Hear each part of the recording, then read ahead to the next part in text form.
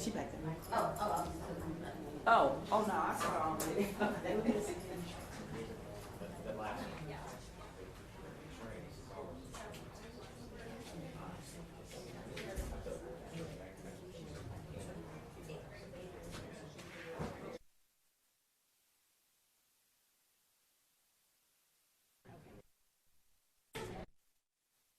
Awesome.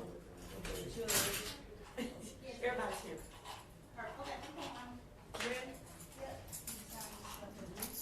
Judge, is it okay if the witness takes a stand again?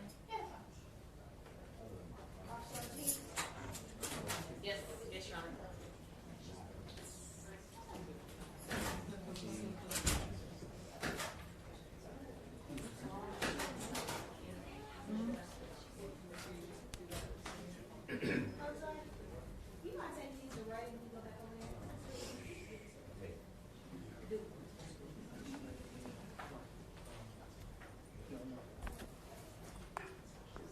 That TV's on.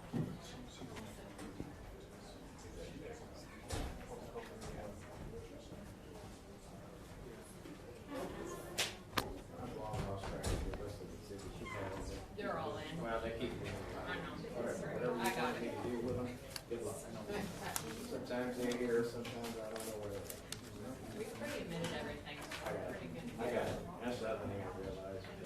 All the time.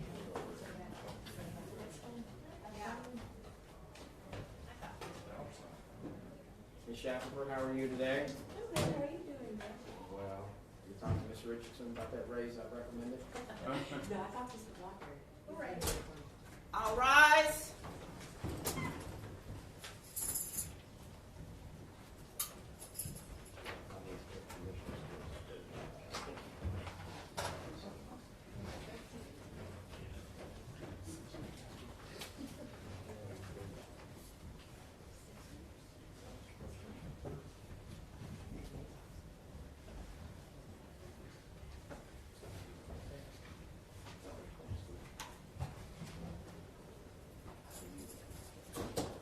Everyone may be seated.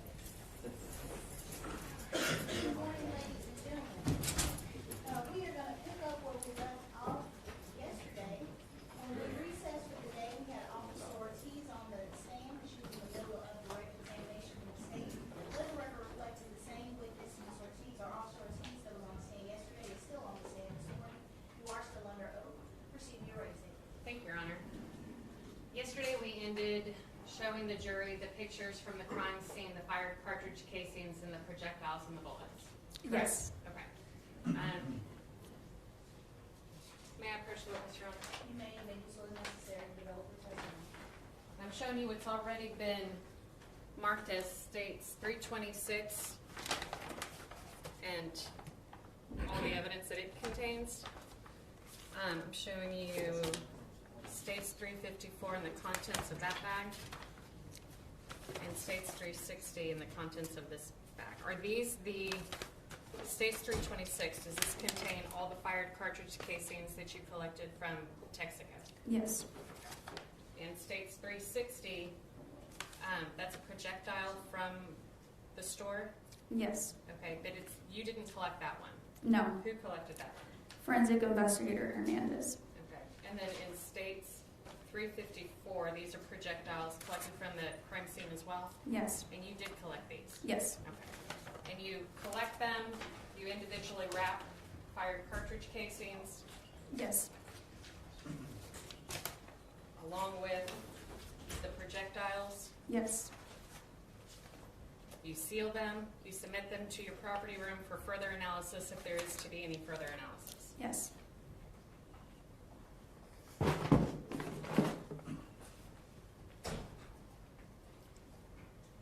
I want to go back to Texaco for a minute. We had talked about when you process a scene, sometimes you will dust for fingerprints.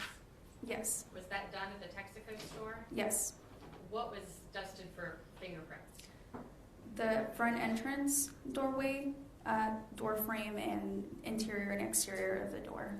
Okay, now tell the jury, what does dusting for fingerprints mean? So when we're dusting, we're trying to look for any fingerprints, any ridges, partials, or full prints We use powders and a duster, and we use lifting tape to collect these and put them on a latent card. Okay, so who did the dusting of that front entry door? Forensic investigator Hernandez and forensic services manager Amy Milstead dusted the front door, and I assisted in lifting. So if you lift something, that means after the dusting, you saw that there was something that you could possibly lift? Yes, And when I say something, what are we talking about? a possible fingerprint. Okay, and later we're gonna hear from Investigator Huggins, correct? Yes, Okay.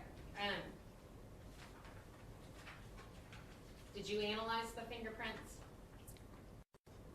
I just collected the fingerprints. Right. You collect them and you send for further analysis if there is to be any. Yes, Did you continue to invest in this investigation? yes, Assist in this investigation? On 12/27, were you asked to help process a white Dodge Ram? yes, And again, you do the same thing. You take overall pictures, you take note of what could possibly be evidence, you collect the evidence. yes. Okay. So states 170.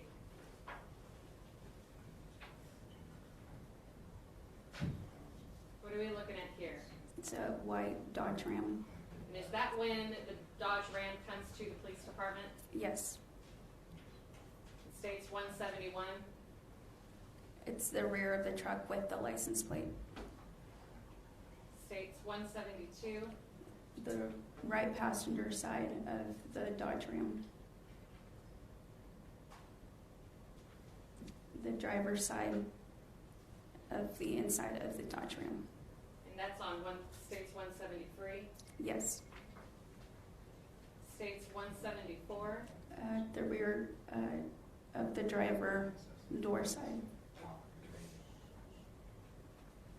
States 175. The front passenger seat area. Looking towards the driver. Yes. States 176. The passenger side rear. And states 177. What are you focusing in on here? We had located a firearm underneath the seats of the Dodge Ram and the rear passenger. So do you take a picture of it before it's actually seized? Yes, And is that what we see kind of in the middle of the picture? yes, Underneath the red boxing mitt? yes, And then 178, are you just getting closer in? yes, 179, same thing? yes.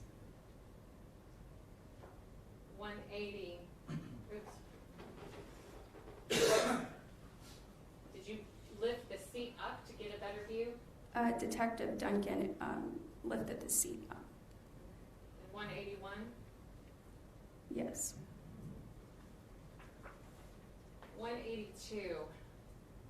It's a close-up of the firearm. Okay, and why is the magazine out of it?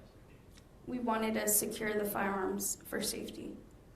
183, what are you focusing in on there? The serial number. And 184, what are you paying attention to here? How many cartridges are inside the magazine? Okay, and how do you know that? I'm just taking it overall at that point. Okay, so you see some empty spots and some spots that aren't empty? Yes. States 185. I'm taking everything that was part of the firearm. States 186. What are you're back in the front seat at this point? Yes. Okay. 187. What are you focusing on here? There was a face mask on the center console. And at the time you're taking pictures, were you aware of why a face mask might be important or might not be important? Yes, I had been advised that the unknown suspect had been wearing a face mask during the offense. 183, what are you focusing here? On the driver's side door. States 190? Inside the door. Okay, and let me go back to states 189. Are you focusing in on this bottom portion? Yes. So now your view is kind of over top of that bottom, whatever that is called, looking in? Yes. States 191 is just another view of that? Yes. Okay. And I'm not sure if I'm pronouncing this correctly. What's Faro, F-A-R-O? Faro, it's a 3D scan that we use. It's a machine that we take to crime scenes to take a 3D scan of a certain area or areas. And was that done with this truck? I believe so, by a different forensic investigator. Okay, and you've looked at, we did some stills of that scan, correct? Yes. And you've looked at those stills? Yes. Okay.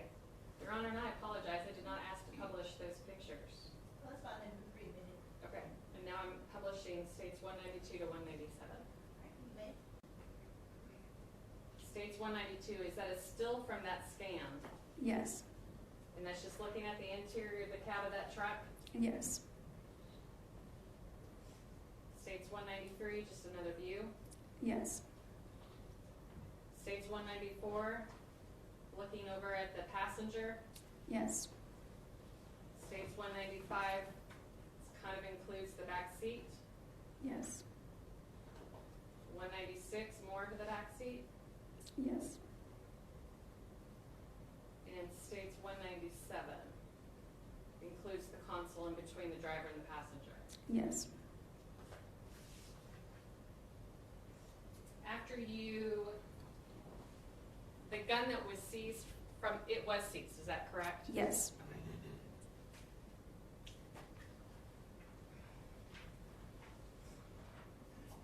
After you processed the truck, you continued assisting in the investigation. Yes. And did you go to an address 1218 Trinidad? Yes. I'm showing you, publishing now states 202. And this is just a Google Maps go where Trinidad is located, is that right? Yes. And I'm gonna point to in the middle of the picture underneath the park, do you see the word Rosewood Hills Drive? Yes. States 203. Is this a street view of 1218 Trinidad? Yes. It states 204. Did you take this picture of Trinidad? Yes. After, when you were at that location, were other detectives there? Yes. Were you asked to seize any items from that address? I was asked to take photographs, overalls, mid-range, and close-ups of the damage done during the search warrant and any additional items that were located at the scene. Okay, and to your knowledge, was anything seized from that address? No. Okay. States 205. We're looking at address 1206 Rosewood Hills, Yes. and that was your next spot. Yes. States 206, that's street view of Rosewood Hills. Yes. And what were you asked to do at that location?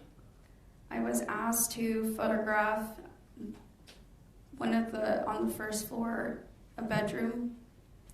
And inside that bedroom, there was a pair of Nike slides, and I was asked to collect those. Okay. And then what was the last part of your work on this case was to take pictures of items that were seized from a silver Camaro? Yes. States 207. This is just a picture of an evidence bag that includes states 208, is that correct? Yes. And states 209, again, your evidence bag that contains what we see in states 210, is that correct? Yes. Were you at the car when these items were seized? No. In states 211, you do the same thing with this gun that you do with the other gun? Yes. In states 212, again, you took a picture of the headstand, correct? Yes. And what do you notice about this headstand? It's a 45 Colt Hornady. And what were the headstands from the Texaco? They were 40 caliber. States 213, an evidence bag containing what we see in States 214. Yes. Okay. And States 215 are the shirts that you laid out. Yes. Okay. And again, you're collecting everything because you don't know what might be something down the road. Is that fair to say? Yes. Your Honor, may I have a quick second? Okay.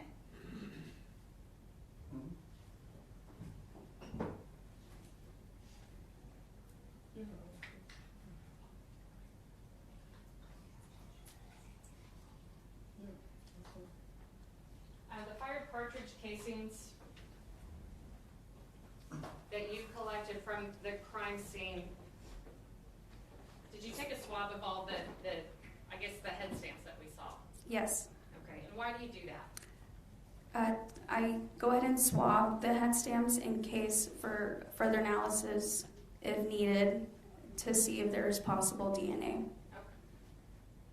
And that was kind of the conclusion of your role in this case? Yes. I'll pass the Specifically, in regards to all these shell casings, they were inside the store, correct? Yes. All right. And they're all .40 caliber.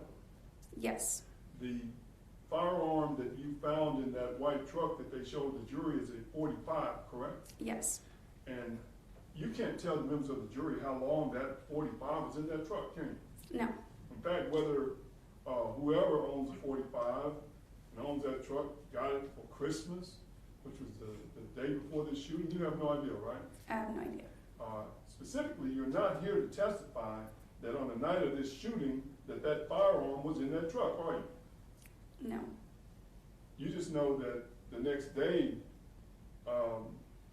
when they asked you to search the truck, that firearm was hidden or was concealed. Where was it concealed again? On the rear passenger seats. Under the rear passenger seat. Yes. And that's not against the law here in Texas, is it? No. If you know. I mean, you can conceal a firearm as long as you're not a felon, right? Yes.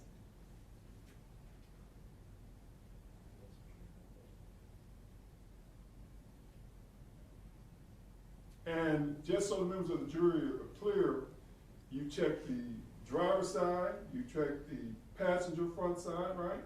Yes. You check the back passenger side, and you check the back passenger side and the back driver's side.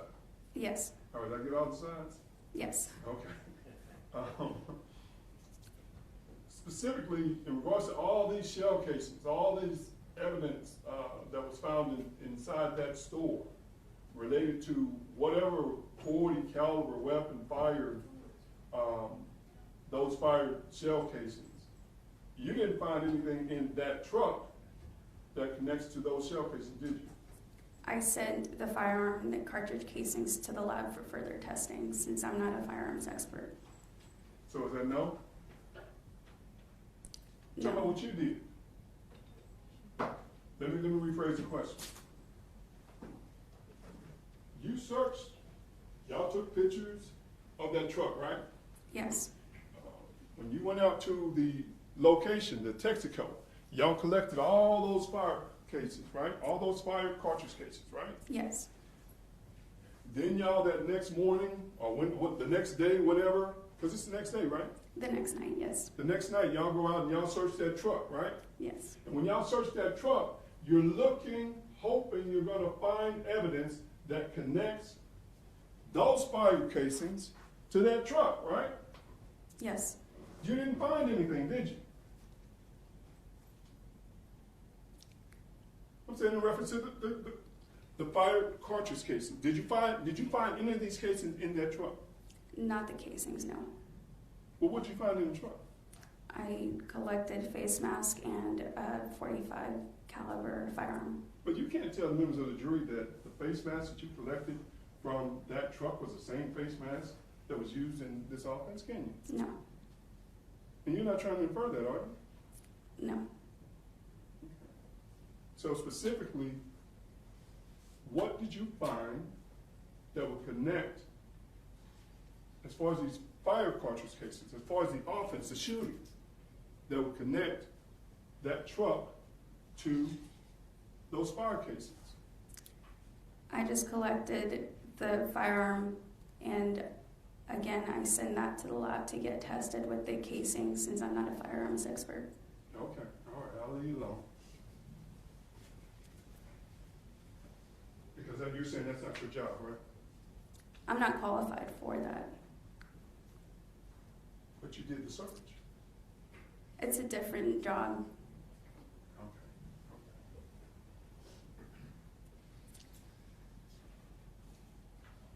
Okay. And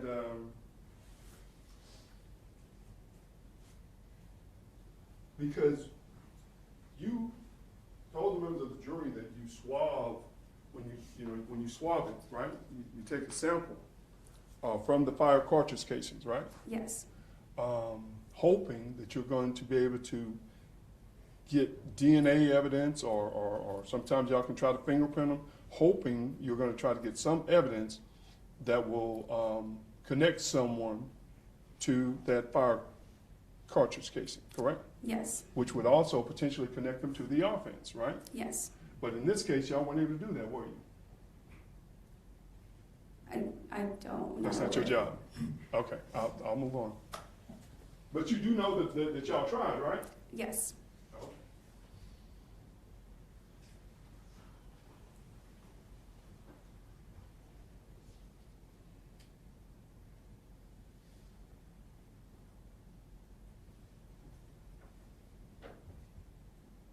Oh, the gun that was found in the Camaro.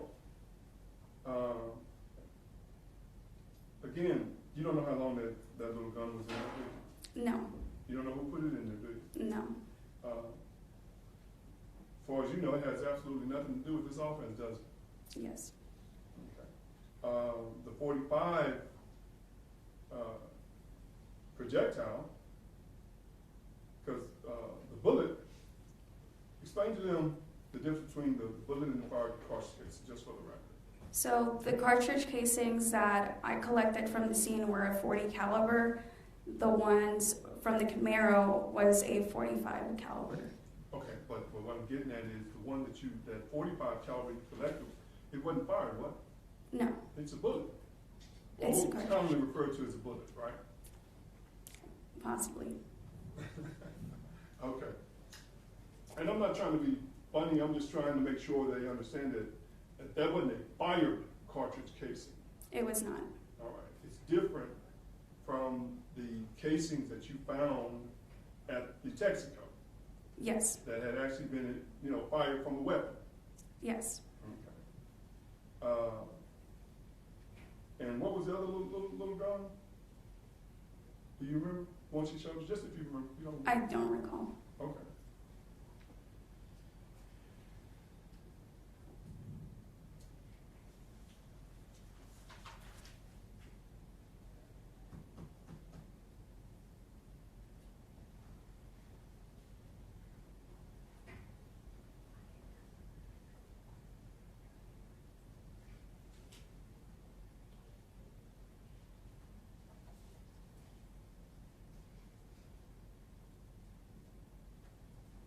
Okay. Thank you, officer. Your Honor, I'm sorry, just so that the record's clear, we talked about half of the fingerprint analysis at the store, but you also, was the truck dusted for fingerprints as well? Yes. And was anything able to be lifted from the truck? Can I reference my report? Sure.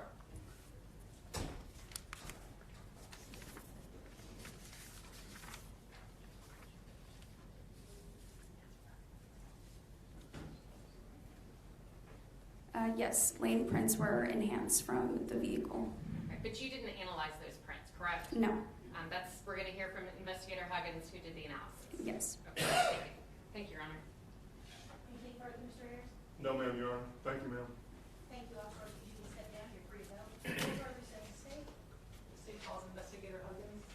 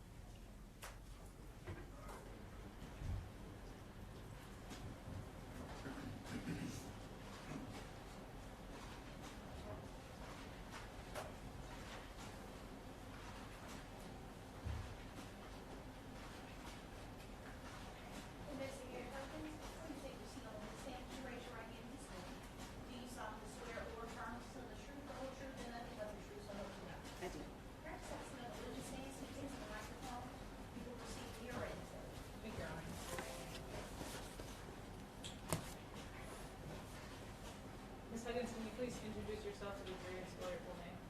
Yes, I'm lead forensic investigator Tara Huggins with the Garland Police Department.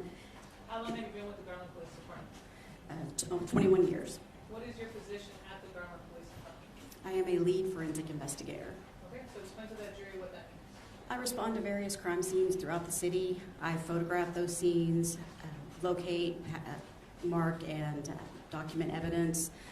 I process for latent prints and lift those latent prints. I do fingerprint comparisons. I package evidence and submit it to various labs.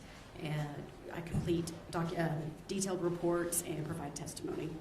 Okay, what kind of education, experience, training did you have to obtain to get that position with Garland, specifically in the investigation of crime scenes and the comparison and overall analysis of fingerprints? Yes, in my career, I've had over 1,500 hours of training in those, apologize. In those 1,500 hours, over 200 of those hours are for latent fingerprint comparison training. I've completed over 60,000 latent print comparisons. I've also been comparing for almost 20 years. Okay. And how do you go through the process of lifting a fingerprint, developing it, and explain to the jury what a fingerprint is? A fingerprint is a permanent and unique the pattern type that's on your fingers. It's made of the furrows and the ridges in the skin on your fingers. It is unique to everyone. There are no, and to every fingerprint. There are no two fingerprints that are exactly alike. Excuse me. As far as processing them at the scene, a latent fingerprint is what we're looking for, and that is usually a fingerprint that is left behind after it's been touched by a finger. It's left.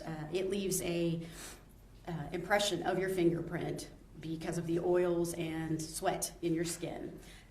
We then look for those prints using chemicals or various powders to try to enhance those prints. At that time, when we locate those prints, we then either photograph them or we're able to actually lift them with a special tape. Okay. And so basically you have to leave some sort of skin cell, skin oil, something behind on the surface for you to be able to lift that print, correct? Correct. So if you're wearing gloves or it's wiped down, it's going to be really hard, almost impossible to be able to properly lift a print for you to compare, right? Correct. So when you're going through print comparisons, you're looking for specific ridges and unique identifying factors to each print to be able to compare, make an analysis, and determine whether or not that matches the print that you have for a standard, right? Yes. So how does that work when you're trying to match, or at least compare if it's a match between a print that was lifted, a Latin print, to a standard, a rolled print? Explain to the jury how that goes. We use a process that is, the acronym is ACE-V. What that is we analyze the print first to determine if that print has enough detail in it to be comparable. At that time, we begin the comparison. We then look for the prints within each of those that match, that are the same between them. And once we have examined it and determined that it does appear to be a match, we then do a verification, which means at that point it is given to a second investigator who then does the same comparison to determine if they get the same result. And that's what we call comparing a Latin print to an ink print, right? Correct. Okay, an ink print is, for example, when you go somewhere and you put your hand on a little black pad and you place it on a piece of paper, right? Yes, correct. Okay. And so going back to this specific case in specifically December 26, 2021, how did you become involved? I was advised on December 27th that the previous day we had a major incident involving a murder of 3 individuals. At the scene, latent prints were enhanced and lifted, and I was requested to enter those prints into the APHIS system, which stands for the Automated Fingerprint Identification System. I am a certified APHIS operator. What that system does is it contains fingerprint cards for individuals. Okay, so let me stop you right there. You're basically trying to see if you get a lead, right? Yes. Okay. And so to see if there's some sort of history, sometimes when you go get your driver's license or passport, you get your fingerprints taken, and you go into a system to see if you can find it on a government base, correct? Yes. Okay. And so that's what you did in this case? Yes.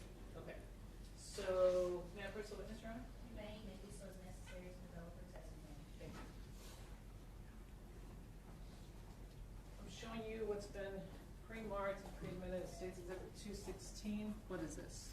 This is what we call an identification letter for, when an identification is made, we then write a letter that explains that. Okay. And State's Exhibit 369 that's not been admitted yet. What is this? This is another identification letter Okay. that was written.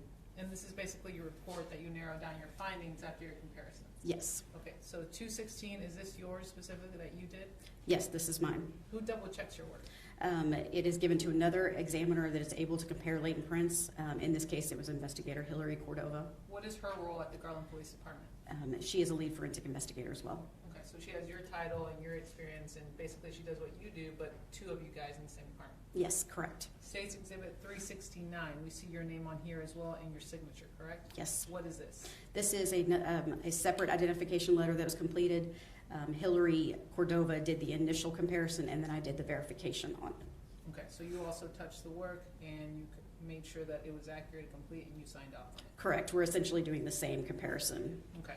The one from 216, State's Exhibit 216, this was done on December 29, 2021? Correct.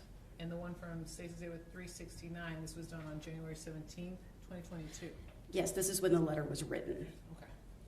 And so now I'm showing you what's been pre-admitted as State's Exhibit 199. What is that? This is a latent print card that contains a latent lift on the back. Where was that taken from? The head has been marked as being lifted from the exterior rear left passenger door of Ram truck. Okay, who lifted it? Investigator Sandy Pena. Okay. State's Exhibit 198, what is that? This is another latent lift card that contains a latent print from the exterior driver door of truck. Where is that lifted? Who was that lifted by? Investigator Pena. Okay. State's Exhibit 200, also pre-admitted, what is that?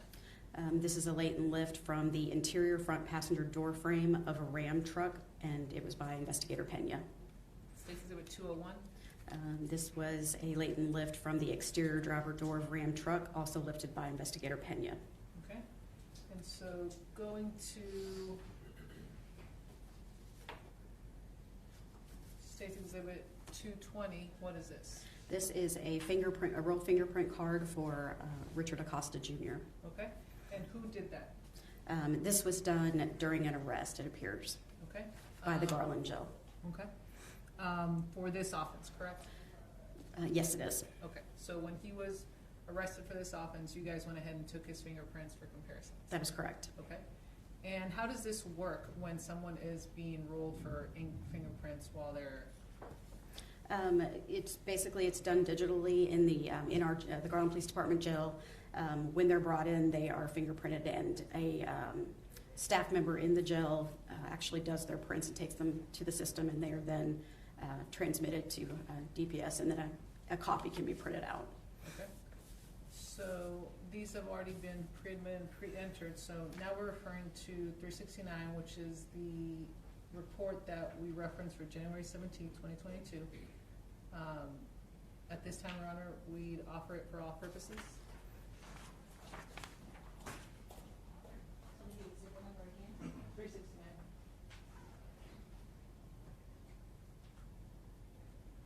No objection, Your Honor. State's Exhibit 369 is admitted for all purposes. Okay. Before I publish it, can you tell us what State's Exhibit 370 is? This appears to be a fingerprint card that was done for exclusionary purposes or inclusion purposes for Josiah Guerra. Okay. And who did this one? Investigator Hillary Cordova. Okay. And this is part of your elimination process to see if you find a suspect, and this is basically what you use for 369? Correct. Okay. This time we offer State's 370 for all purposes, Your Honor.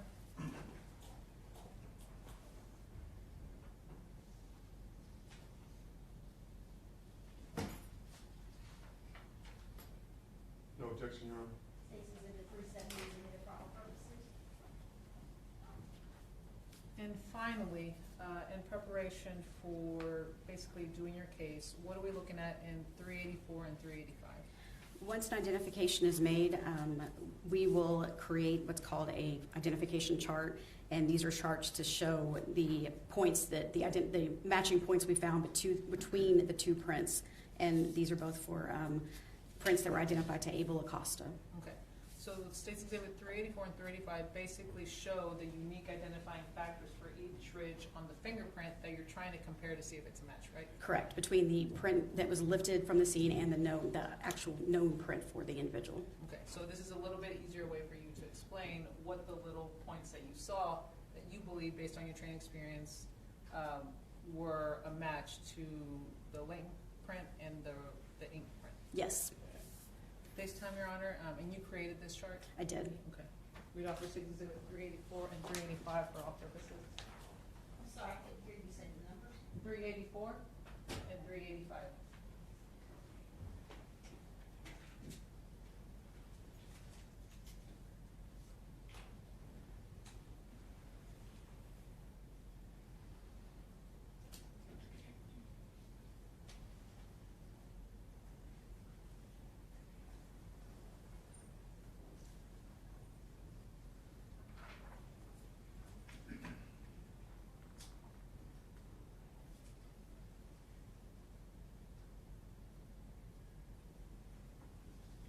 No objection, Your Honor. State's Exhibits 384, 385 are good for all purposes. And finally, this has already been created, man. 217, what is that? This is a latent lift card for a print that was lifted from the exterior front door at 730 West Walnut Street. Okay, is this the Texaco where the offense occurred? Yes, And is that in the state of Texas? it is. Okay, and so who actually lifted this print? This is Forensic Investigations Manager Amy Milstead. Okay.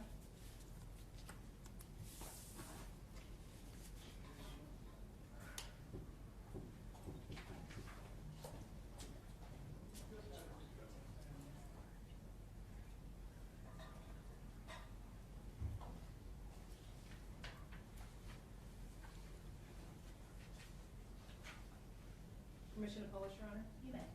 I'm showing you now State's Exhibit 217, that's the one that we left off. So the jury kind of understands how you guys mark the prints that you lift. Can you explain to them what we're looking?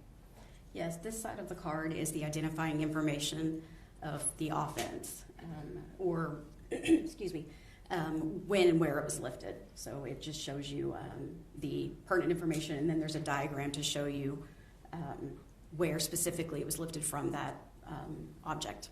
Okay, and so specifically, so the jury understands, there was one front door to that Texaco, right? Yes, You guys were able to lift a print from that front door? correct. Okay, and so you guys make sure that you mark where you lifted it from, who did it, the address, and the date, correct? Correct. And so on the back of 217, what do we see here? This is the actual lift itself, and below that is, once it's been identified, we write the identifying information on there. Okay, and what does that read? 12/28/21, identified to left ring finger of Abel Acosta, white Hispanic male, date of birth 11/12/2007. And then, let me stop you right there. Mhm. So we go up here, and this is the actual, what we're referring to over and over, is the Latin fingerprint that you lifted. Correct. Okay. And so, that was, and then you put this in a report, correct? Yes, Okay, and so you made sure to state where you found it, where it was lifted, and how you came to the conclusion, correct? correct. Okay, and so now, so the jury sees, this is what we're referencing when you're talking about the points. Yes, that is correct. You can see on the left and the right, there's markers that show you each point, and they compare to one another. There's one on each side. It's just showing you the matches that we found. For the record, it's Exhibit 384 that we're referencing, and on 385, what do we see there? This is a different print that was identified, and same thing. It shows you the points between each print that was a match. Okay. And so you found the prints of Abel Acosta at the front door of that Texaco gas station and inside the Ram truck that you seized during the investigation. That is correct. And so now referencing the report by Hillary and yourself that was generated on January 17, 2022, this is when we're referencing prints that were done to compare against the defendant Richard Acosta Jr. and Josiah Garrett, correct? Correct. Okay. And This so- is for the identification of the prints to Richard Acosta. Okay, and what did you find? What did That, Ms. Cordova find that you then checked? that there were 3 latent prints that were lifted from the Dodge Ram that were identified to Richard Acosta Jr. And during this specific comparison investigation, you ruled out the prints of Josiah Garrett from that Ram truck? That is correct.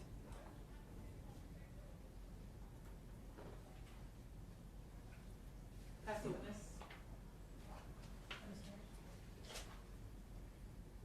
So you're the lead forensic investigator for the Garland Police Department? Yes, sir. Okay, and I guess as far as, you said that you were able to rule out Joshua Guerrero? Josiah Guerrero, that's correct. Josiah Guerrero. As far as Richard, did you take the prints that you had for Richard Acosta? Did you do the same analysis for him? Yes. And were you able to rule them out? From the location? Yeah. Yes. Okay. Or in regards to those cartridge casings, him having any connection to those fired cartridge casings? I actually can't speak to that. I wasn't at the scene and didn't collect any cartridge casings. Oh, okay, I misunderstood you. Yeah. Okay.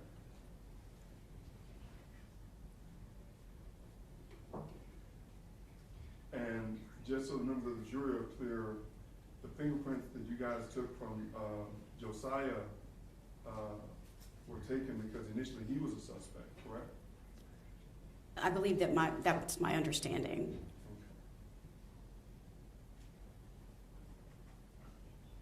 Okay. And you compared his prints to the white Dodge truck, the prints that you took from the white Dodge truck, right? Correct. And was able to rule him out? Yes, from the latents that were collected, correct. From the ladies that were collected.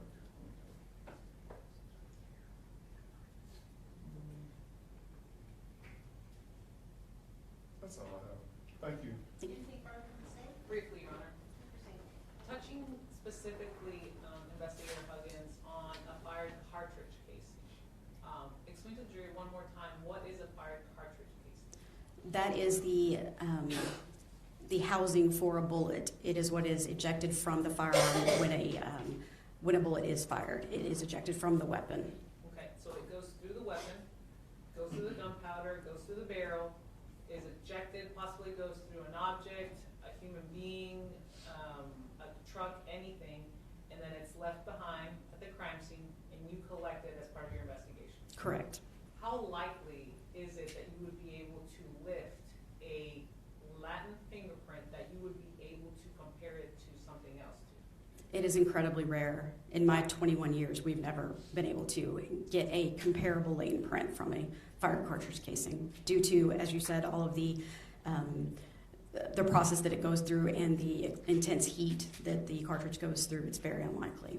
So because of the intense heat it's going through the gun, it's very likely that it kind of burns off any skin cells, anything that you would be able to lift in order to compare it to an inked print, correct? Correct.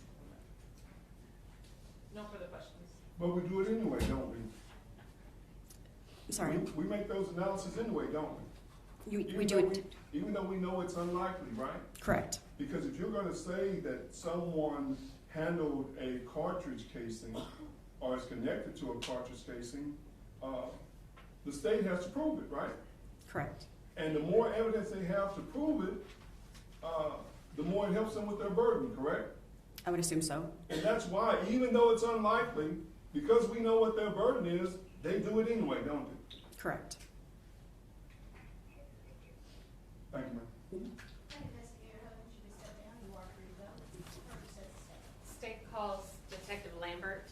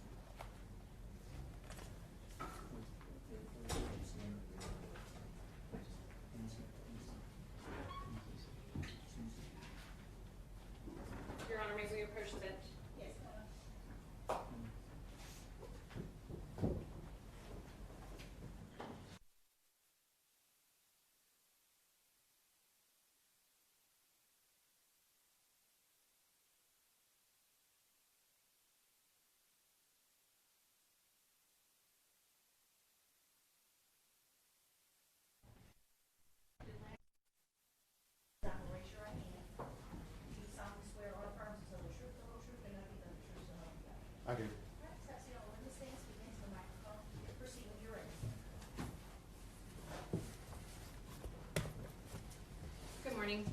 Good morning. Can you please introduce yourself to the jury? My name is Detective Jason Langer with the Garland Police Department. Okay, and I'm gonna need you to keep your voice up or pull the mic in a little bit closer. Okay. How are you employed? I'm a detective with the Garland Police Department. How long? I'm sorry? In the Major Crimes Unit. Okay, how long have you been with Garland Police Department? I've been with the Garland Police Department for almost 20 years, How long have you been with the Major Crimes Department? since 2018. And were you called out to assist in the shooting at 730 West Walnut on December 26, 2021? Yes, I was. Were you the lead detective? No, I was not. Who was the lead detective? Detective Shoup is the lead detective. And jury's heard this before, but it was kind of all hands on deck with this case? Yes, it was a very large crime scene. Numerous detectives were called out to assist on this. What time did you get a call on the evening of the 26th? Yes, I was called by my lieutenant in the Major Crimes Unit, Lieutenant Hunt, at approximately 8 o'clock, and he told me that 3 people had been shot and were deceased at 730 West Walnut, and there was a 4th injured person in critical condition being transported to the hospital. Okay. And I immediately responded to the scene. What did you see when you got to the scene?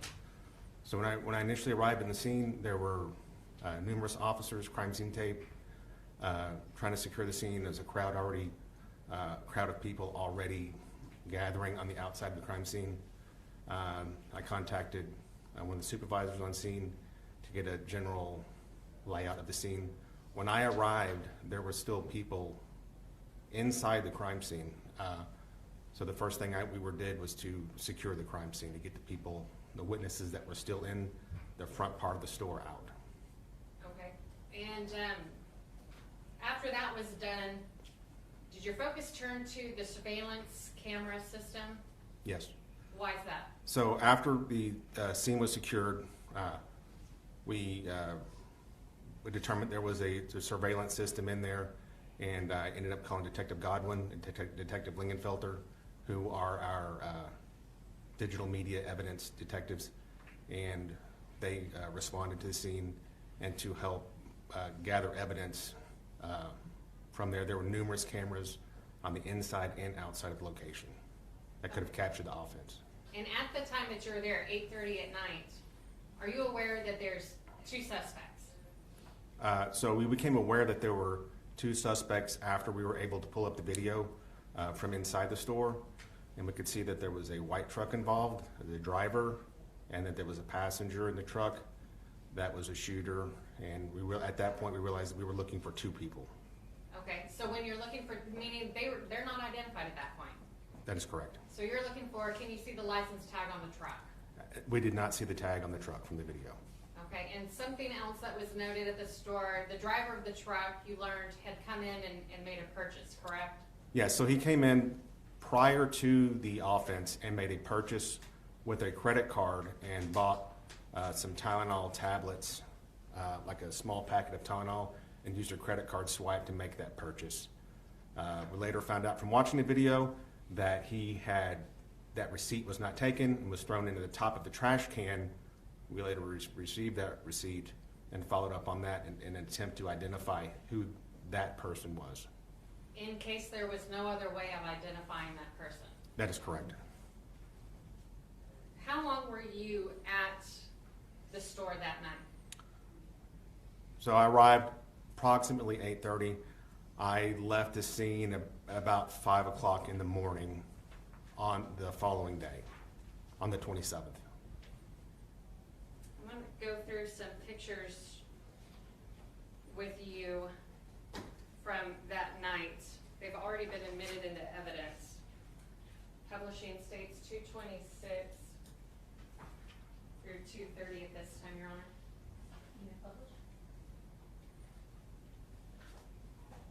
States 226. We've talked about the surveillance system inside the store, and yesterday the jury saw stills that were taken from the TV that contained all the different camera views on one screen. So this is behind the counter at States 226. And what do you note underneath the cash register?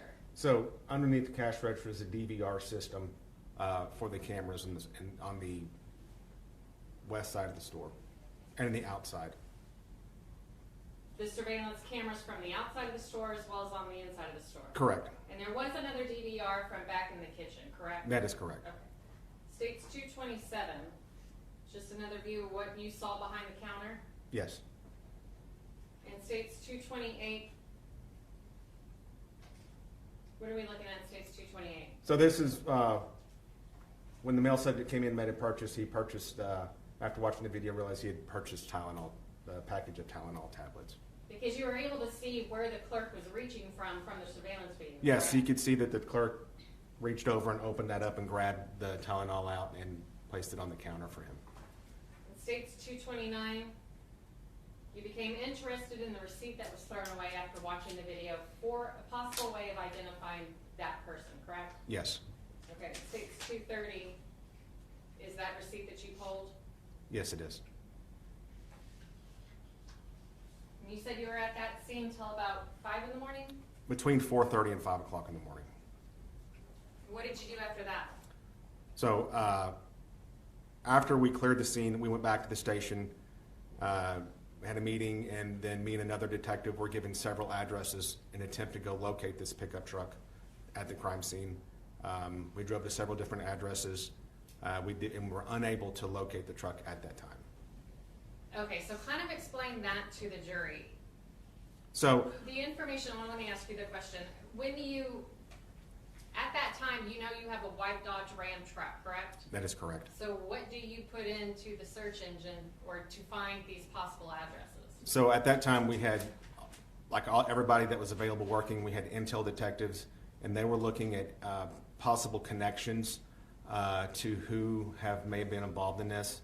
Detective Hawkins received information that there may have been a person of interest, and we were following up on those addresses that were associated with the person that may have been a person of interest involved in attempting to locate the truck at one of those addresses. That person of interest, was that a Josiah Guerrera? Yes, it was. Okay, and that address, that home, officers went out there, and did they find that white Dodge truck? No, we did not.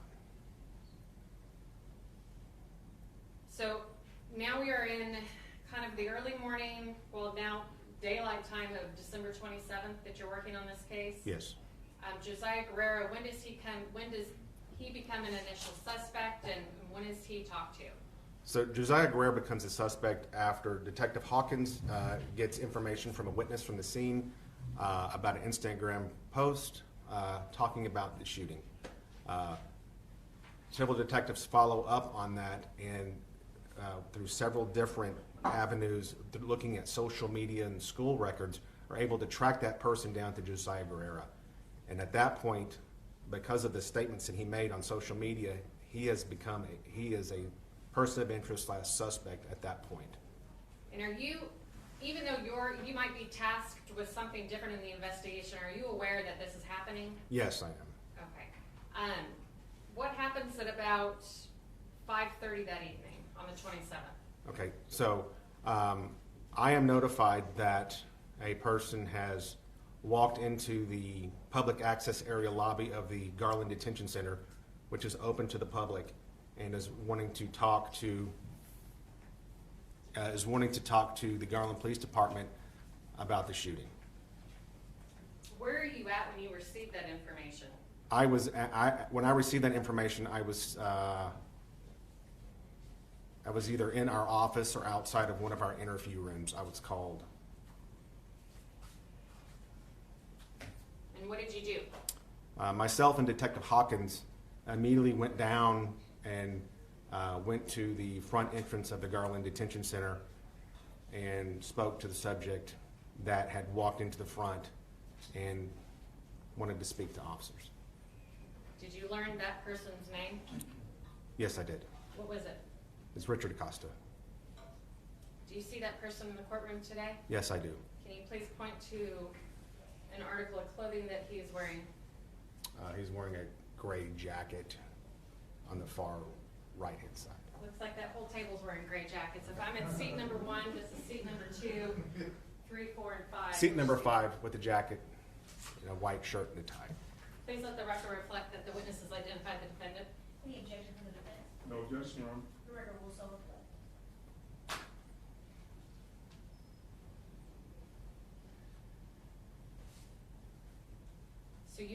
with Detective Hawkins, Yes, and you guys make your way to that lobby. yes, we did. Were there other officers in that lobby at the time? Yes, there was, I think there was 3 other officers that were there. One officer was in the jail and came out, and an officer, a 2-person unit also responded to the jail. So when we arrived into the lobby area, there were 3 officers there. Okay, and the defendant that was there at the time, was he under arrest at that time? No, he was not. Did you know, before walking in, did you know why he was there? No, before I Just knew walked, that he was there. I just know that we were told that there was someone turning themselves into the jail and wanted to speak to us. And so we did not know who it was.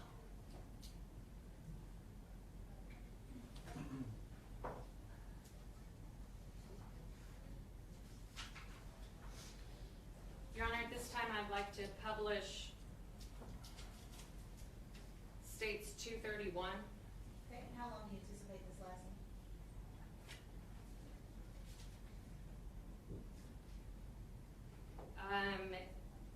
It's short, Your Honor, about a minute or 2. Okay, go ahead. You may publish.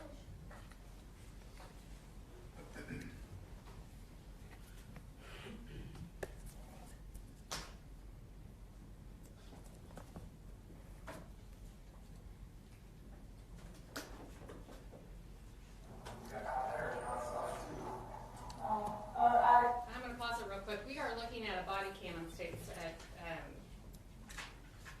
231, correct? Yes, that's correct. But it's not your body cam? No, that is not mine. It's a different officer's body cam. That is correct. But you know everybody in this video? Yes. Okay.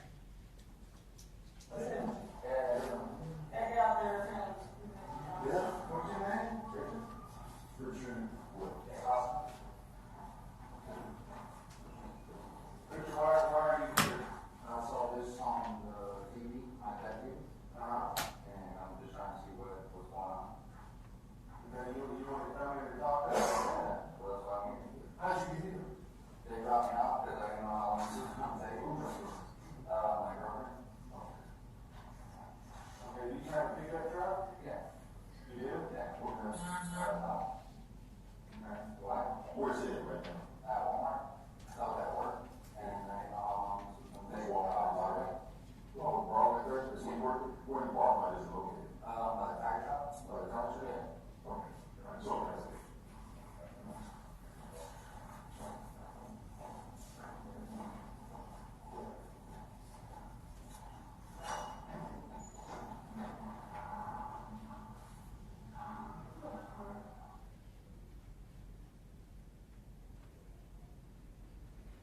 Okay, Detective, going back over that, Your Honor, may we have the lights? Yep.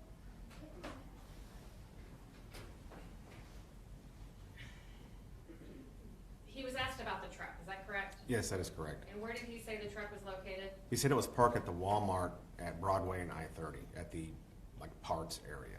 Okay, and right after that, you and Detective Hawkins quickly leave, is that right? Yes. Why? What are you doing? So myself, Detective Hawkins, and Officer Griffith, who was also standing right there, we all walked outside. And Officer Griffith actually, I believe, went to the scene and located that pickup truck. And that truck was seized as evidence at that time. Okay. And are you aware that same night that this defendant was then booked in on this case? Yes. Okay. But that didn't end the investigation, did it? No, it did not. You were still investigating this case several days after this incident, right? Yes. Okay. Your Honor, I don't know if you want to take. Well, let me ask the jury this, because this video is gonna take longer, I'm assuming. Oh, no, Your Honor. I'm sorry. But there is just a few more things. I didn't know if you were trying to break now. We're at 10:30. Okay, very good. Thank you.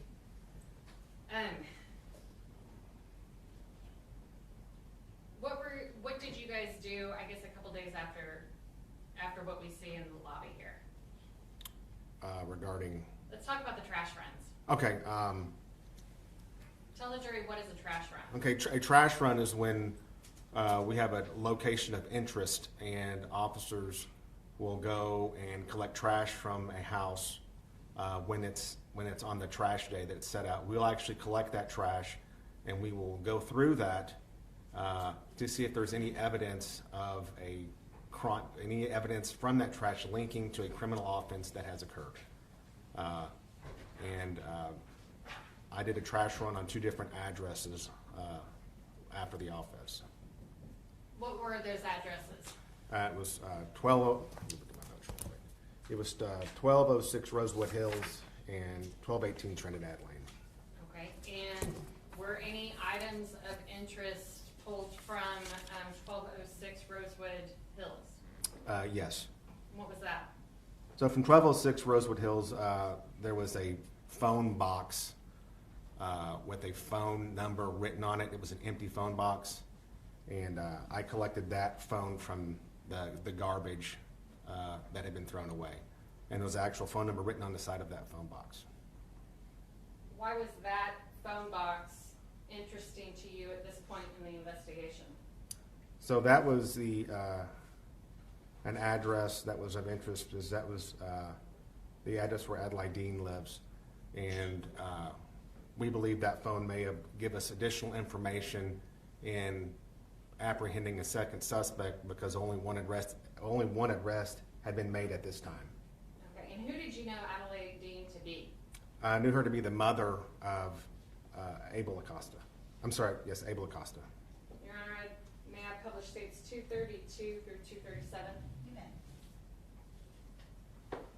States 232, is that the box that was seized from the trash run? Yes, And then the card for the SIM card?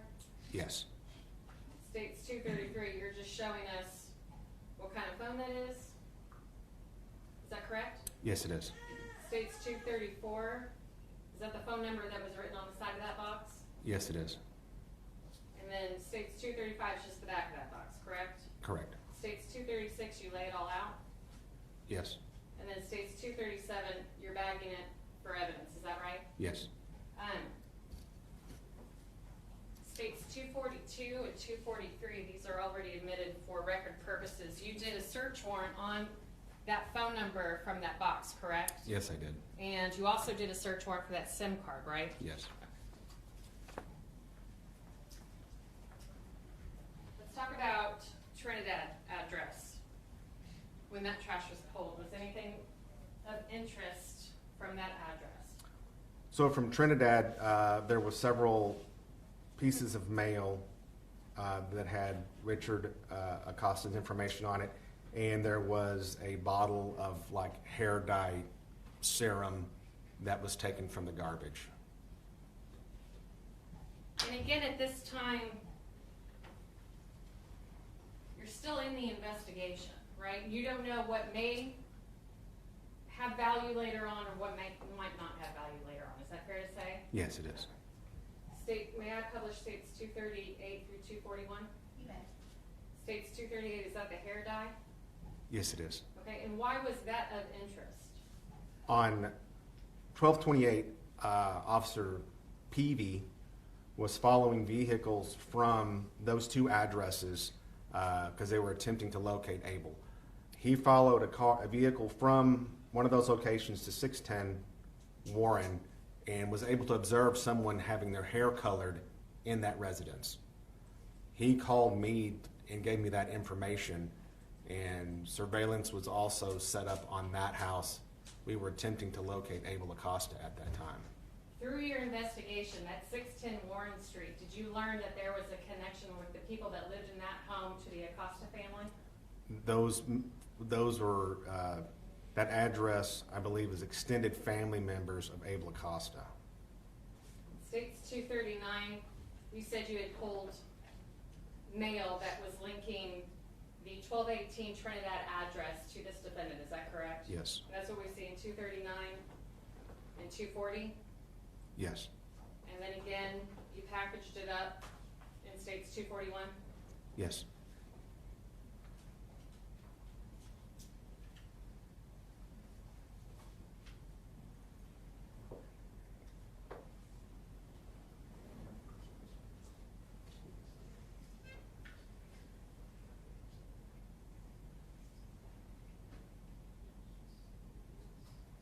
at the time that you guys are doing the trash run, not only are you still looking for Abel Acosta, but are you also looking for corroborating evidence from what you saw from the surveillance video on December 26, 2021? Yes. Okay, and through your investigation, you learned that the mom lived at one address, the Rosewood Hill address, and dad lived at Trinidad address, is that right? Yes, it is. So the purpose of taking pictures of the mail is corroborating the fact that through your investigation, it's corroborating other evidence that you're learning through your investigation. Is that fair to say? Yes, it is. I'll pass the witness. And I'm gonna ask you this real quick, because I'm gonna forget. This person that y'all said was in this vehicle that y'all were following, y'all didn't get to stop the vehicle, right? Y'all didn't stop the vehicle when you saw the person with the colored hair, did you? I do not know if that vehicle was stopped. Can you tell members of the jury whether it was a male or female with the colored hair? The information that was given from Officer Peavy that it was a male. But Officer Peavy can confirm whether it was a male or female. You saying Officer Peavy? Yes. He's with the Garland Police Department. Yes. Young or old? Excuse me? Young or old male? He described the subject to me as a younger male that was getting his hair colored. And where in your report can you show me that? Do you have your report? I have the report. I don't know where I could locate that in the report. No, try it, because that's important, right? Look in your report and show me where you indicate that Officer Peavy told you that when they were surveilling that vehicle, they saw someone with a colored hair that appeared to be a young male. Okay, so it's going to take me a few minutes to look. Take your time.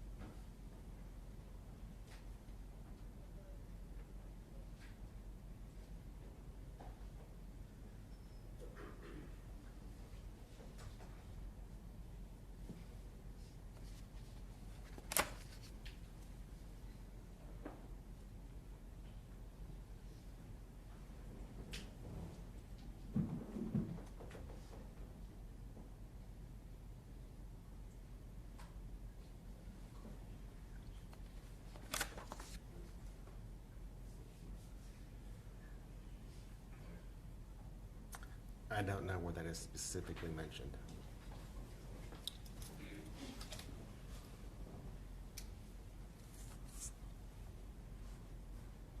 Let's talk, before we get into our break, let's talk about these, how y'all ended up making Josiah Guerrero a suspect. You received messages, Instagram messages from Maria Padilla, who is, I think, Rafael Garcia's sister. I think so, yes. I think it's his sister. I know it's a relative that was very, very concerned with Rafael at that time when she actually came to the Garland Police Department, didn't she? Yes, she did. And they were trying to check on Rafael because at that time they didn't know that he was deceased. Y'all had to tell her, did you? Do you know? I did not make notification. Let me see who went with her. But you do, okay. But you do know that she eventually, she didn't give you the messages in, but sometime later that day, she ended up giving y'all 3 messages, Instagram messages, didn't she? There were several messages given. I couldn't give the exact amount. Okay. The first message, do you have those messages? The IG entitled Rafi Dead. Are you aware of that one? So I know that one of the messages that was given was, "Yo brother dead ASF," from Instagram Rafa.dead. Okay.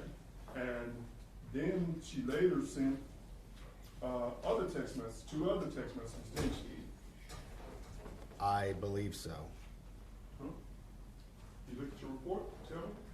Yeah, I wasn't. It was Detective Hawkins that spoke to her regarding those messages. I wasn't part of that. I was not. I did not interview her regarding the Instagram messages. Okay, you're right. There was Hawkins. Okay. But it was the Instagram messages that led to you guys believing Josiah was a suspect. That is correct. Okay.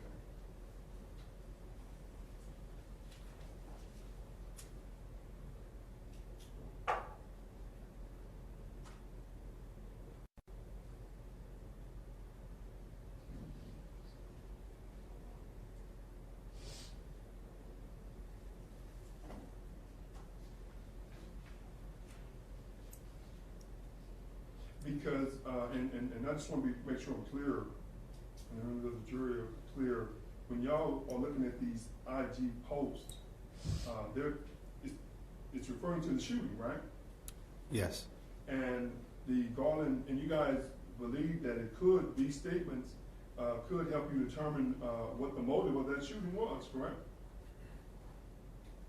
Possibly. Ladies and gentlemen, the jury, we're gonna take our 15-minute break at this time. No discussion of anything you've heard so far. We'll be in recess at 15. All rise, Chicago.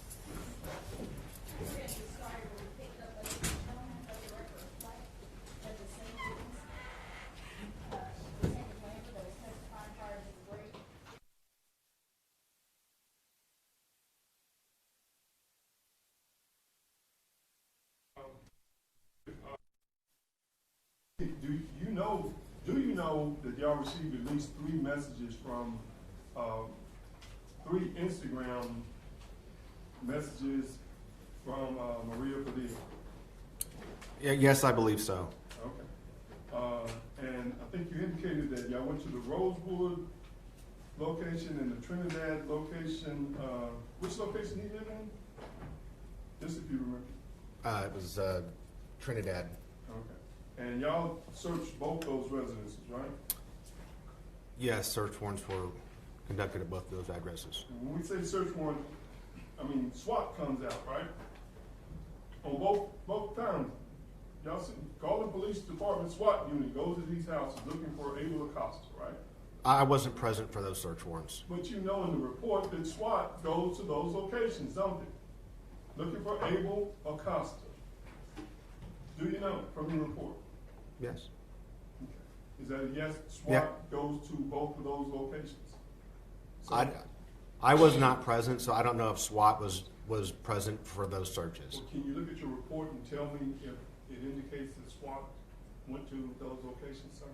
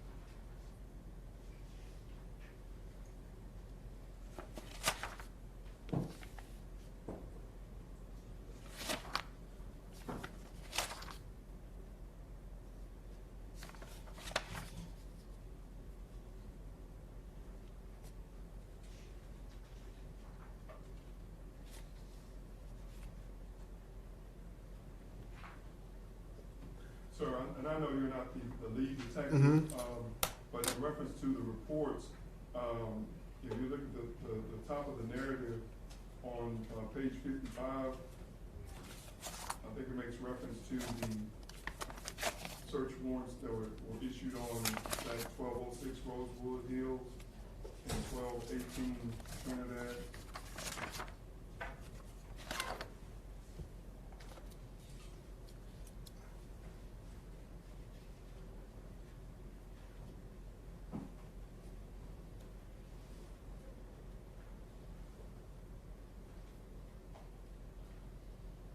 And that search would have been conducted on the 28th day of December of 21. Yes, that is correct.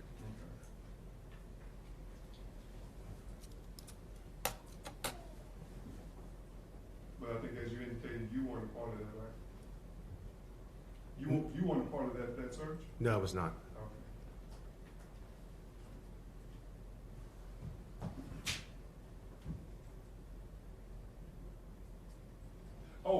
And when they did search, they didn't find the .40 caliber that was used in this offense, did they? That is correct. Just if you know, they also searched the storage unit belonging to Richard Acosta. Just if you know. Yes, I was present for that search, and a firearm was not located during that search. Okay, thank you.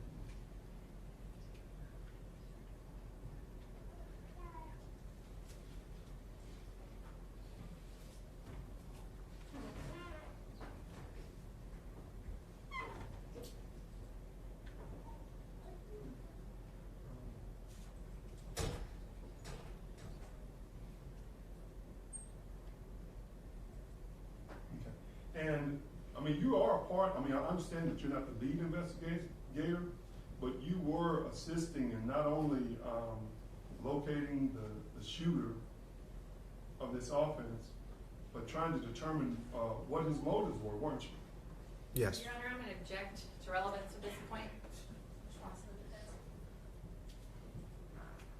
We got a huge investigation going on. I believe that the Garland Police Department is going to, and that's what I'm asking him is, when the Garland Police Department is doing their investigation of this triple homicide, as a part of that investigation, are they also trying to determine what the motive of the shooting was? I'll allow it. Because when y'all got those 3 IG messages, it helped kind of speculate in regards to what the motive of the shootings were, correct? Like I said, we were still looking for who at that point. That was early on in the investigation, and I wasn't directly involved with the Instagram messages. Okay. But as far as searching social media, phone records, all of that, again, you're not just trying to determine what or who the shooter was, you're trying to determine why did this happen? Wouldn't that be safe to say in an investigation of this nature? Yes.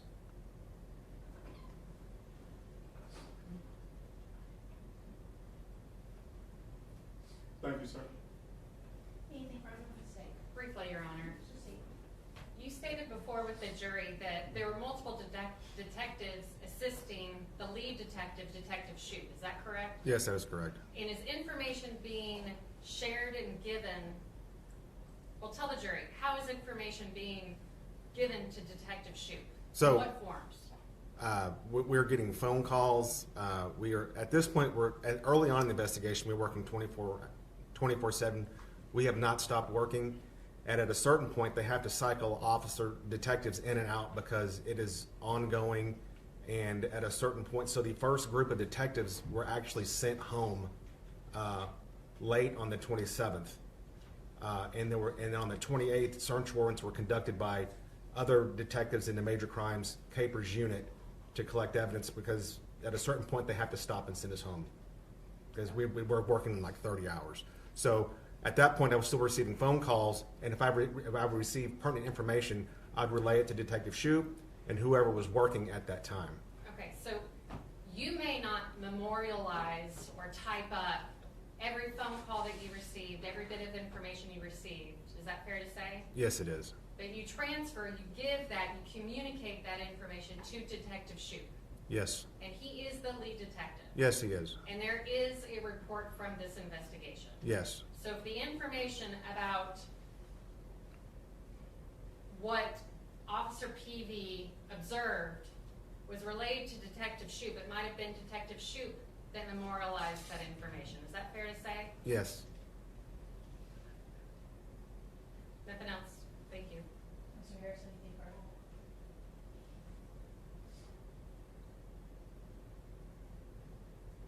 further? Again, you're looking for pertinent, your working investigation is looking for pertinent facts, right? Yes. You find dye at a location, right? Yes. And you say you see someone in a vehicle in that area with what appears to be dye in their hair. And that's not written down? That's what you're telling members of this jury? No, I did not see that. Okay. You guys are working 30, what'd you say, 30 hours? What'd you say? Y'all working what shifts? You talked about the man hours that y'all were putting in. Yes, correct. Because this is a huge investigation for Garland, wasn't it? Yes. They needed to find someone because of the political pressure that they were getting from the community, didn't it? We were investigating a triple homicide. We're trying to find a suspect And you in a were triple getting murder. pressure from the community to find a suspect, weren't you? We were doing our job.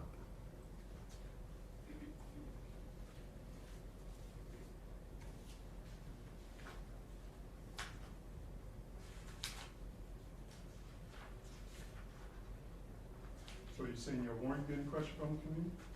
Your Honor, asked and answered.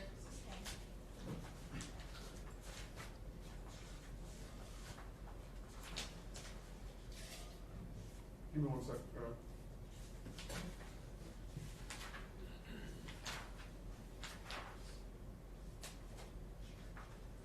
I'll move on. Thank you, sir. Or you can step down so I can know when you're free to go. What first is that state? State calls Detective Duncan.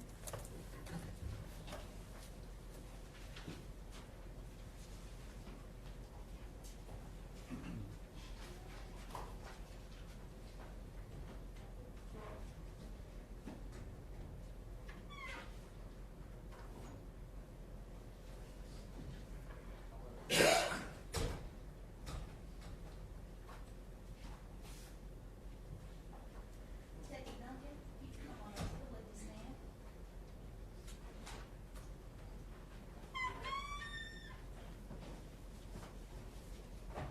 Before you take your seat up here, do you mind stopping and raising your right hand? Yes, ma'am. Do you solemnly swear or affirm to tell the truth, the whole truth, and nothing but the truth, so help you God? I do. All right, just have a seat on the witness stand, speak into the microphone, proceed when you're ready.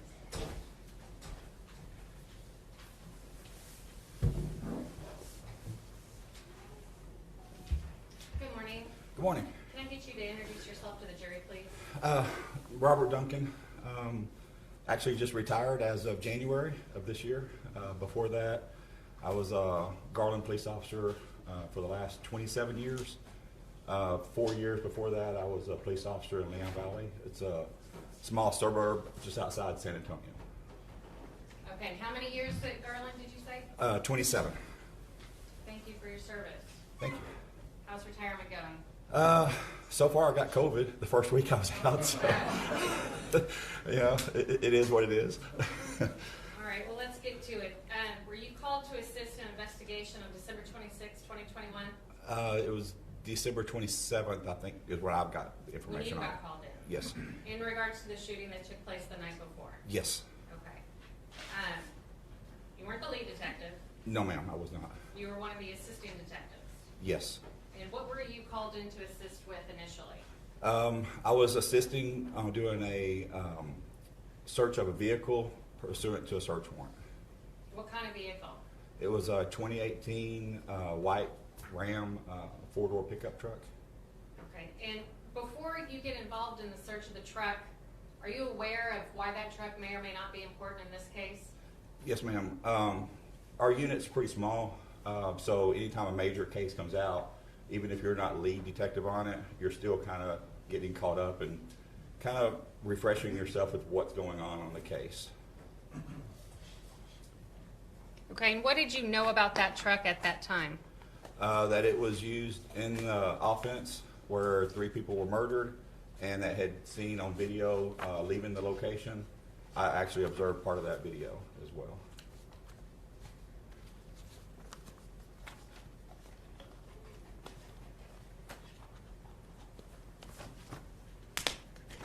Okay, Your Honor, may I have just 1 second, please?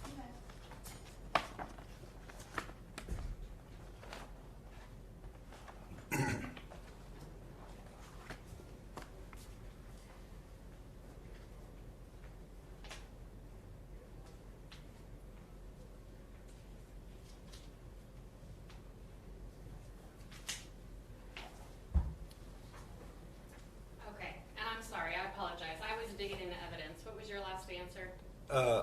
That I was aware of the offense and watched parts of a video where the vehicle was seen leaving the location, and so I was aware of the vehicle part of it.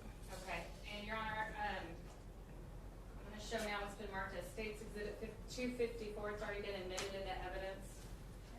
Is this the truck you were aware of? Yes, ma'am. Okay, and there's a red box around the marking on the side of the truck. Did the marking, or was that of interest because it might be a way to help identify that truck? Yes, ma'am. That would definitely be an identifiable feature of that vehicle. I mean, how many white Dodge Ram trucks are there? There's a lot, right? There's a lot. Yes, ma'am. So this may help identify which one we're looking for in particular. Yes, ma'am. Okay, and then you were involved in the search of that truck, correct? Yes, ma'am. I was. And that was done under a search warrant, right? Yes. And State's 245, this is already admitted in for record purposes. Is that the search warrant of that truck?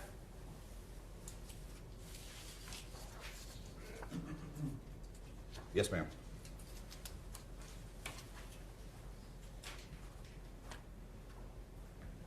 Tell the jury about that. Where's the truck searched at? The truck was currently, when I was involved in the case, it had already been towed to our forensics building and secured inside the forensics bay.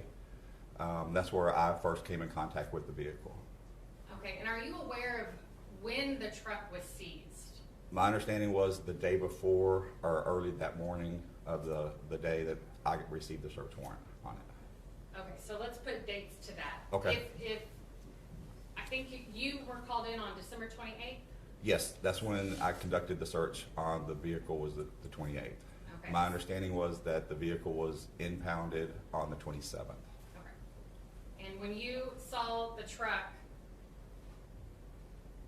on the 28th, showing you what's been admitted as State's 172, this is what the truck looked like when you guys were processing the truck. Is that fair? Yes, ma'am. That's actually inside the forensics bay, or the building in the bay of the forensics building. You notice anything different about what you see in States 172 than what the truck looked like on December 26, 2021? Yes, ma'am. The identifiable black marking on the side had been attempted to be removed. That was one of the first things I noticed when I saw the vehicle. And in States 254, what the jury already saw, that's the identifiable mark you're talking about, right? Yes, ma'am. So sometime between 7:30, 7:40, December 26, 2021, and when the truck was seized the next day, that marking disappears. Yes, ma'am. How does the search of a truck happen? Myself and another detective, Detective Hill, received the search warrant from another detective, Detective Christian. We went to the forensics building, contacted the forensics investigator, presented the search warrant to them, let them know that we have the legal right to search the vehicle, at which time they start processing it by taking pictures of the outside, processing the outside. Myself and Detective Hill don't touch anything on the vehicle. Let them process the outside. They take pictures of the outside, open the doors. They take pictures of the inside.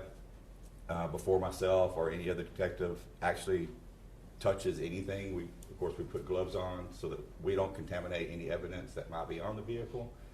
At that time, the doors were opened up. Forensics investigator took pictures of the inside. Detective Hill noticed there was a pistol in the back floorboard, and he pointed it out to me, and that's when I observed it as well. And why is the pistol a big deal? I mean, we live in Texas, Second Amendment, everybody's got guns. Why do we care about this pistol in this truck? Because this vehicle was involved in a homicide where a pistol was used. Okay. And just at first glance, not after you actually look at the gun, but at first glance, it may or may not have been the gun that was used. Yes, ma'am. It's very possible that it was the murder weapon that was used in this offense. Okay. The jury's seen pictures of the interior of that truck. That gun was then seized, correct? Yes, ma'am, it was. I'd like to publish States 246. I'm going to back up just a little bit. At this time, it's previously been admitted.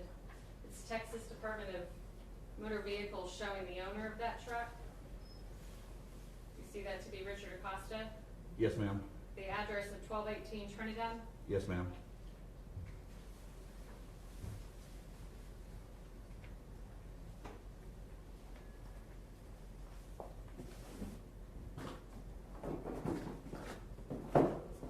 Showing you what's already been admitted as States 350, and this weapon has been secured by the bailiffs of this court. Is this what you found inside that truck?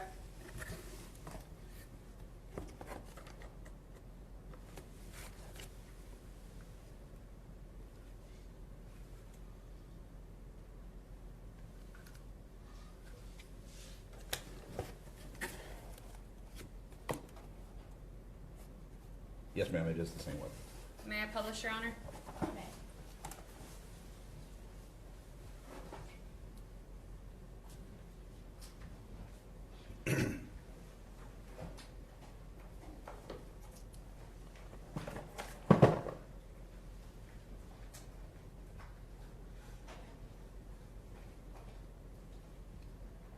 Did you, before we go on, you eventually did measurements of the inside of that truck, correct? Yes, ma'am, I did. No, was that my request? Yes, ma'am, it was. Okay, before we get to that, back in this time period when this investigation is still going on, were you called out to another location to assist in another part of this investigation? Yes, ma'am, I was. And what was that? We had conducted a search warrant on an address on Trinidad, 1206. I'm sorry, 1218 Trinidad. We were going to conduct another search warrant on another location on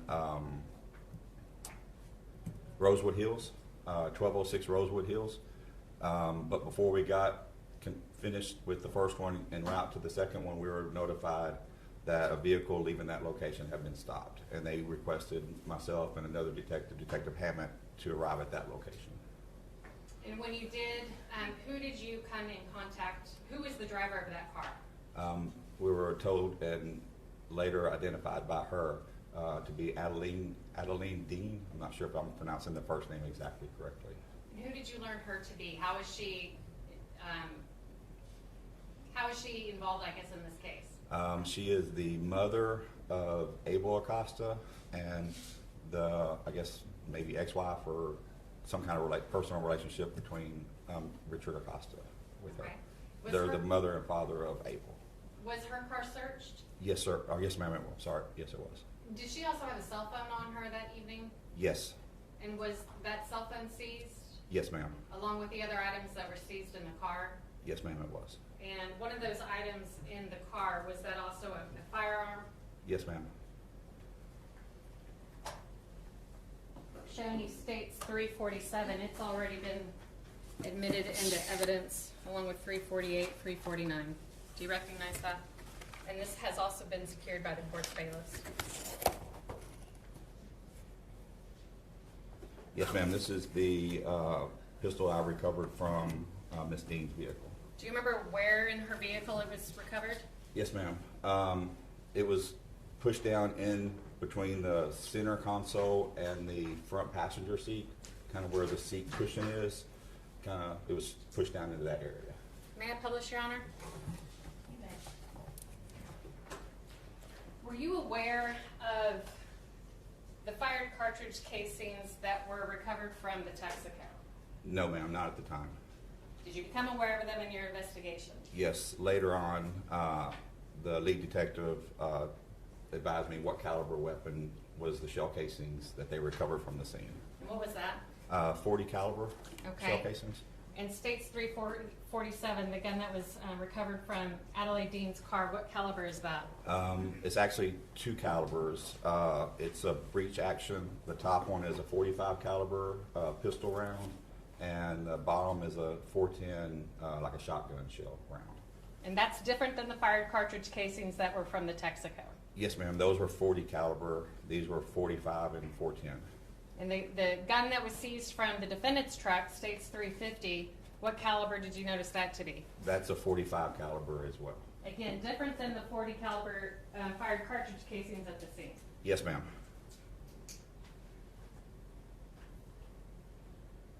How long were you all at that stop with Adelaide in that silver Camaro? I would have to look back, but just a rough guess, 30 minutes to 40 minutes maybe. That's a rough guess. I don't remember exactly. Okay, and without getting into what she said, but what was her demeanor like? Nonchalant, maybe. Best way to describe it. Not concerned. Okay.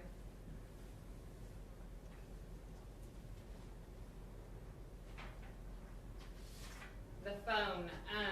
When you came across the phone, where was the phone located during that stop with Adelaide Dean? When I approached the vehicle, the phone was on top of the roof on the driver's side.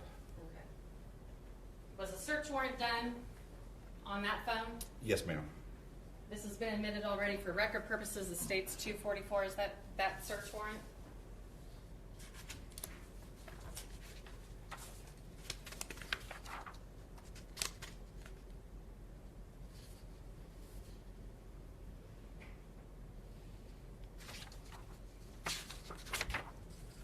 It's basically a search warrant for a phone extraction. Is that correct? Yes, ma'am, it is. I'm showing you now what's been marked as states 381. It appears to be an extraction CD, which would be all the information that was extracted off of that phone. I'd offer states 381 for record purposes at this time. No objection, Your Honor. It's been pretty contended. 381 is it? Okay.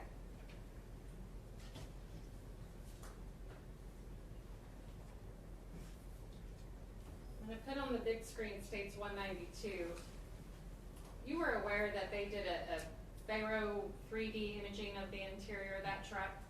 Yes, ma'am. Is states 192, that's a still from that 3D imaging? It appears so, yes, ma'am. Your Honor, may I have this witness step down from the stand? May.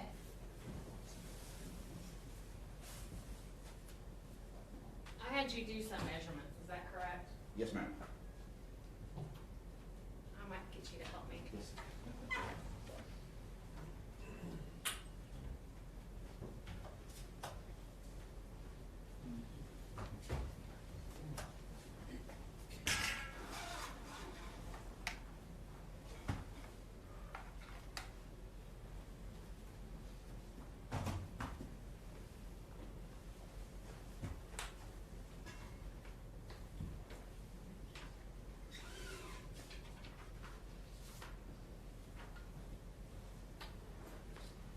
Do you remember those measurements off the top of your head?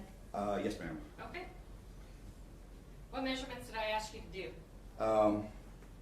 If this was the front cab of the vehicle, driver's seat, there'd be a center console and then the passenger seat.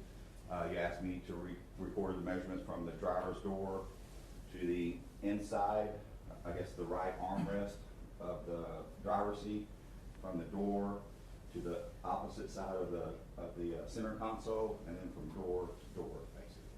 Okay. And do you remember what is the measurement from door to door? 62, approximately 62 inches from door frame, or from inside the door to inside the door. Okay. For the record, I've got a tape measure here. Can we measure out that? And we'll adjust these as needed. You said 62? Yes, ma'am. So if this is at 62. Okay.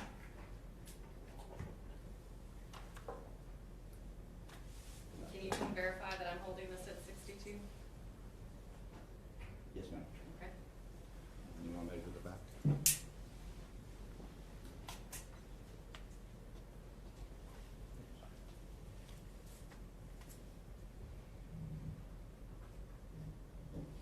Well, this is actually outside. This is supposed to be the door. Let's do the Inside from here to here, 62. 62. I could verify that that is 62. And that is 62 as well. Okay, and then the measurement from the driver's interior door to the console was how Is far? 24 inches.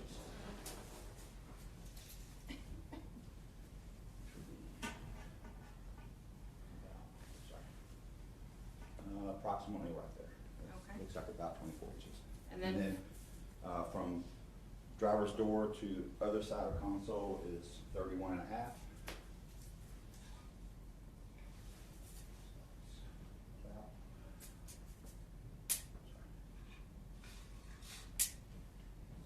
Right there?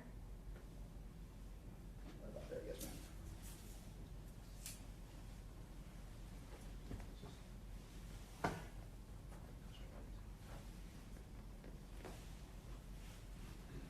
So those would, obviously, we're not looking at the interior of the truck right here, but it's what they see up on the screen, correct? Yes, ma'am. And then- So as a comparison, the driver's seat here in the picture would be a simulation of this seat here. You'd have the center console, which actually raises up and there's a cushion underneath it, so it's like a third seat. And then the front passenger seat, which would be in the picture here, would be indicating of the seat on the far side. Okay, and the console, you said it actually raises up, it could be a third seat, so that could actually create a bench seating across? Yes, it's actually a split seat. I'm sorry. It's a split seat, so, in the picture, this, console has a lid on it, but then it also folds up and it has a cushion on the back of it, so it makes like a small, short, third seat, if you want to consider it a third seat. Because sometimes trucks, they do have pretty high consoles. Was this a high console or a low console? It's a very low console. This is the way it looked like when I searched it, and the console was down. Not a lot of room inside that cab. No, ma'am, there is not a lot of room. Thank you, I'll pass the witness. Also, this offense happened at nighttime, didn't it? I'm sorry, do you want me to hang out here or to step back up the chair? No, you can have a seat. Okay. The offense happened at nighttime, right? Yes, ma'am, or yes, sir. So if Abel Acosta, I mean, y'all got his fingerprints from the passenger side, right? I do not know that, sir. Okay. Let's say Abel Acosta is sitting on this side, and Richard Acosta is the driver, right? Yes, sir. Judge, can you turn the lights on? Again, at nighttime, you don't know how often Richard Acosta was looking at his son, or whether he was looking at his, it appears he has shorts on in the video we saw. You don't know how many times he looked at his shorts. You don't know, you have no idea, do you? No, sir, I do not. You don't know if he was distracted when his son entered that vehicle, do you? No, sir, I do not know that. Okay. But again, it was at night, right? Yes, sir. Let me turn it back on, Judge.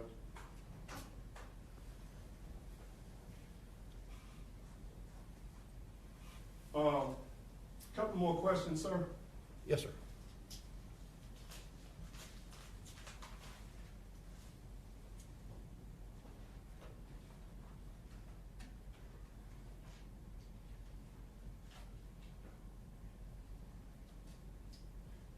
You were talking about the mark that we saw on the Dodge the night of this offense, right? Yes, sir. Remember talking about? How long had that mark been on that vehicle? I do not know, sir. You have no idea, do you? No, sir. In reference to when tried to wipe the mark off, you have no idea when that took place, do you? Only thing I know is between the time the video occurred and the time I searched the vehicle. I don't know And you- at so- what point. Right, so you searched the video, we know the offense happens on the 26th, and then I think you did your deal on the, what, 28th? The 28th, yes, sir. Okay, all right. But again, how long that mark was on it, you have no idea? No, sir, I do not.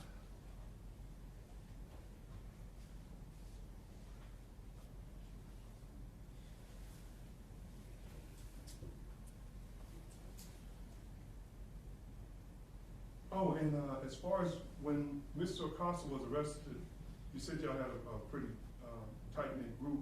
I mean, you're aware, he told them what the truck was, didn't he? That is my understanding, yes. He told them where they could find the truck. That is my understanding, yes, sir.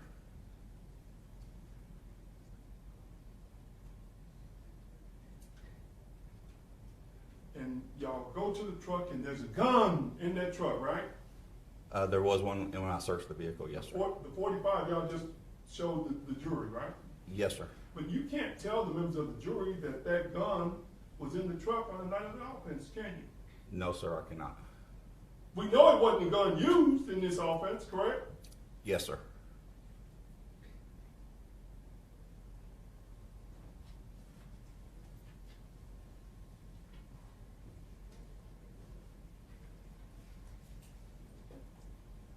But again, when y'all see the gun, y'all don't know, so you start guessing and speculating that it could be the murder weapon, and you take it into custody, correct? I did not know the caliber of the weapon that was used. I just knew it was a semi-automatic pistol, and there was a semi-automatic pistol in the vehicle I searched, so that's why we seized it. Had you seen the video at that point? Yes, sir, I did. And you knew the person that did the shooting went in the back of that truck, correct? Yes. And you find a gun in the back of that truck, right? Yes. So it's a possibility, maybe, that might be, could be, the murder weapon, right? Yes, sir. And that's why y'all take it in, to do all this testing, right? Yes, sir.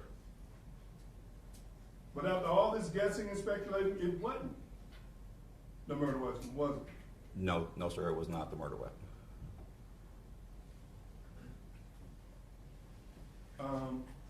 Then I also want to just ask you real quickly, you talked about when Mrs. Dean was stopped. Were you there when they arrested her? Yes, sir.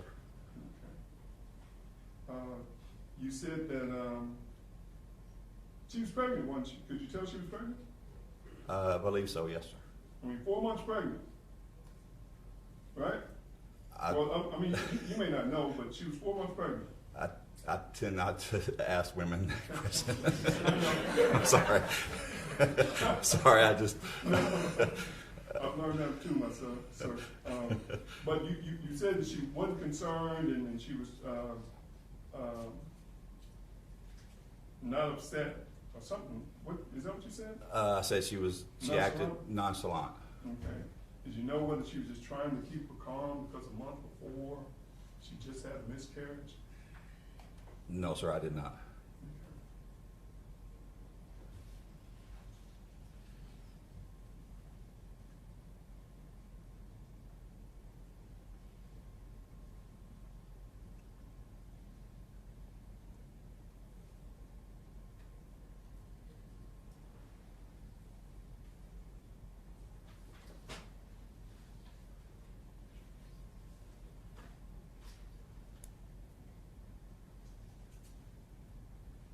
Okay, thank you, Detective.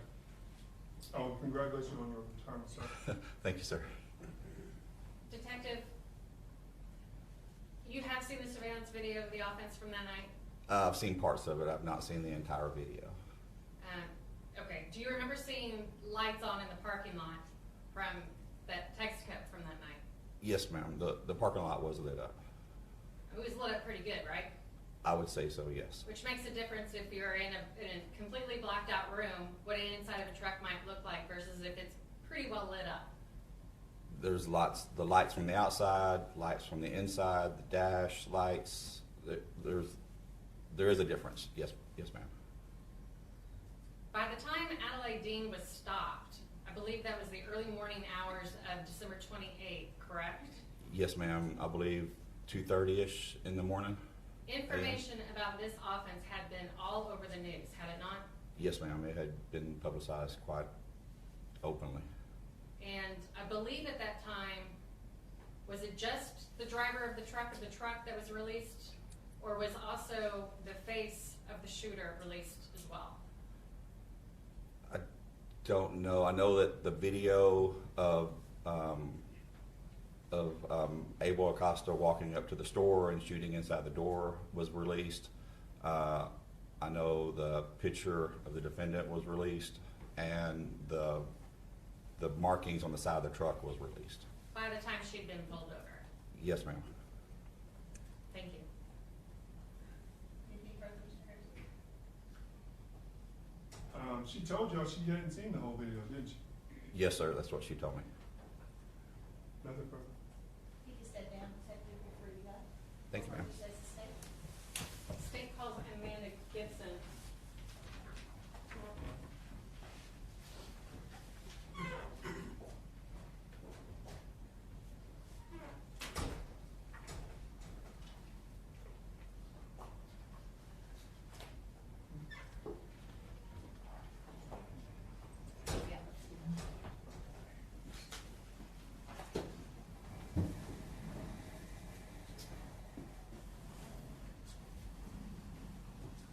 Your Honor, may we have a quick moment? Sure.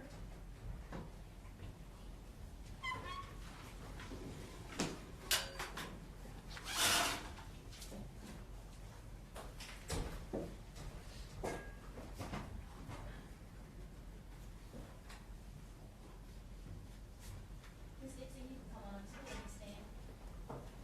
Once you set your stuff down, if you don't mind raising your right hand and be sworn. Do you solemnly swear or affirm to tell the truth, the whole truth, and nothing but the truth, so help you God? I do. All right, so that's the only witness stand speaking to the mic. Proceed when you're ready, sir. Thank you, Your Honor.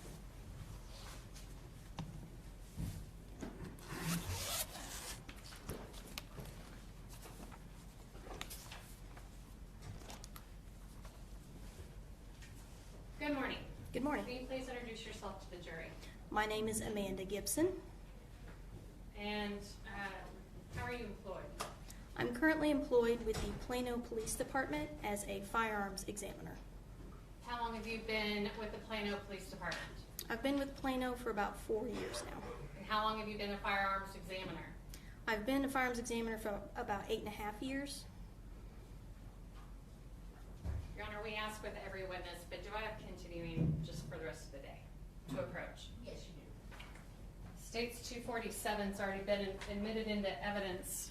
Is that a CV of your education, your experience, and your training, Yes, it is. your professional qualifications to do what you do? Yes, ma'am. And while I'm up here, State's 248, were you asked to do a comparison of fired cartridge casings related to an offense from 12/26/2021? Yes, I was. Is State's 248 your report? Yes, this appears to be a fair and accurate copy of my report. Okay. And with your, the results of your analysis? Yes, ma'am. I'm not going to get too into the weeds with the firearms, but I do want to talk to you about it a little bit. States 326, that contains a bag with several other bags. Is that correct? Yes.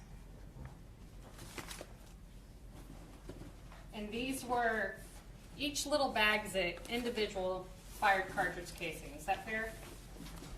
Yes. And these are the fired cartridge casings that you analyzed.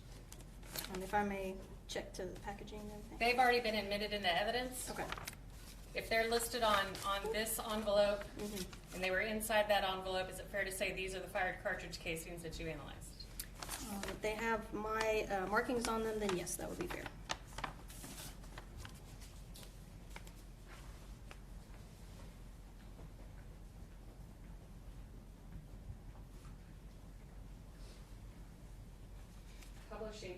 248, this is the report that you did.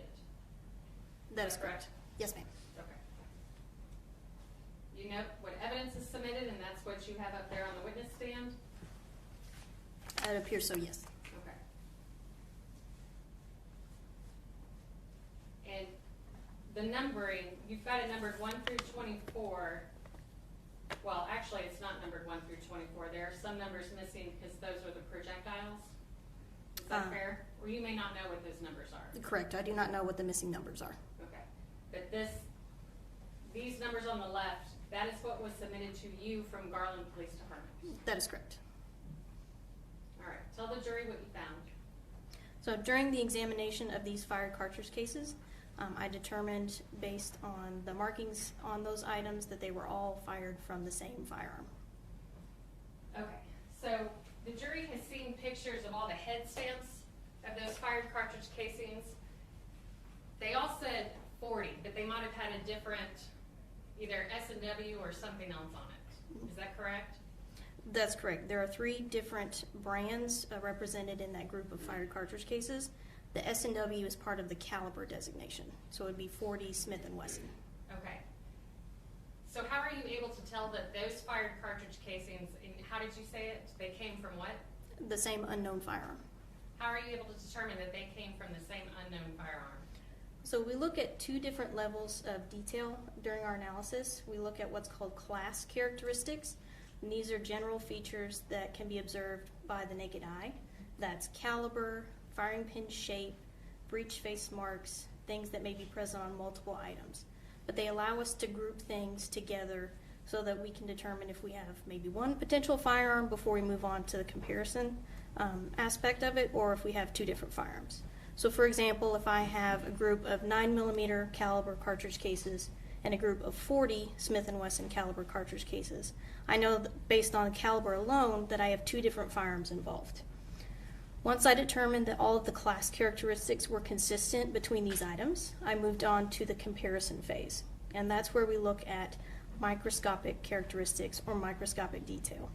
These are individual random imperfections that are created during the manufacturing process of the firearm, and they are imparted onto fired cartridge cases as that firearm is discharged. Okay, so just, and this may be a real layperson's comparison, but like fingerprints, there's no similar fingerprints? Do you have that understanding? Based on the research that we have done, we have not found 2 firearms that are known to mark the exact same. Okay, so you can compare them kind of like fingerprints. There's never going to be another one that's going to leave the same markings. Not that we have seen. Okay, and that's what your report is basically saying? Correct. The report is basically saying that I saw the same individual characteristics or detail on all of these items. Thank you. That's the witness. I don't have any questions, Judge. May this witness be permitted excused. No objection, Your No Honor. All objection. right, Ms. Dixon, you can step down. You are free to go. State calling the decision. State calls Philip Long.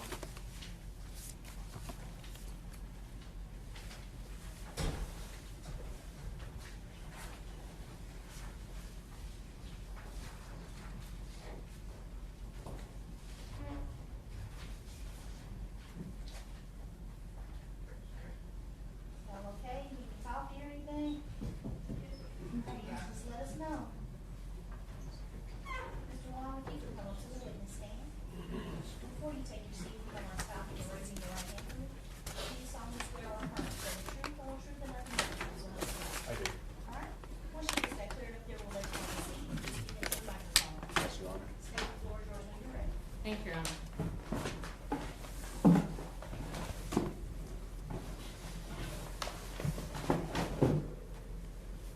Good morning. Can I please have you introduce yourself to the jury? Hi, my name is Philip Duong. Last name is spelled D-U-O-N-G. I'm a forensic firearms and tool mark examiner for the Texas Department of Public Safety Crime Laboratory. How long have you been doing that? About 7.5 years. I'm going to show you what's been already admitted into evidence as states 249, your statement of qualifications. Is that a copy?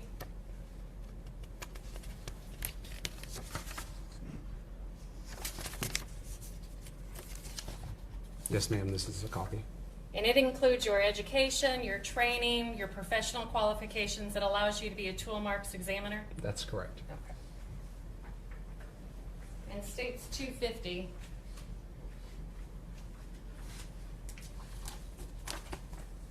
What I'm showing you now, it's also already been admitted into evidence. Is this a copy of your report? Your Honor, may I refer to my notes? You may.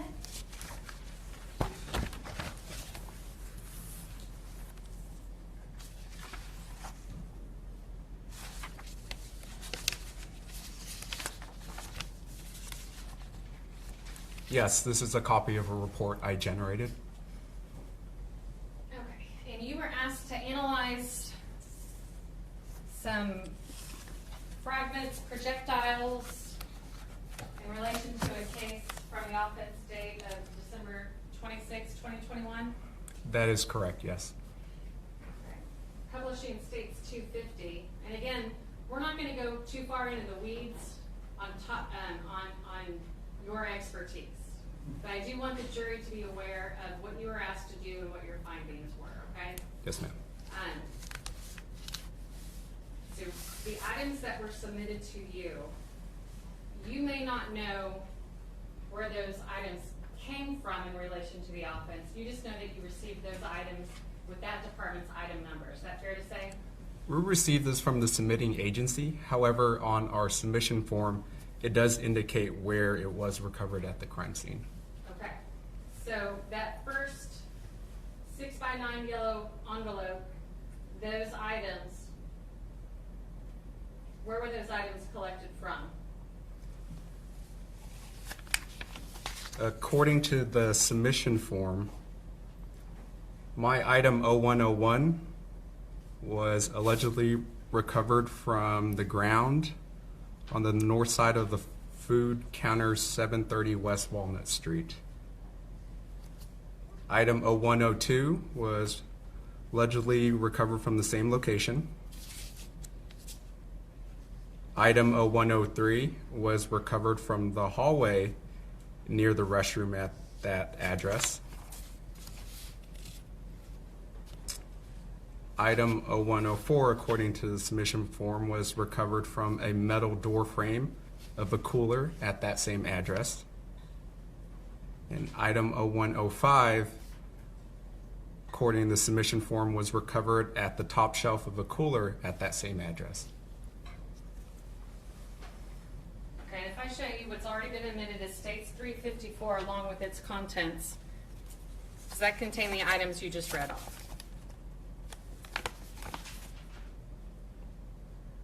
Yes, it does. And then what I'm showing you states 360. Was that part of your analysis? This was also something I recognized, yes. Okay. Then the other envelopes, did you receive them from the medical examiner's office? I received them from the submitting agency.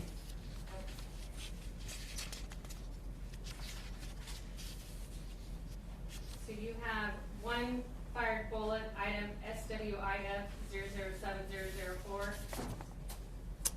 Correct. And then on the second page, that same envelope contains your item 0705.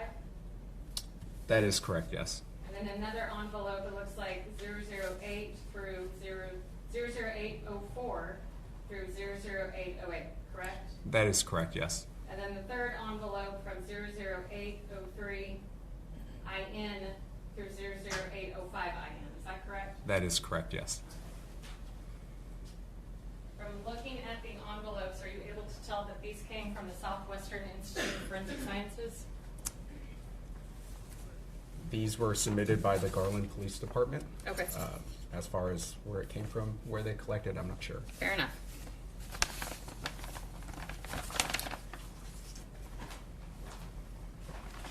Let's walk through your report. What were your findings? In my opinions, there were two firearms that were submitted. One firearm being a .45 auto caliber Smith & Wesson pistol, and that was functional. No malfunctions were detected during testing. The second firearm was a .45 Colt /410 bore Derringer Bond Arms, and that was operational. Malfunctions were detected during testing. Well, let me stop you there real quick.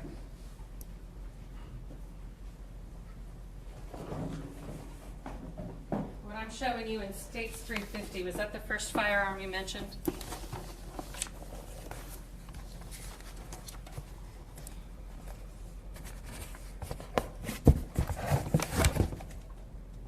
That is correct, yes. In States 347, is that the second firearm you mentioned? Correct, yes. The first firearm, States 350. The second firearm, States 347. And you said States 347, it's a Colt, say it again? It's a Derringer Bond Arms pistol. And what did you find on that? It was operational. Malfunctions were detected during testing. What does that mean? So when I tested it, looked at the safeties and how it functioned, I noticed that the extractor ejector part of the pistol was separated from the firearm. Therefore, after every shot, I would have to manually remove the fired cartridge case. Okay. Your next paragraph down, are these your item numbers? That is correct, yes. And that's what we went over on the first page, correct? Yes, ma'am. So it looks like your first item numbers, what was your result on that? In my opinion, the items 0101, 0104, 0105, 0301, 0302, 0404, 0501, 0502, and 0503 bullets and bullet fragments were eliminated as having been fired from the two firearms that were submitted. Okay.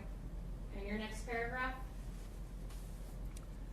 In my opinion, the items 0101, 0502, and 0503 bullets were identified as having been fired from the same unknown .40 caliber class firearm with 6 polygonally rifled lands and grooves with a right twist.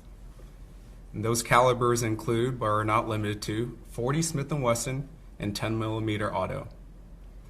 Possible manufacturers of the firearm that could have fired these bullets include, but are not limited to, Berza, Glock, H&K, IMI, Car Arms, and Vector. Okay, and you only have 3 items listed. Of all the bullet fragments and projectiles that were submitted to you, are some of them too damaged to do any analysis on? Correct. There's a lot of small fragments and a lot of projectiles that were not suitable for comparison purposes. Okay, and then you say fired from the same unknown firearm. Had you had the firearm used, would you have been able to match those to that firearm? Possibly. I can't tell you unless I have the firearm for testing. But it was all from a .40 caliber class, correct? That is correct, yes. Okay, and your next paragraph here, items 0102 fragment? The items 0102 fragment, 0103 core, 0104 core, 0201 bullet, 0301 bullet, 0401 fragments, 0402 fragments, 0403 fragments, and 0405 fragments are not suitable for forensic microscopic comparison purposes. Okay, and then the last paragraph there. The last paragraph, the items 0104, 0105, 0302, 0404, and 0501 bullet jacket fragments and bullets were unable to be identified as having been fired from the same unknown firearm as the items 0101, 0502, and 0503 bullets, or the same unknown firearms as each other due to damage and a lack of reproducible marks. Okay, so what does that mean? Pretty much I don't know. There wasn't enough there.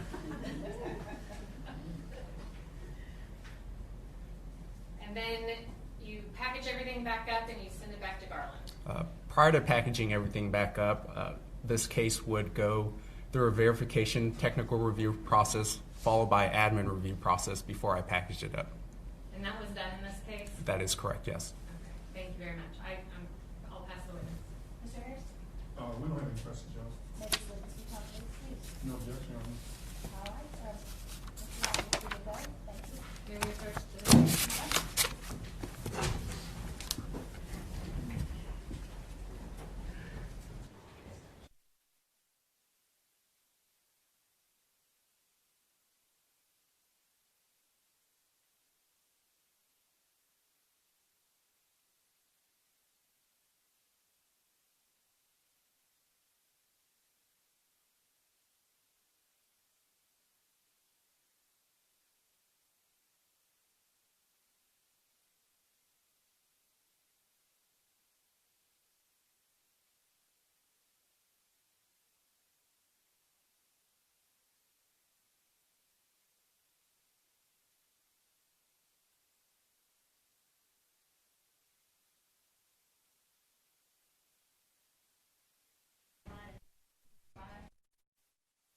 And we get started on schedule, I need a little bit more time. So I'm gonna ask you to take a break for lunch, 1 hour and 30 minutes today, whatever that is to your watch, and we'll resume at that time. No discussion of anything you've heard so far. All right, for my jury.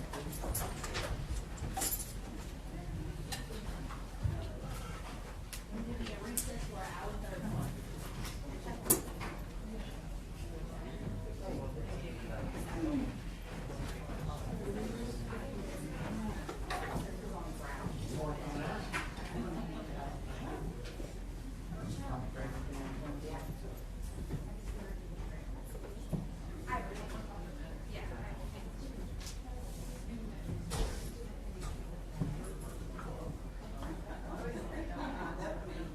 But you notice you didn't offer me any coffee this time. You know, it's coffee next anytime you want. But you don't understand, being the oldest person across the table, so you're supposed to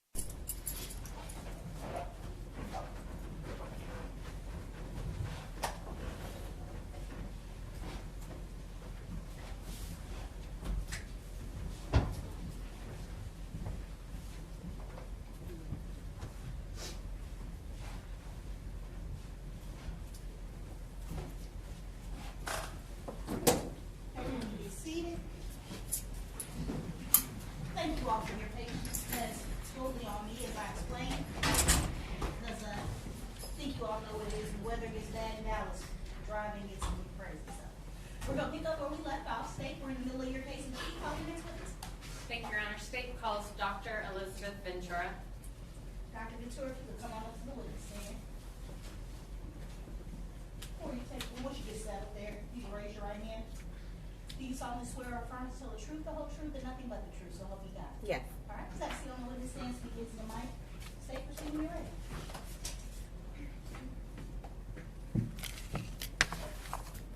Good afternoon.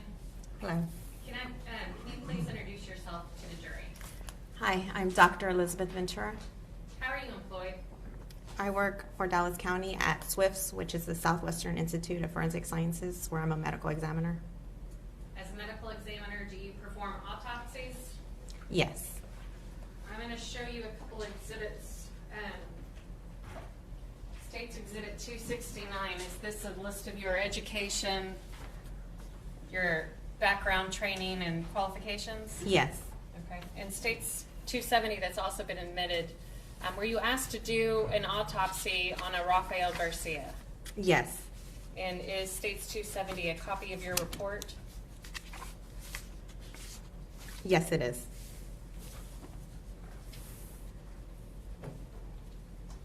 How long have you been with Swiss? I've been at SWIFT's for about 10 years. The jury has heard from Dr. Butler earlier in this trial, so kind of just want to get to it. Okay. And I guess like Dr. Butler, when you get called to do an autopsy, is there kind of an external exam and then an internal exam? Yes, there is. Okay. And in the external examination, what kind of things are you looking for, or what are you noting? So I'm documenting how the body is received to us.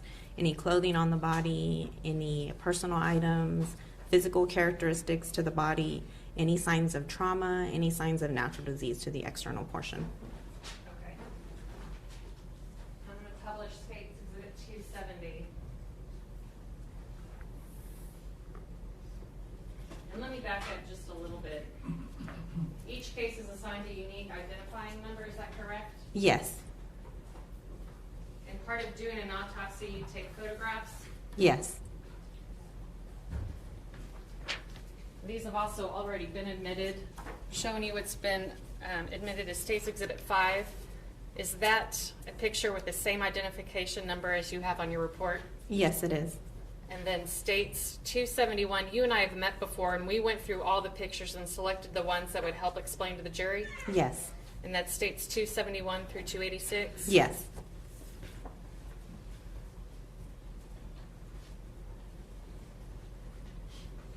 In your external examination of Rafael Garcia, you said you're looking at whether or not there's any disease or any other issue, correct? Any other, trauma.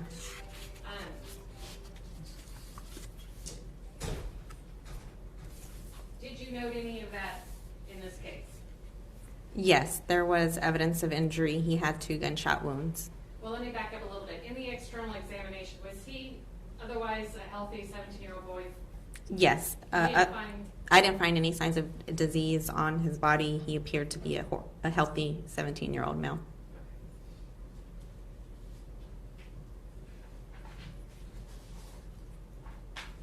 And then like Dr. Butler, your report is very similar. You then get into evidence of therapy, is that correct? Yes. Evidence of injury? Yes. Okay, and that's when you started talking about gunshot wound number 1, is that correct? Yes. Part of your report, do you do a body diagram? Yes. Do we see that on the last page of your report? Yes, that is a bodygram that I drew. Okay. On the left side, you have it labeled GSW number 1 entry, is that right? Yes. Yes. And on the right side, you have GSW 2 entry, is that correct? Yes. Okay.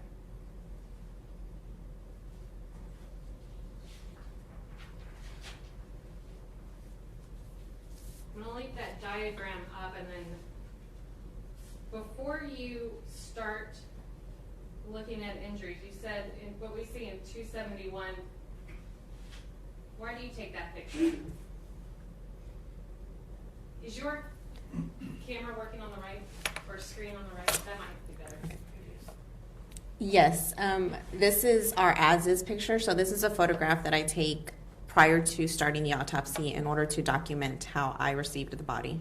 Okay, 272 is the rest? Yes. And then you do a cleaned up, what we see in 273? Yes, so this is after the body has been clean, any clothing items have been removed, and this is a clean photograph of his body. And all these pictures have the same identifying number, is that correct? Yes. States 274? Yes. Okay. And then 275, is this the first picture you take of gunshot wound number 1? Yes, so this is a picture that I took specifically to document the entrance gunshot wound. And tell the jury about that wound. So this is on the lateral right side of his chest, and it's an entrance wound, and I can tell that by it being round and having that characteristic entrance wound description. It perforated the right 7th rib. It then perforated the middle lobe of the right lung. It got the pericardial sac, which is the sac that surrounds the heart. It then perforated the right atrium of the heart. It got the ascending aorta, which is the artery that comes off of the heart. It then perforated the aorta again as it moves over the heart. It then perforated the upper lobe of the left lung, the left clavicle, and the left anterior first rib. The bullet was recovered from his left shoulder region. Okay. What kind of wound is this in terms of severity? This was a fatal injury. It perforated the heart. He had, I'd say, seconds to live.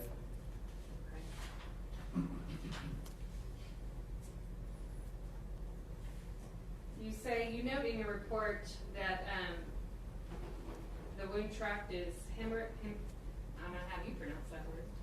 Hemorrhagic. Yes. What do you mean by all that? So other injuries that were due to the specific gunshot wound, there was about 620 milliliters of liquid and clotted blood within his left chest cavity, and about 1,400 milliliters of liquid and clotted blood within, in his left chest cavity, and then 620 was in his right chest cavity. So how does that translate to us, to people that don't speak your language? So that's over 2 liters of blood that was recovered from within his body, not to mention the blood that he lost at the scene, and probably during the transportation and us cleaning his body, there was additional blood that was lost during that process. The human body has, depending on your size, 5 to 6 liters is average. He was more on the smaller side, so I'd say he had closer to 5 liters. This was about half of his blood volume that was lost. I'm going to show the state 276. This is a close-up of that wound. Yes. Why do you do close-ups? Just documentation purposes. For me to review later for testimony as well. Okay. I'm going to show now states 277. Is this gunshot wound number 2? Yes, this is the one that's on his back. This is the entrance wound. And what did you note about this wound? So it's on his left lower back, and it has an eccentric marginal abrasion, which means that it has a more of an angled trajectory as it goes through the body. What damage did it do? So this specific gunshot wound perforated the musculature of the lower back. It perforated the left 11th thoracic vertebral body, which is the spinal column. It then perforated the lower lobe of the right lung, the middle lobe of the right lung, and then the upper lobe of the right lung. It then perforated the right second intercostal muscles, and it was recovered from the right shoulder region. If this was the only injury, could he have survived Yes, it's possible. with quick treatment?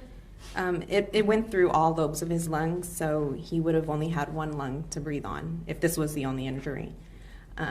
So he would have needed immediate medical therapy in an OR setting. Okay, and State's Exhibit 278 is a close-up of that wound, Yes, and then State's 279 even closer. yes. Is there anything remarkable about the entrance?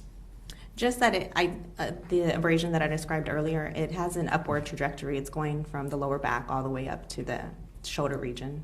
And so it kind of has that white appearance that you're looking at, which is the abrasion as it abrades the skin going upward. Okay, State's Exhibit 280. What are we looking at here? So this is one of the projectiles from the gunshot wound that is recovered, and you can see it popping out of the skin. State's 281. So this is, It's kind of hard to see. I'm going to point just to the left of your identifying number. Is that what we're looking at? yes, so this is, again, the other projectile that is recovered, and you can kind of see it. I guess I saw it better at the autopsy, but it was, again, kind of protruding through the skin. And you recovered that projectile in 282? Yes, In 284, earlier we saw that shoulder. Is that what was recovered from his right shoulder? yes. State's 283, why do you do this picture? So this is a radiograph. We took this prior to starting the autopsy in order to see if there were any projectiles that needed to be recovered during the autopsy process. It helps us to know which region to specifically look at when we're trying to recover the bullet. Okay, and then other than the gunshot wounds, did you note any other evidence of injury on Rafael Garcia? He did have some type of incision wound on one of his hands, the right palmar hand. Looking at State's 285, is that what you're talking about? Yes. Okay. And then State's 286, are you taking note of injury there as well? Yes, these were just some superficial scratch abrasions that were on his leg. Okay. And then going back to your report, those are the other injuries we just spoke about? Yes. Evidence submitted? Is that Yes. correct? Internal examination, what are you doing in this portion of your autopsy? So the internal examination in this portion of the autopsy is mainly just documenting any signs of diseases or normal anatomy. I don't typically mention any types of injury in this section because that's mentioned in my evidence of injury portion. A toxology is run, is that correct? Yes. That's what we see at the bottom of page 4. Yes.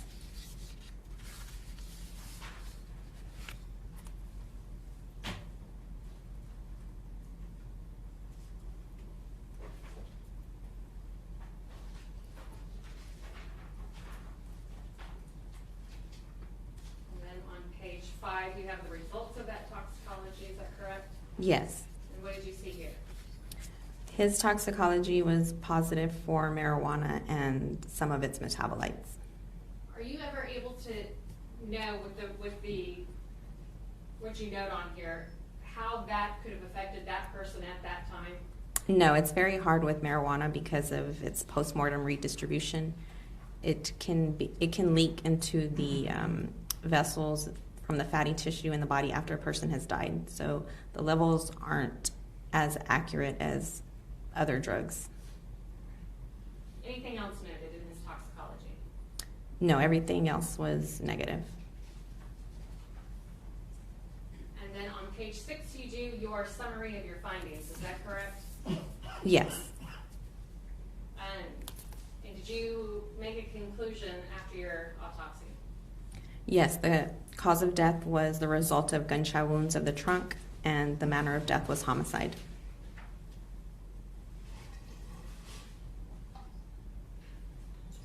The firearm a deadly weapon? Yes. And you signed this report on page 6? Yes. And it's followed by other signatures, is that correct? Yes, all the medical examiners at SWIFT's sign the homicide reports if they agree with my report, and they all did.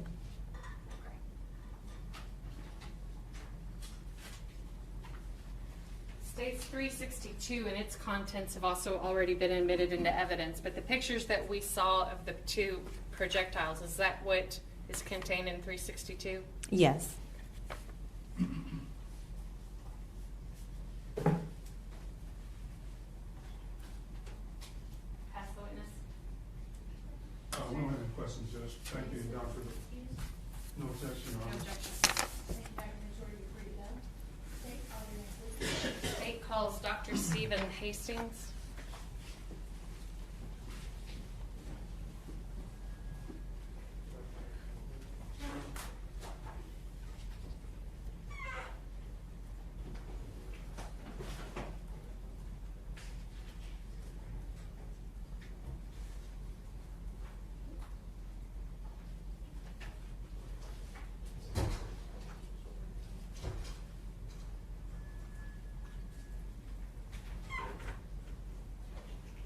Dr. Hastings, before you take the stand, if you don't mind stopping and raising your right hand. Do you solemnly swear or affirm to tell the truth, the whole truth, and nothing but the truth, so help you God? I do.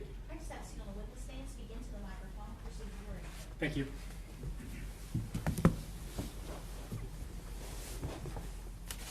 Good afternoon. Good afternoon. Can you please introduce yourself to the jury? My name is Stephen Hastings, and I'm a medical examiner for Dallas County. How long have you been a medical examiner for Dallas County?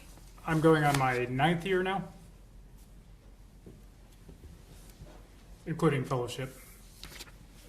Okay, and I think we heard a little bit about fellowship earlier.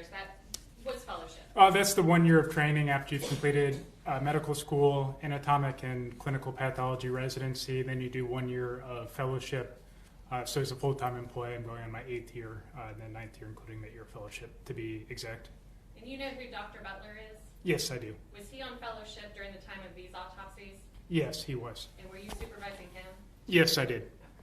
Just like somebody supervised you during your first year of Correct. fellowship. I'm showing you what's been marked as States 287. It's already admitted into evidence. Is that your resume, basically, of your education, your background, your professional qualifications? Yes, it is. Okay. And States 288, you were asked to do, and well, how does that work? You're not asked to do it. Essentially, it's one of my duties as a medical examiner to complete an autopsy report after an autopsy. And did you complete an autopsy on an Ivan Iola? Yes, I did. And States 288 has already been admitted. Is that a copy of your report?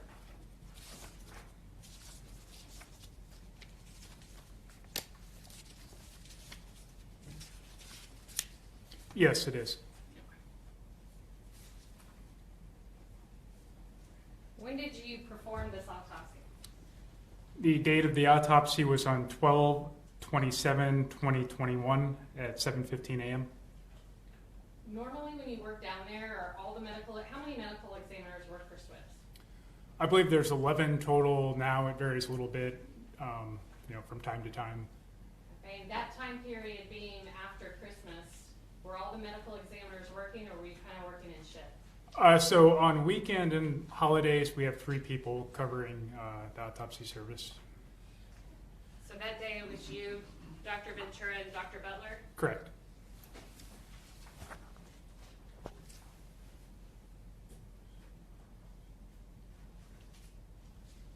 Okay.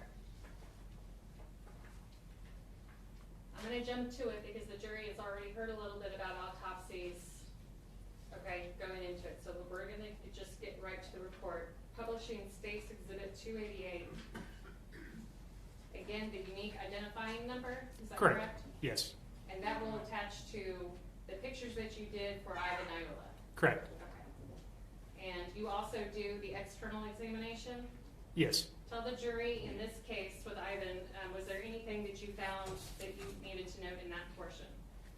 That portion essentially details the clothing, any jewelry, property, identifying features of the decedent, including height and weight, hair color, things of that nature. Nothing really strikes me as pertinent unless there was something you wanted to bring my attention to. States Exhibit 2, or I'm sorry, page 2 of States Exhibit 288. You make note of identifying marks and scars. Is that correct? Yes. Evidence of therapy. Yes. And then you get into the evidence of injury. Is that correct? Correct. Okay, before we do that, You also take State's Exhibit number 7, I'm going to publish. Do we call this the autopsy headshot? Yeah, or the ID photograph. So again, you see this identification number, the unique identification number that stays with all items for this decedent, including all pictures, toxicology, or any evidence. Okay. And then do you also do an as-is picture? Yes. And is that what we see in States 289? Yes, so by as is, this is the picture of how the decedent was received before there were any manipulations made to the body. And then you do a cleaned up version? Correct. Is that what we see in 291? Yes. And States 292? Yes. And the same identifying numbers on all of these pictures, is that correct? Correct. Okay. And then you also do, on the last page, a body diagram? Yes. So we're looking at the last page of States 288. How many gunshot wounds total did you note in this autopsy? There were 3 total gunshot wounds and then an additional graze wound.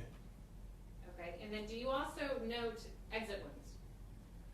Exit wounds would be denotated, as well as some of where the projectiles were covered are documented here on the diagram. Right, and that's what you have in your diagram down here, is that correct? Yes. Okay. Looking at, and when you number them gunshot number 1, 2, or 3, are you doing it in any particular order? No, they're numbered arbitrarily without regard to chronological sequence or severity of injury. Okay. So under evidence of injury, you talk about gunshot number 1, and is that what we're looking at in States 293? Yes, so what you're looking at here, this is a gunshot entrance wound. You can tell that by the round nature of the wound. Towards the right of the diagram, this is the buttocks, so this is the right side of the back here where the entrance wound is. With this entrance, did you note any suture stippling? No. Okay, and what does that indicate to you? Sometimes suture stippling can be helpful to determine the range of fire if that's deposited on the skin. Within approximately 3 feet, those could be deposited. However, if there's an interposed target between the muzzle of the firearm and the body, that can deflect or block some of that suture stippling from being deposited. Okay, and what damage did this cause? So for gunshot wound number 1, there are multiple injuries associated with that. It went through the posterior or the back of the right 10th intercostal space, so typically there are 12 ribs total. It went between the 10th and 11th ribs. Struck the right lung, the diaphragm, which is the muscle that separates the chest organs from the abdominal organs and is what allows you to breathe. Struck the liver, the diaphragm again, then the right lung again, and then the anterior or the front part of the right 4th intercostal space, which that's the space between the 4th and the 5th ribs, and then stopped within the right side of the chest. Associated with that wound, there is blood present around the right lung, called a right hemothorax in medical terms. Normally there shouldn't be any blood within the chest cavities or surrounding the lungs, so blood is filling up that space. And he also had blood within his lungs. So as he was inhaling due to the damage within his lungs, he was inhaling blood. Was this a lethal injury? Combined with the other ones, yes. Okay. Did this bullet cause any damage to the heart? It did not strike the heart itself, no. Okay. Would you characterize, I have in my notes, highly vascular. What does that mean? So, the lung is a highly vascular organ, so you'll have a lot of blood flow to that lung. So any injury to that lung can cause a lot of bleeding. The liver is also a highly vascular organ, so you'll have a lot of bleeding associated with that as well. Okay, and then you note the direction. What was the direction? The direction was back to front, upward, and slightly left to right. Okay. Looking at States 294, what are we looking at here? And I don't know if I need, is that better orientation? Yeah, so if you're looking at this photograph, towards the left side of the photograph is the head, the feet are down here, and you can see a faint little pink contusion or bruise here adjacent to the nipple. Am I pointing at it right now? A little bit, and actually extends below that, more on the level of the nipple, but that was where one of the bullets was recovered. Is that what we see in states 295? Yes, that's the bullet associated with this wound. And was that from gunshot wound number 1? Correct. Okay. States 296. What are we looking at here? This is the left side of the back, so the head is towards the right here, with the feet towards the left side. This is kind of in the region of the flank.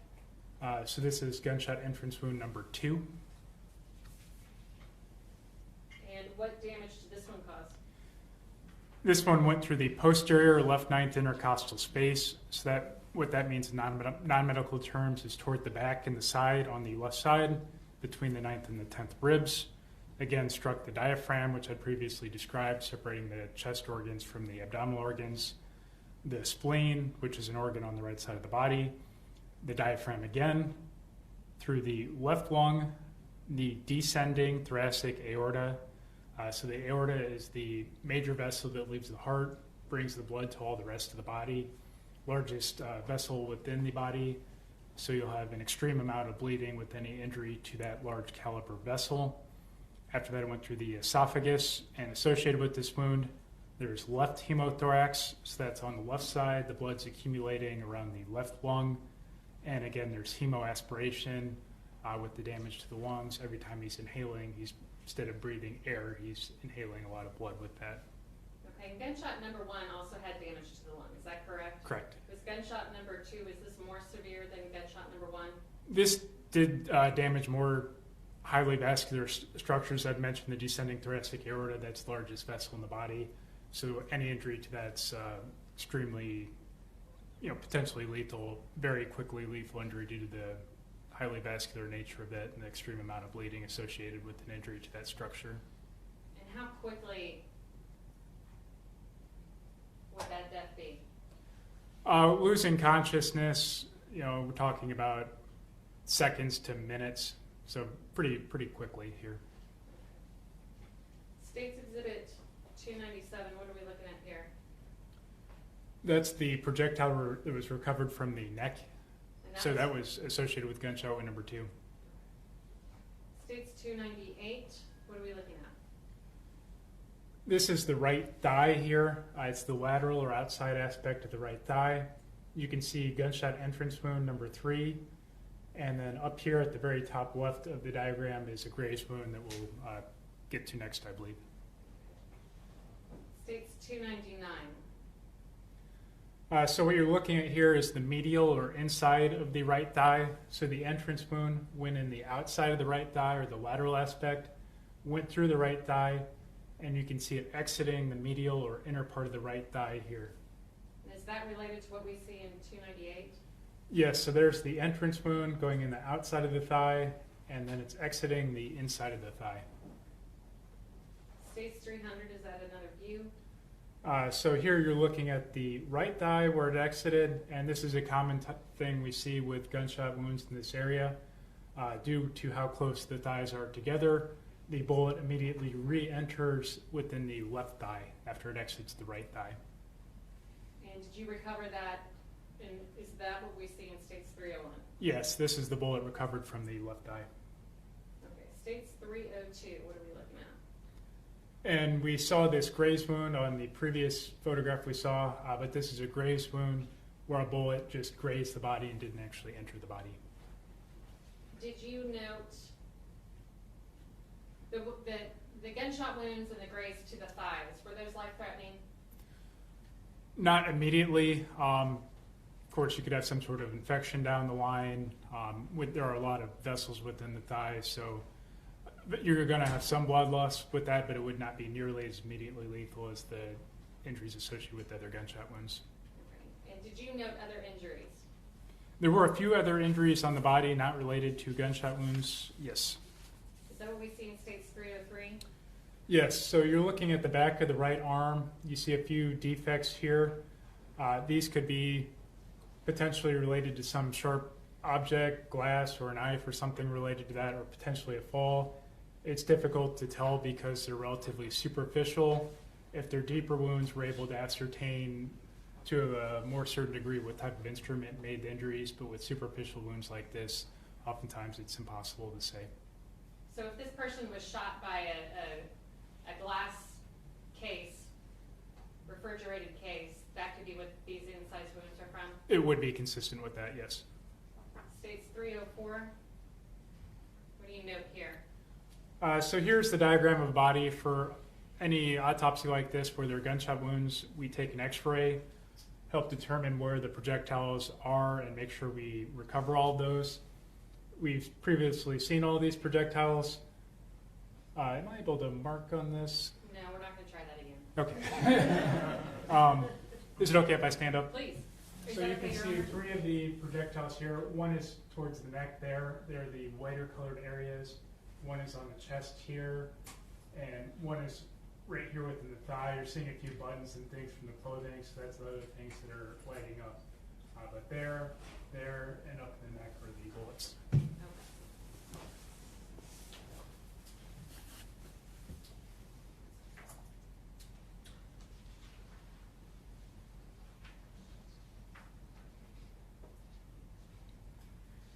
And again, you also note evidence submitted, internal examination, correct? Correct. As well as toxicology? Yes, we routinely do toxicology on nearly all of our autopsy cases. And on page 6 of 9, do you have the results of that toxicology? Yes, I do. And what do you find there? So what you're seeing here is omeprazole. That's a proton pump inhibitor. It's typically used for gastrointestinal issues like esophageal reflux, also known as heartburn.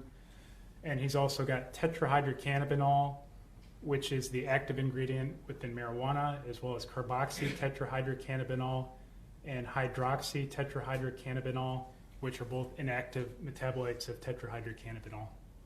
Okay, and again, can you tell what these levels mean for that person at that time? No, I cannot. Page 7 and 9, summary of your findings. Yes. And then you begin with your conclusion at the bottom of the page. What was your conclusion in this case? That he died as a result of gunshot wounds, manner of death homicide. How old was he at the time of his death? He was 15 years old. And a firearm was a deadly weapon? Yes, And you sign it along with the other medical examiners? correct.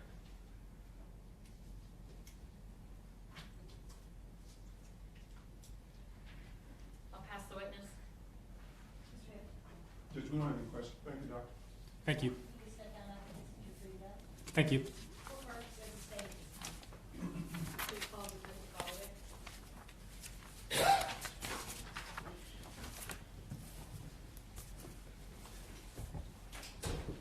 Ladies and gentlemen, I know that we ran a little bit longer for lunch. Do you need your 2:30 break, or are you okay? I don't, if you need something, you just keep rushing for coffee, just signal to me, okay? All right. Detective Garland, you have a citizen stand? Before you take your seat, if you don't mind stopping and raising your right hand. Do you solemnly swear or affirm to tell the truth, the whole truth, and nothing but the truth, so help you God? Yes, Your Honor. I just have a seat on the witness stand, speak into the microphone, and proceed when you're ready. Your Honor. Can you please introduce yourself to the jury and spell your full name? Detective Robert Galladay. Last name is Golladay. How are you currently employed? I'm currently employed with the Garland Police Department as a detective with the Internet Crimes Against Children Division. How long have you been a detective with Garland? Detective approximately 15 years or more. What kind of education, experience, training do you have and do you have to get that position with Garland? For Garland, well, to get on with Garland, you have to apply, and then you have to go through their police academy. And then I spent several years on the street. And then after a detective position comes open, you have to go through an interview, and then you become a detective if they accept you at that point. Okay. What are your current duties with Garland? What do you do day to day? My current duties are internet crimes against children. So I work child exploitation cases, I do cell phone exams, I do computer forensic exams, and help out with anything else the department needs investigation-wise. Okay.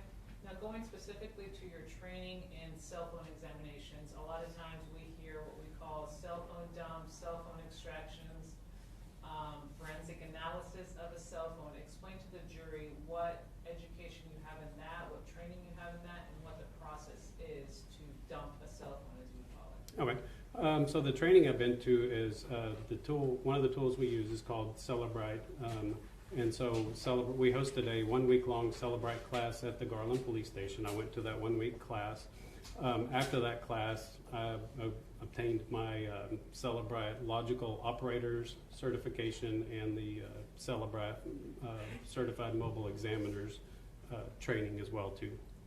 And then, so the process of examining a cell phone is once a phone comes in, we'll review the legal process that comes with that phone. That could be a search warrant, it could be a consent to search, or it could be the victim is deceased. And let me stop right there. Yes, ma'am. You're basically making sure you have the legal authority to go into that cell phone, correct? Yes, ma'am, that's correct. Whether it be a victim's phone, a suspect's phone, an eyewitness's phone, you want to make sure that legally you can go and get data from that phone.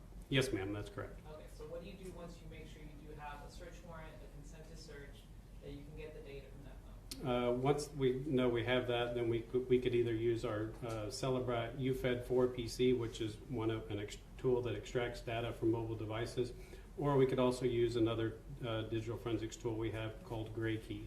Okay. And so you have that phone, you have the legal authority.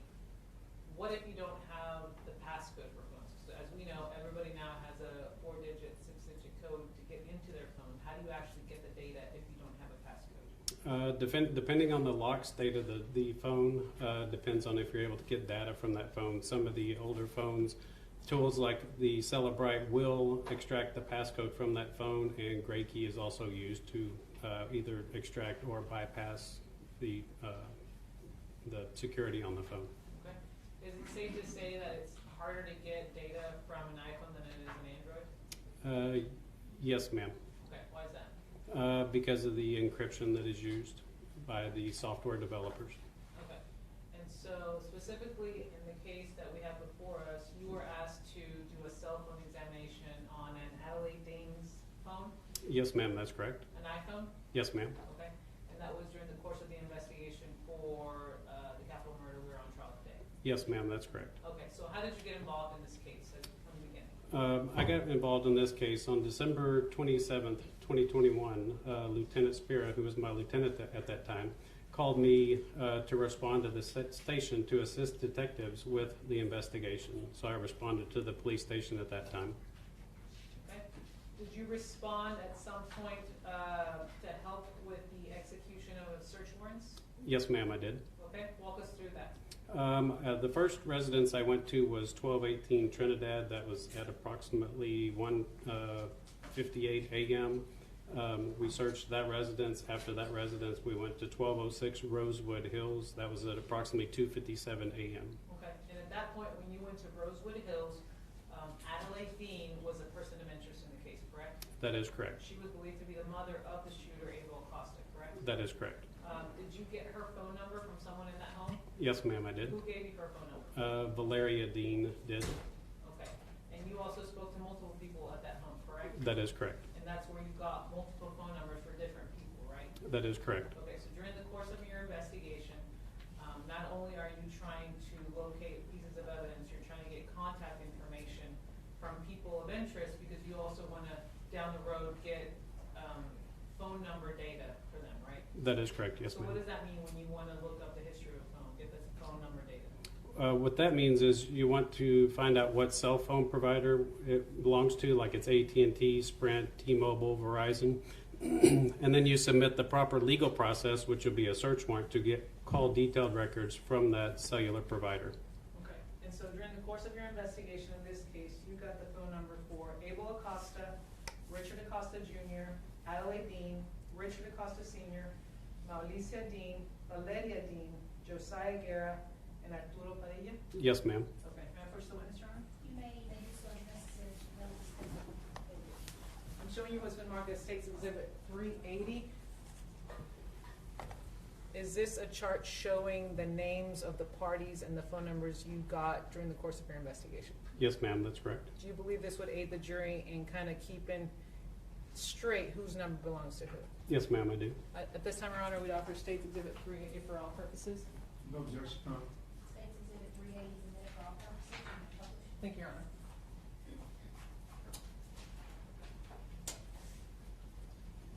And so at some point you were asked to do the cell phone extraction for Adelaide Dean's iPhone, correct?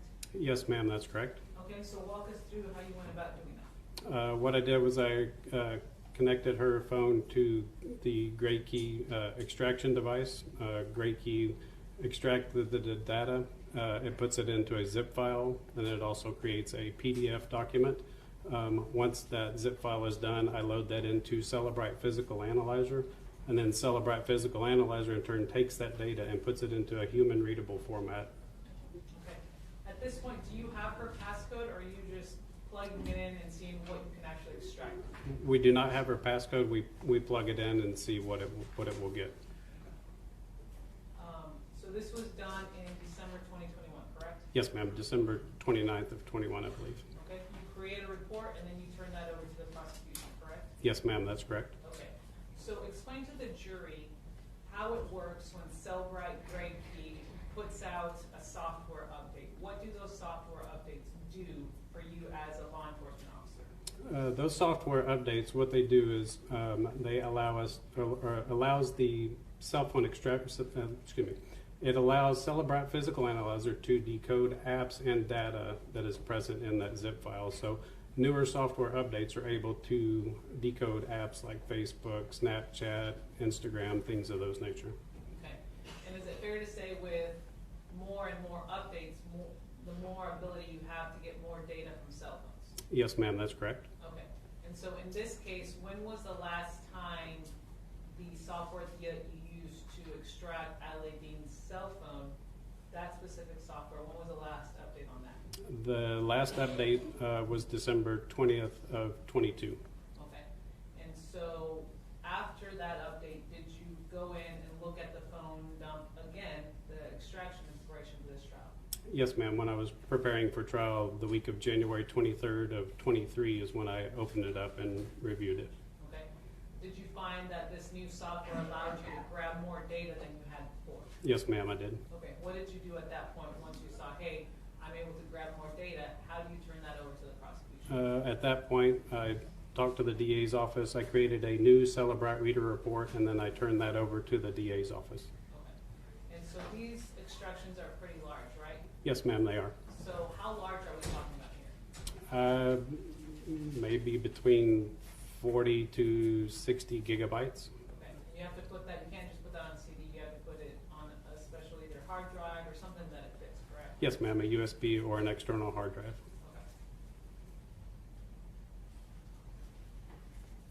Okay. And so once you gave that over to us, we burned that over on a Blu-ray. What is the difference between a Blu-ray and a normal CD? Blu-ray holds more data. Okay. So I'm showing you State's Exhibit 381, which has already been entered for record purposes, the phone extraction for Adelaide Dean. You gave it over to us. We burned it on a Blu-ray to be able to hold it. But to be clear, you were the one that did the extraction on this. That is correct. Okay. At this point, Your Honor, we'd offer State's 381 for all purposes. No objection, Your Honor. State 381 is admitted for all purposes.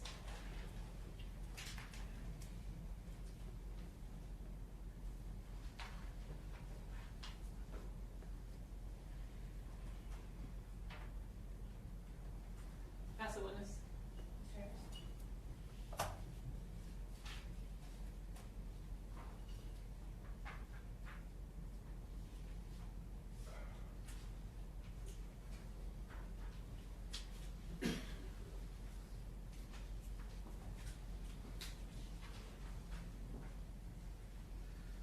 One moment, Your Honor.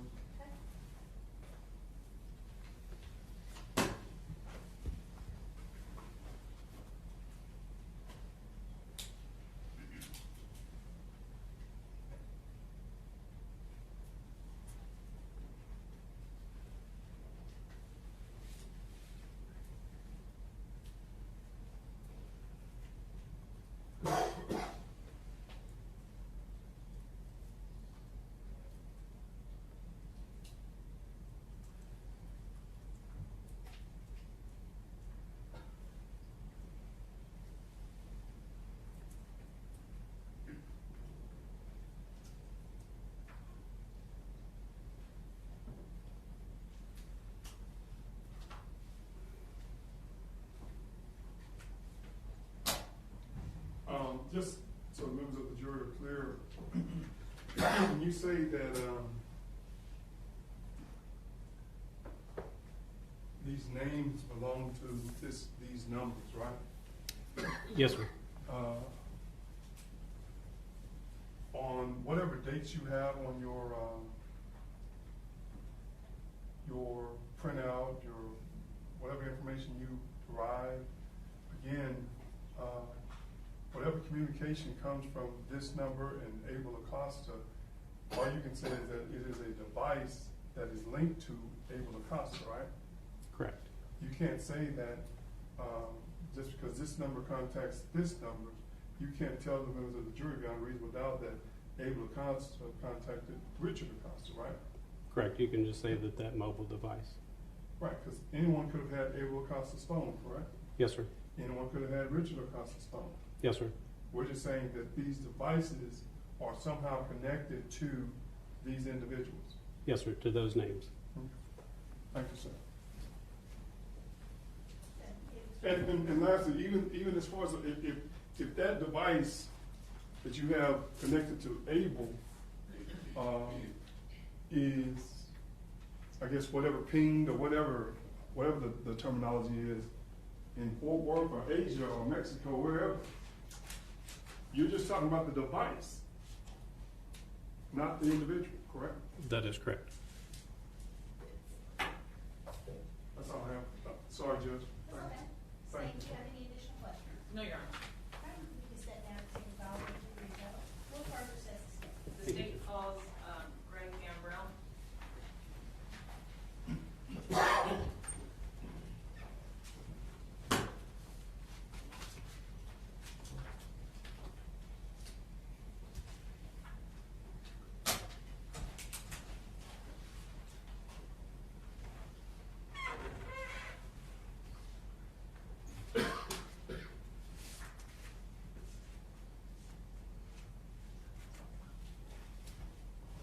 Mr. Gambrell, if you could raise your right hand and be sworn.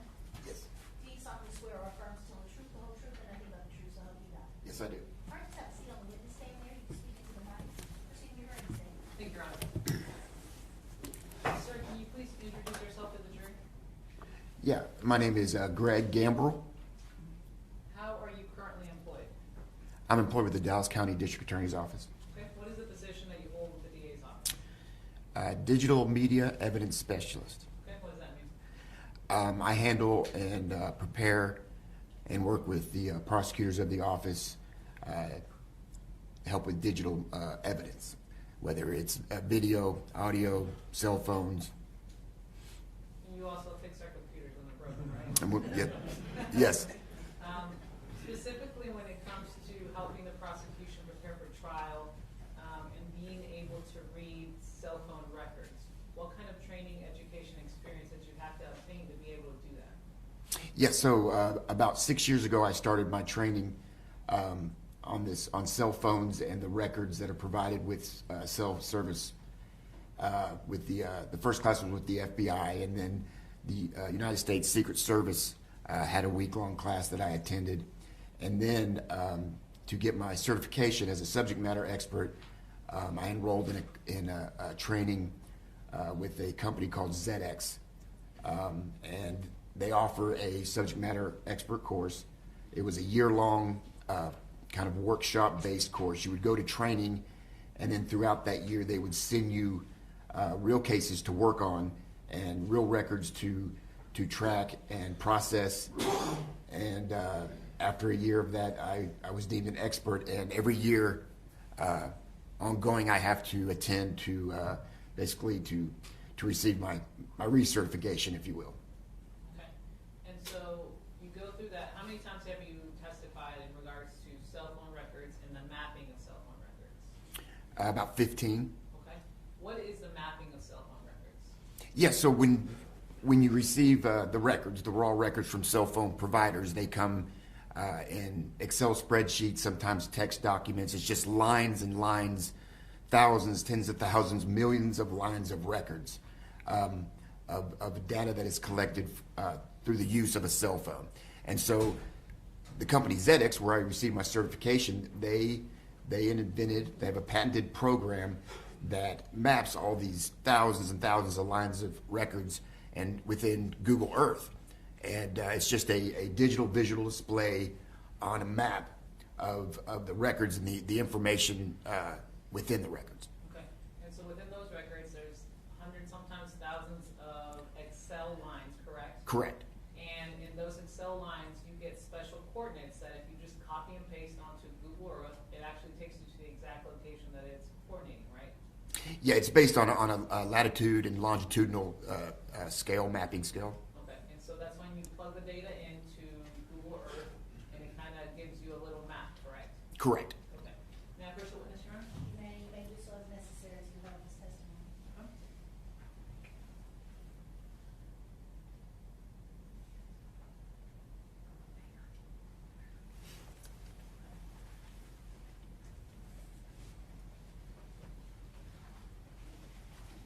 So I'll kind of knock everything out at once.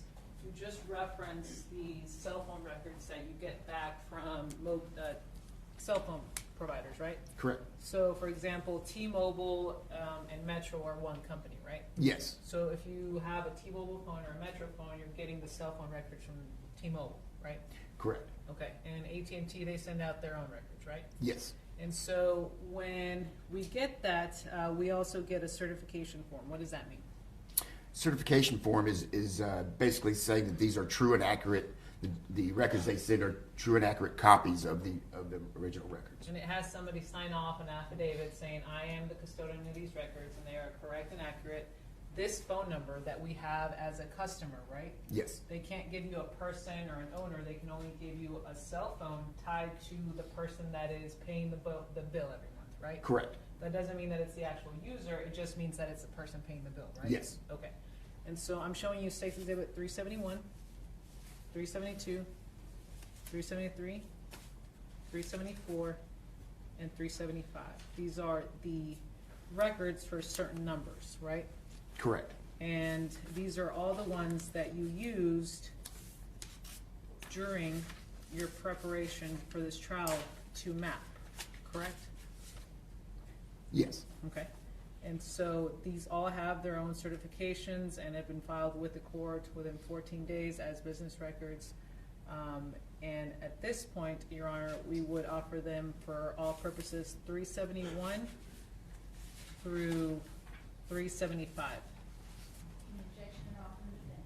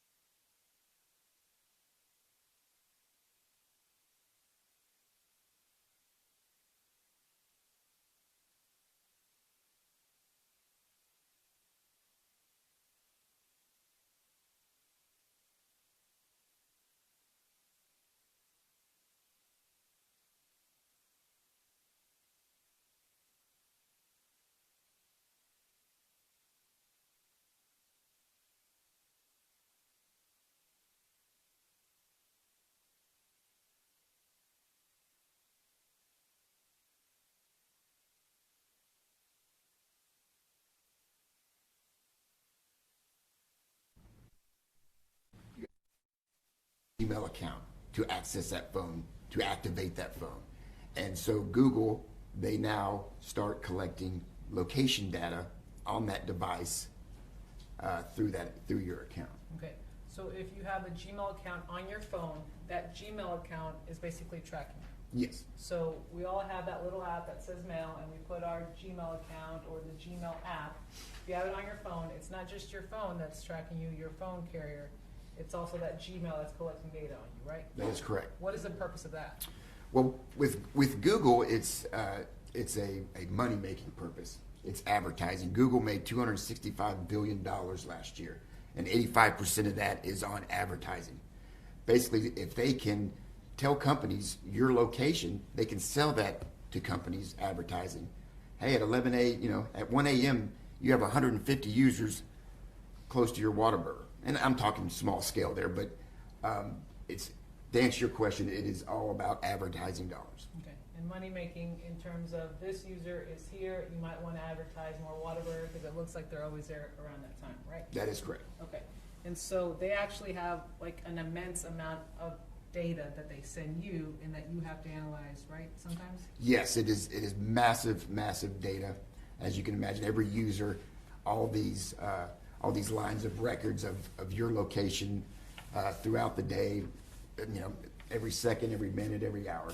Okay, and so as law enforcement, we also request them and they also give us a certificate of authenticity, right? Correct. So what does that mean? For example, States Exhibit 376, we have the Google records for acosta.richard77@gmail that was used to sign in to 972-684-4283 as we see in States Exhibit 380. What does this certificate of authenticity mean? That is authenticating that device put in that Gmail address, or someone put that email address into that device, and that's certifying that device has used that account that you just mentioned. And Google is certifying that these are correct and accurate records that they kept in the regular course of business. Correct. Okay. This time, Your Honor, we'd offer States Exhibit 376 for all purposes. No objection, Your Honor. 376 is in here for all purposes, you may publish. Thank you.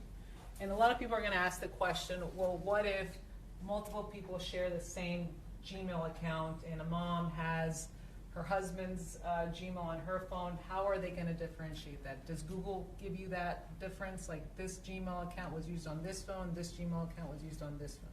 They give you a device ID, an IMEI, a mobile equipment identifier.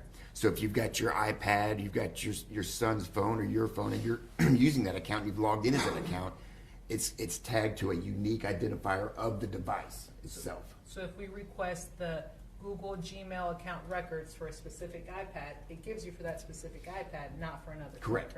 Okay. And then during this investigation and this workup of this case, you got all that raw data, mapped it, and then created what you call a KMZ file, as we see in States Exhibit 377, correct? Yes. What is a KMZ file? Yes, so the software, the track software through this company, that once you upload all the records, they create a KML file, which is a key markup language, and that's just a mapping file. And so the KMZ file is the zipped part of that. You can zip that file, and that's a KMZ file. And when you pop it in, you click on it, and it automatically brings up Google Earth, right? Correct. With all the little mappings that you created with the raw data that we just put into evidence. Yes. Okay, at this point, Your Honor, we offer States 377 for all purposes. No objection, Your Honor. 377 is in there for all purposes, you may publish. And then, to explain to the jury how large that file is, about how long does it take you to actually open a KMZ file sometimes? Well, it depends on how many sets of records that you have included in that KMZ file. If it's just one set of records, it just depends on the amount of data. Okay, and so in this case specifically, we have a massive amount of records, correct? Correct. Specifically the Google records, that was a lot. Yes. And given the firepower of our county laptops, sometimes it takes 20 minutes, sometimes it takes an hour, right, to open? Right, depending on the laptop you have, Yeah. the processing power, and the size of the records, And correct? I think you and I found out that sometimes our computers just crash and they give you that sad face. Yes. We have to start over, right? While processing and working on this case, my computer crashed quite a few times. Yeah, so you created what we see, just kind of an MP3 file, that's a video file. We can just push play and it kind of plays the records for you, right? Yeah, so the video that you're going to see is me navigating through Google Earth and recording myself so that we can view it in this video format and we don't have to, gamble on whether it's going to come up or it's going to crash. And crash the whole courtroom. Yes. Right? Okay. So at this point, Your Honor, we'd offer States Exhibit 378 79, the recordings of the KMZ file created by Mr. Gambrell. Objection, Your Honor. 379 is admitted. You skipped 378. Yes, Your Honor, I'm about to get to that one. And then 378, basically I just asked you to do the last known ping, right, for a certain number, for a certain Google account number? Yes. Okay, what is 378? Okay, 378 is just a screen grab of the last ping off of a Google record, off a Google location record, 5453. Which is what we just entered into evidence for that Gmail account? Yes. Okay. This time around, I would offer states 378 for all purposes. No objection, Your Honor. 378 is admitted. No problem.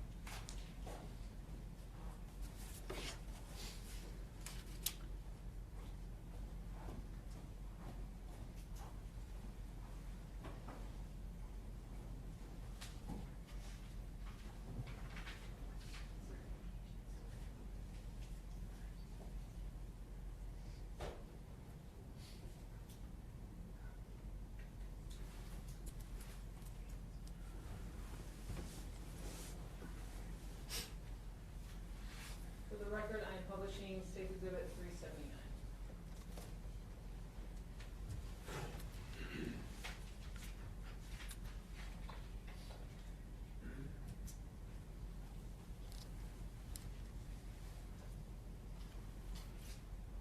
So explain to the jury what we see here in the legend you created at the top left-hand corner. Yeah, so this is the start of the video I created, and this is Google Earth, and the key on the side is all the records that I processed and analyzed and put into this display. Okay, and so because it was kind of a large file, we split it up into 2 videos on one disc, and this one is from December 26, 2021 at 4:30 p.m. to December 27, 2021 at 2:30 a.m., correct? Correct.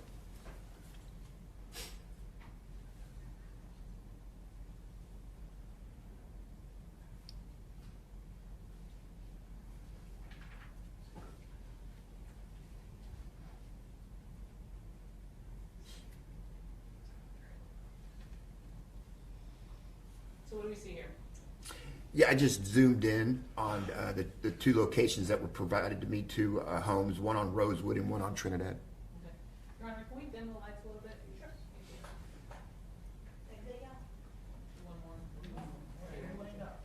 So here, I know it's a little bit hard to see, but is this the address 1218 Trinidad Lane, Garland? Yeah, and it is marked with the thumb pin. Okay. And down here, 1206 Rosewood Hills Drive. Correct. And they're pretty close vicinity, right? Yes. Okay. So what do we see here? What's going on here with this light of red? So this is the first record that is captured, and the 1448, and you'll see a lot of numbers throughout this. That is the line item number of the Excel spreadsheet. Okay. So here we see that it lit up red. What does that mean? Does that mean that this record belongs to Richard Acosta Jr. records that we got? Yes, that's correct. But that is referencing the phone number 972-684-4283, correct? Correct. And the Google location data, that's going to be in black. Yeah, that'll be represented with a black dot. Okay. And so when we see something light up in, as we see up there, orange or yellow, that's going to be regarding those 2 numbers that are associated with Adelaide Dean. Correct. And when we see something light up in blue, it's going to be for the phone number associated with Abel Acosta. Yes. Okay. And once again, we're not saying that this person had this phone at that time. We're saying that these records show that the number associated with this person is mapped up here, correct? Correct. So what time frame are we doing right now? Yeah, so this record was captured at 16:32 and 19 seconds. So that was a 4:32 on the 26th. Of December? Yes, ma'am.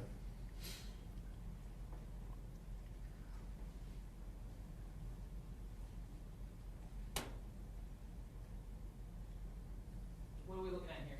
Yeah, so I am just showing that the pins that you're going to see, they do represent the location, the latitude and longitudinal coordinates of a cell tower.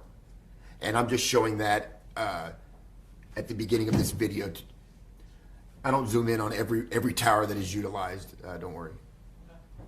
But you are just explaining to us what exactly is hitting to get this data. Correct.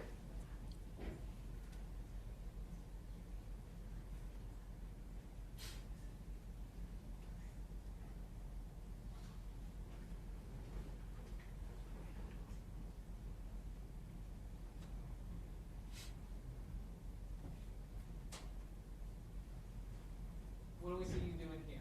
Yes, so this is a Google record at 4:37, and that is showing that it is that device is communicating with a Wi-Fi router. That is how that information is collected. And you just put a little orange man there. What are you doing there? Yeah, that is Street View in Google Earth. You can drag that little orange guy to any street, and you'll see the pictures that have been captured by Google.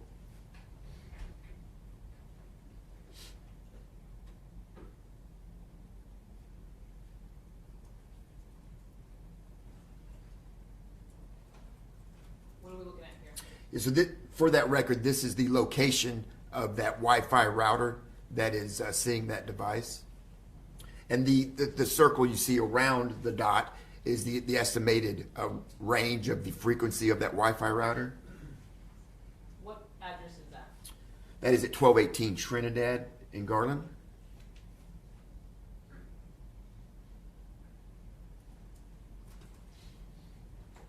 And that is one of the homes associated with Richard Acosta, Jr.? Yes. We see a red and a black light up. What does that mean? So yeah, that would be the T-Mobile record as well as a Google location record. Now we see orange and yellow. Yes, so those are the records associated with Adelaide Dean. What time frame are we looking at now?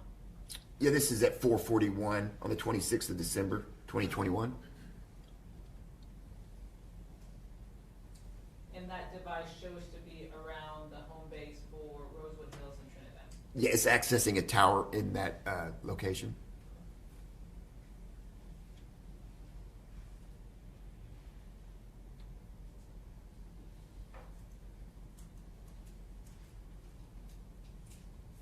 And since this is another provider, AT&T, I zoomed down to show that pin is in fact showing the location of the cell tower.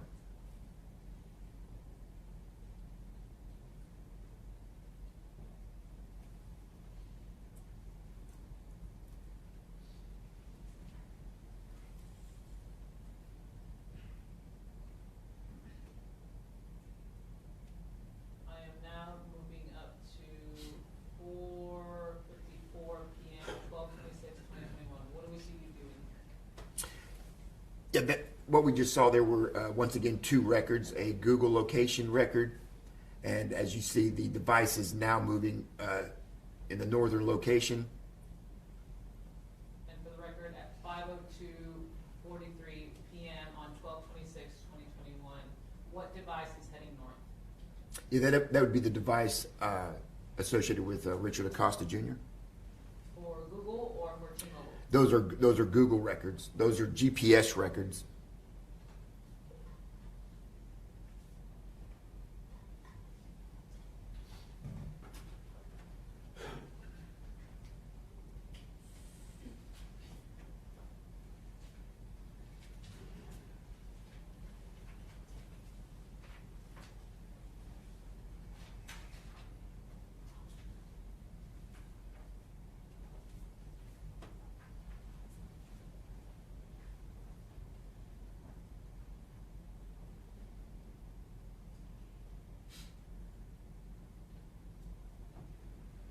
Now we're at 5:13:43 p.m.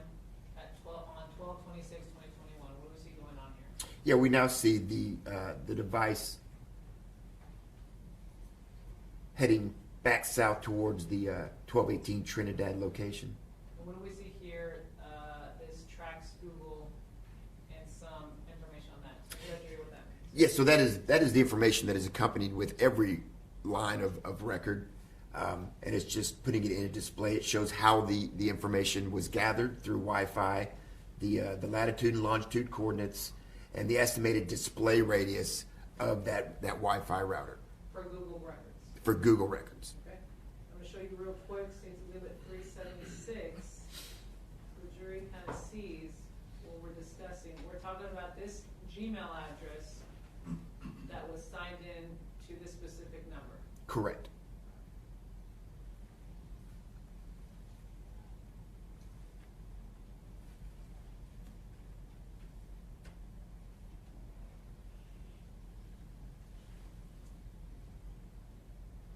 Hit play, what do we see next as it's going through 5:18 p.m., 5:20 p.m. on 12/26/2021? Yeah, we're seeing the AT&T records for Adelie Dean accessing a tower, as well as the Google location data for Richard Acosta Jr. Okay. And so if you can see my cursor, I know that over here on the right-hand side are the home bases for those two homes, Rosewood Hills and Trinidad. Over here, you also put a marker. What is this marker?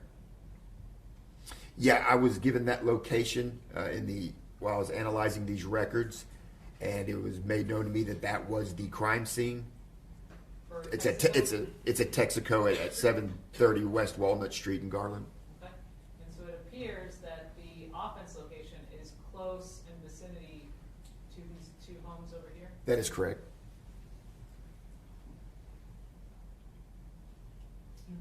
What do we see lighting up now? So that is a record, the AT&T record in yellow,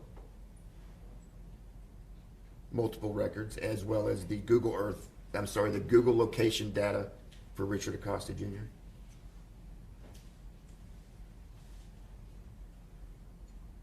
A T-Mobile record. For Richard Acosta Jr.? Correct.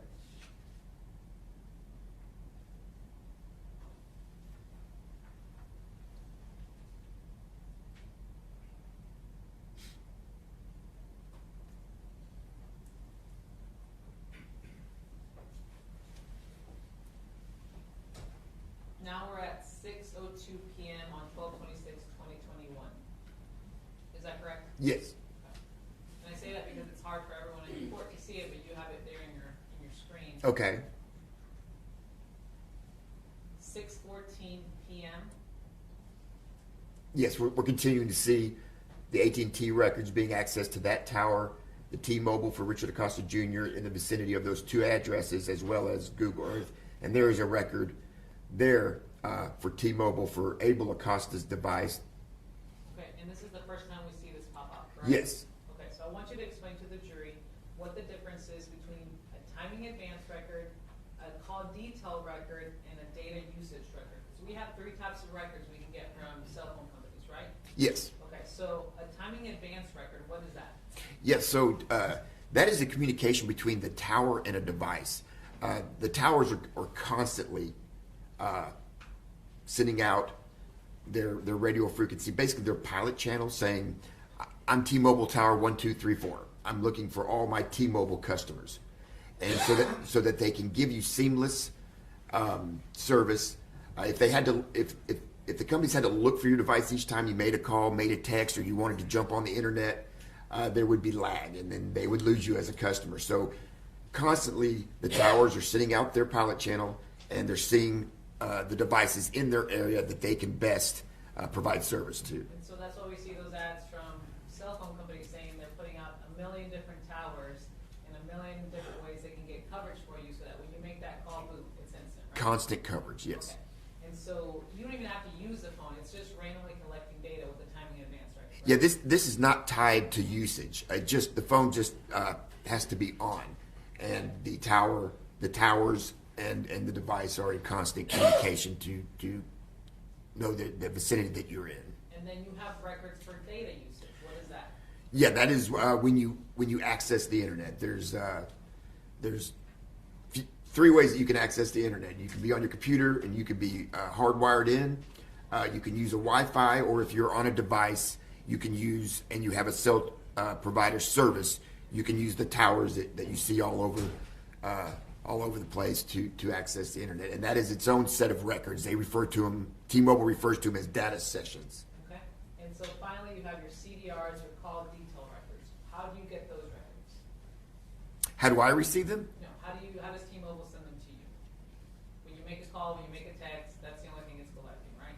Yes. Okay. I'm sorry, call details record. Yeah, T-Mobile, that is just calls and texts. Okay, and so my point is here, the first time we see Abel Acosta's phone number that is associated with him tie up is because we only have the CDRs, right?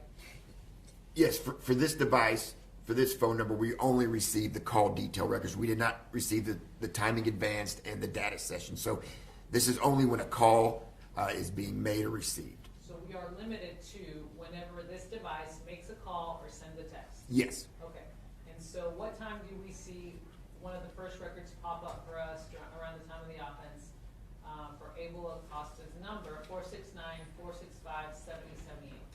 Yeah, that is around 6:23 p.m. on the 26th of December. And then Go ahead, you're clicking on the 1305, and that number refers to the spreadsheet line? yeah, that is the Excel spreadsheet line item 1,305. They start on line 13 because their letterhead takes up the first 12 lines of an Excel spreadsheet. So the first record will be 13, and we are on 1305 for this time. And then what you're seeing in this box is all the information that is provided to us in the raw records.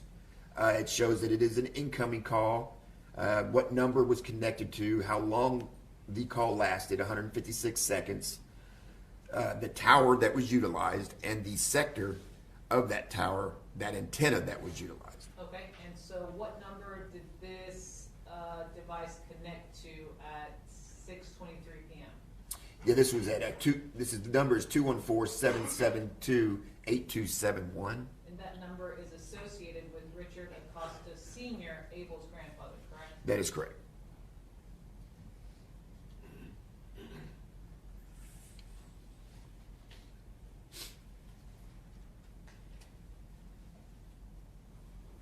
What do we see pop up here? Yeah, this is the T-Mobile line for Richard Acosta Jr., still accessing that same tower, and the record for Adelaide Dean, still accessing that same tower. So around 6:30 p.m., we show that the devices associated with each of these three individuals are in the same general vicinity? Yes.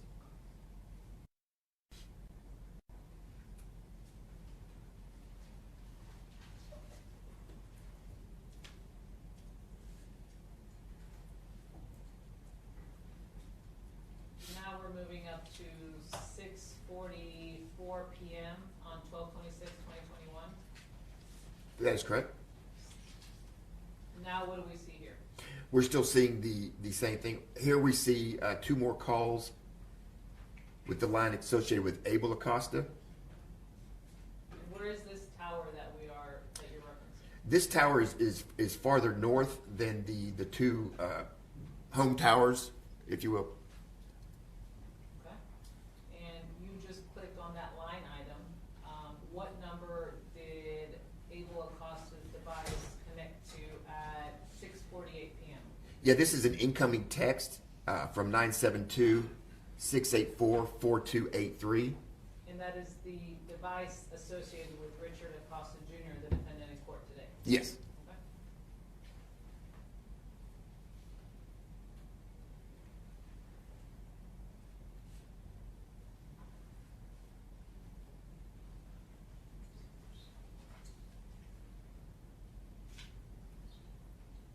What do we see here? Yeah, so that was a Google location hit as well as the cell tower being accessed in that same area.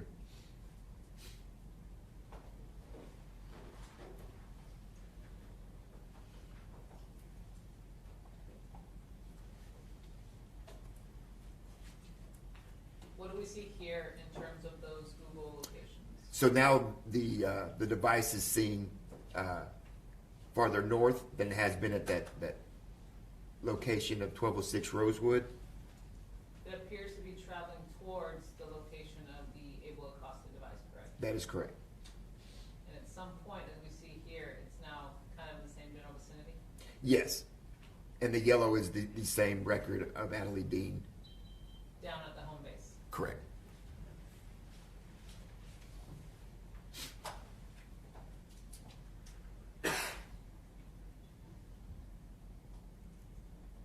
What do we see here? So that was a record for Adelaide Dean between those two towers. And that's at 7:20 p.m. on 12/26/2021? Correct.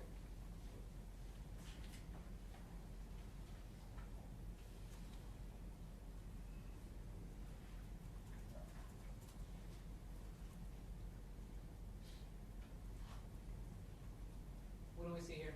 Yeah, so I'm zooming into this location because we're seeing a Google location hit, a Wi-Fi hit in the vicinity of the Texaco at 730 West Walnut Street.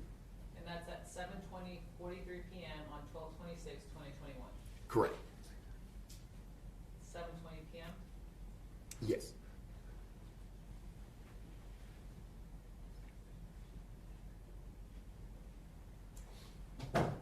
And right there it shows that this is a Wi-Fi hit and the latitude and longitudinal coordinates and the estimated display radius of that router. What are you doing here with the little orange man? Yeah, I'm just zooming in to the location to show a street view of it. And that appears to be the office location? Yes, it does.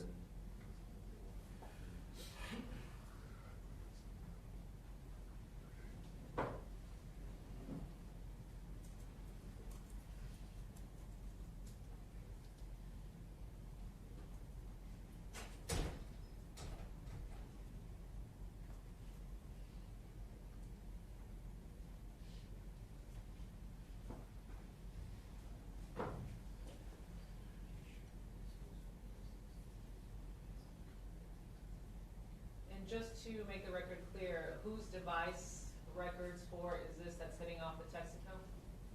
Yeah, that is a Google location data for Richard Acosta Jr.'s device.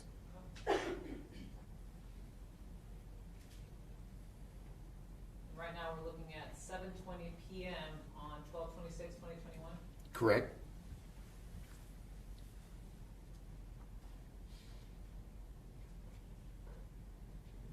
What is this circle that we see? Yeah, that's the estimated coverage of the Wi-Fi router that device is seeing right now.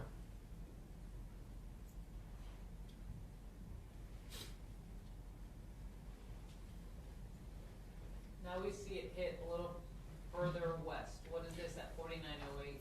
Yeah, so it's at 722. Another Wi-Fi router is seeing the device at a farther westbound location. That's at 7:22 p.m. on 12/26/2021? Correct. And I just zoom in to show that it is a home router that is seeing that device. Now, it doesn't mean that the device is there. It just means that it's near the device and it's picking up. Sometimes when we click on our Wi-Fi, we see a lot of different routers on there. Yes, so if, can I explain that? Sure. Yeah, if you pause.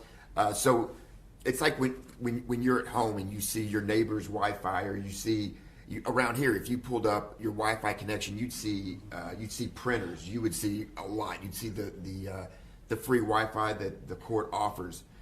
You're not connecting to that. You don't have to be connecting that for your device to register it, to see it, and to keep that record. So Google, they found this out a long time ago, and they started doing what they call Wi-Fi mining, and they keep it in something they call a sensor vault. And it's just billions and billions, as you can imagine, probably a figure larger than that, of Wi-Fi routers. And Wi-Fi routers have a unique identifier. It's called a MAC address, and it's unique to that specific router. And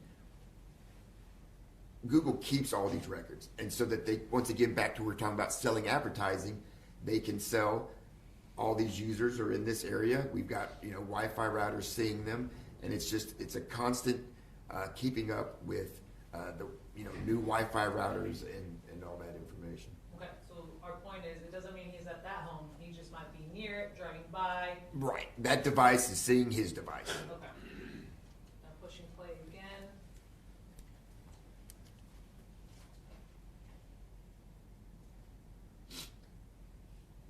We are now seeing movement from 727, 728 towards that offense location. 729, the Google records are moving towards the offense location. What do we see here that you just did? Yeah, so the Google records were showing that it was moving back east, and a T-Mobile tower in red, the device is accessing the internet through that tower, as well as a AT&T record associated with Adelaide Dean being seen in that same location that it has been seen in throughout the evening. So at 7:31 on 12/26/2021, all those devices are near that Texaco. Yes. What do we see you doing here? Yeah, so this is showing the internet connection from that tower that I just showed.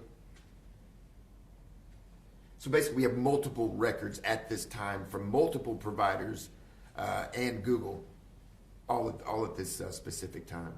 Okay, so 7:32 p.m., where are the records hitting off of? So we're getting a Google location data moving east back, and now it is hitting the Wi-Fi router within that vicinity at 7:38 and 32 seconds.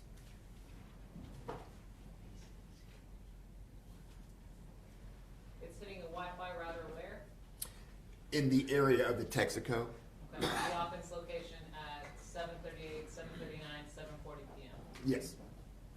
And now we see it moving northeast, and this is at 7:42. Okay, so at 7:42, we see the defendant's Google location data moving towards home base, correct? Correct. But if we back up a little bit at 7:39, 7:40, it's hitting off that Texaco router. Yes.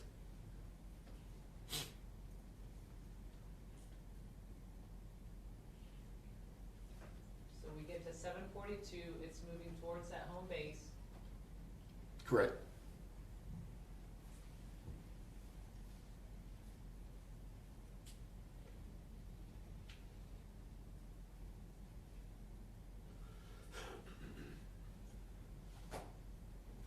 Seven 744, 745, 746. The Google location data for the defendant, where do we see it being tracked along with what just popped up? Yeah, so the device is now back at the 1206 Rosewood Hills Drive location and accessing that. It's been being seen by that router. And now we see a CDR record for Abel Acosta. Yes, line 1319 and 1320 is an incoming text message at 7:49.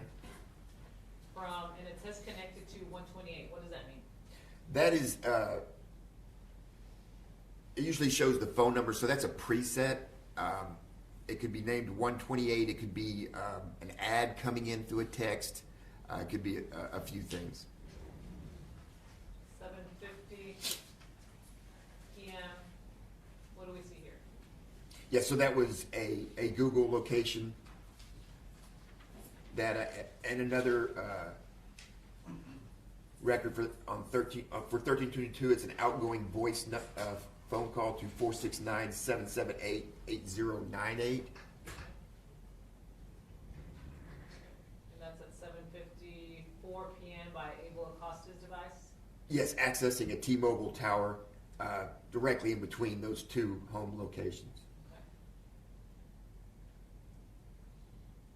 And so immediately after the offense, the records for Abel Acosta Jr., Adelaide Dean, and Abel Acosta all appear to be in the same area of that home base. That is correct. For Richard Acosta Jr., Adelaide Dean, and Abel Acosta, correct? Correct.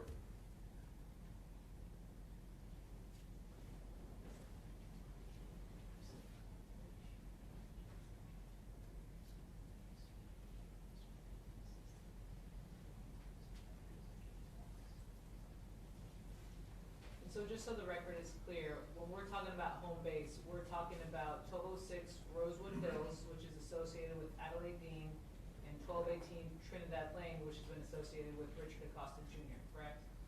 Yes, both accounts are accessing that same tower, that same sector of that tower, that same antenna.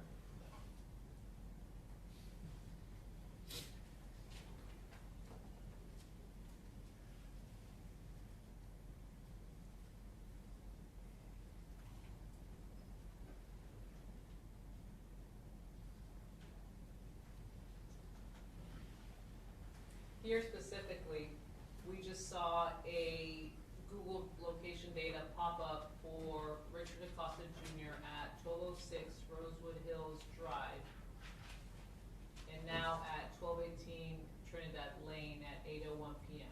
That's correct. Okay. It seems that the Google location data is more precise than the cell towers. Yeah, a cell tower, it radiates its frequency on three sides mainly. You've seen them around town. They're kind of the three-sided lattice, and that's to cover 360 degrees, and each sector will cover 120 degrees of that 360. And this is the estimation of that radio frequency that it can be utilized, and a call can be used, that the internet can be accessed. A Google location that is seeing the Wi-Fi router and estimating the coverage of that router, and so that is a much more pinpointed location accuracy.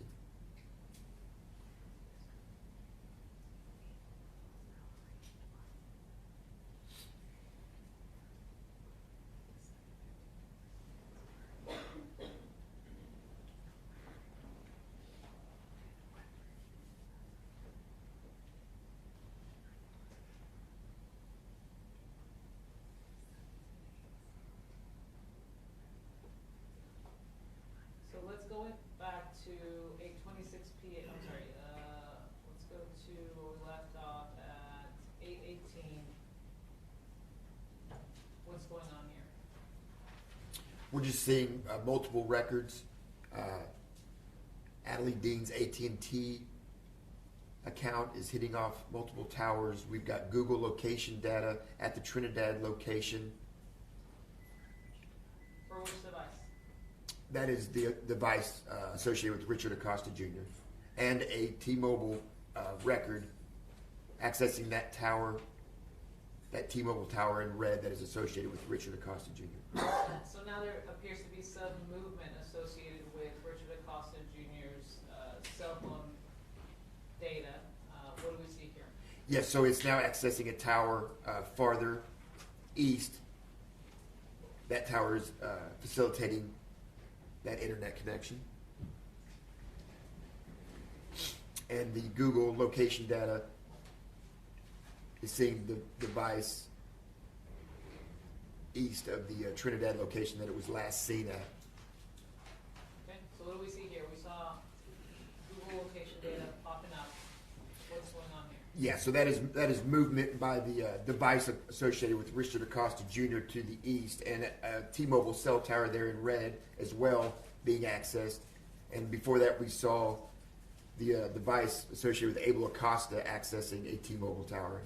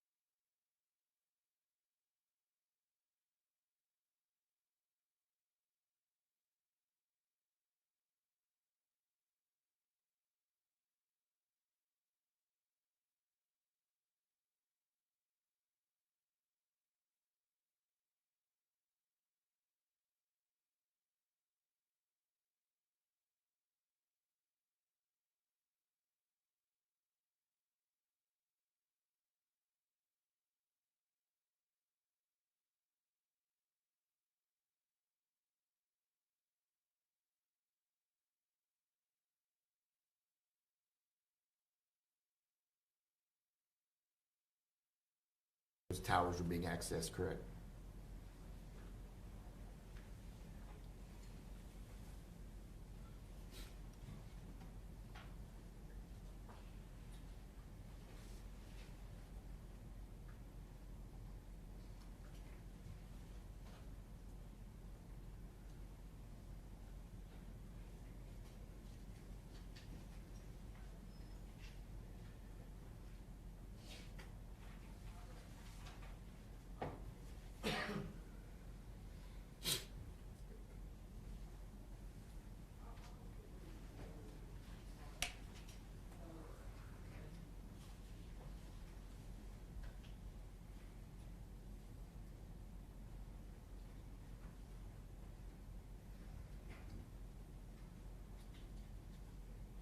And you're just seeing multiple texts that are coming into the Adelaide Dean device.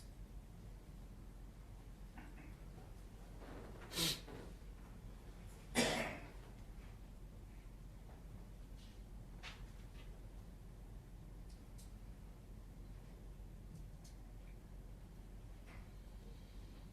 now we see more movement towards 360 at 1:25 a.m. Yes, That's now in the Arlington area. correct. Multiple towers are being accessed. Okay, so that video ends, right? So we have to switch over to another one because now we're at 2:30 a.m. Yes, that's correct. Okay, so now we're at the 5:30 a.m. to 8 p.m. on the 27th.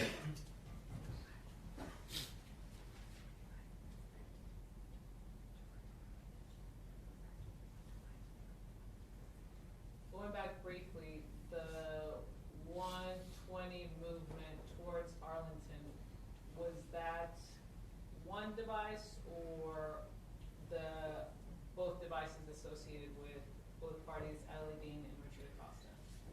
Yeah, that was the T-Mobile records and Google location data for Richard Acosta and the AT&T records for Adelaide Dean accessing the AT&T towers. Okay, and so just for the sake of time, they both end up going to the home base, 1206 Rosewood Hills Drive, correct? Yes, the devices both end up there, and I start back up that same day at 5:30 a.m. showing the transmissions of the devices. Because they stay there for a couple of hours, right? That is correct. Okay, and so we start back up again when we start seeing movement.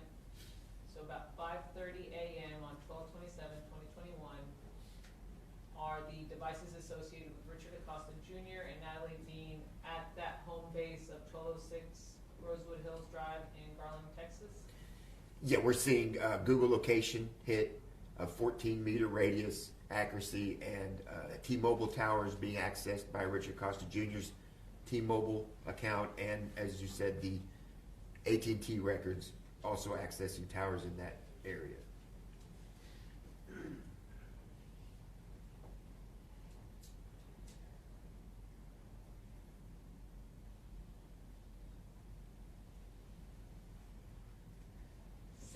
a.m. What do we see here? This is the first movement that we're seeing in this morning from the 1206 Rosewood Hills Drive. There is a Google location hit farther south, as well as T-Mobile, and both those records are associated with Richard Acosta Jr. In what direction is it heading? It's heading south.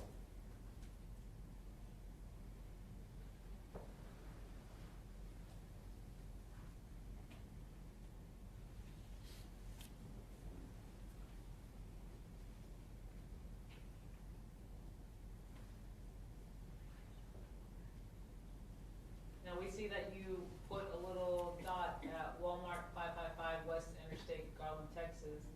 Is this the address of the Walmart where during the course of the investigation it showed that the defendant left his truck there?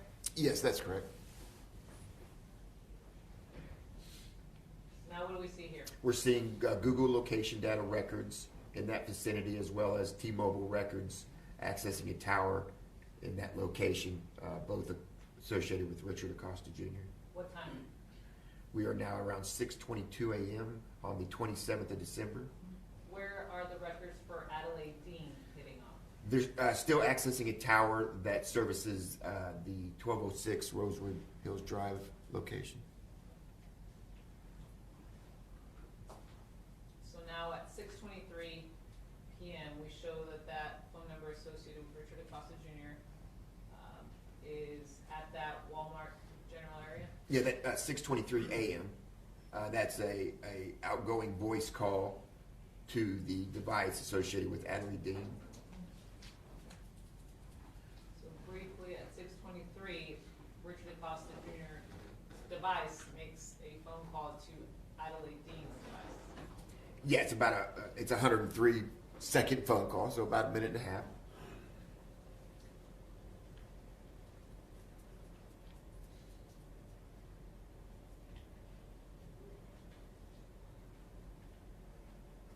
And that device sits there for a while, doesn't it?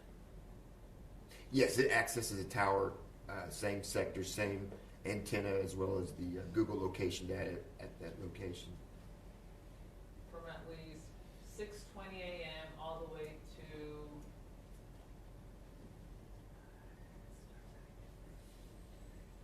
around 6:53 a.m., correct? That is correct.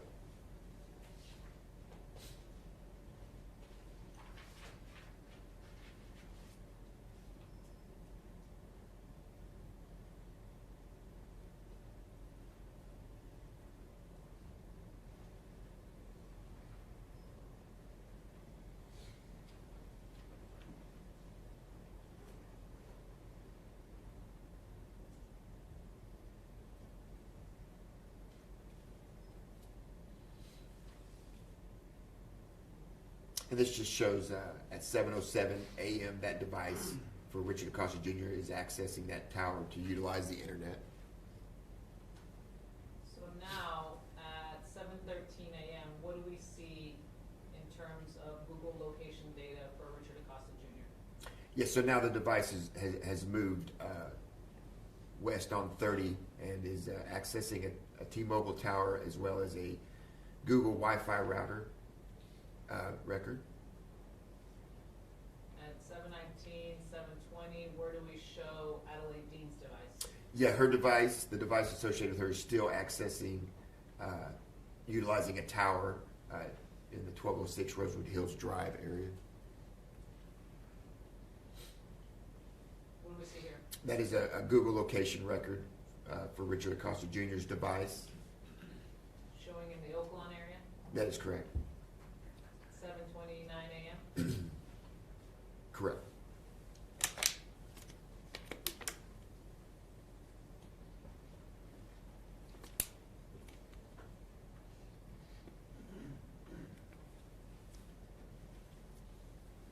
$7:57 a.m., 8 a.m. Where is the Google location data showing the device for Richard Acosta Jr.? Yeah, it is continuing to stay in that Oaklawn area. There hasn't been any movement. What about Adelaide Dean? It's still up at the 1206 Rosewood Hills Drive location, accessing that same tower.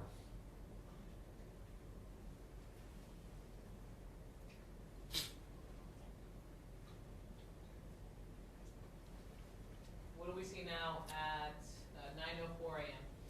Now these are T-Mobile records belonging to Richard Acosta Jr. and accessing towers farther west.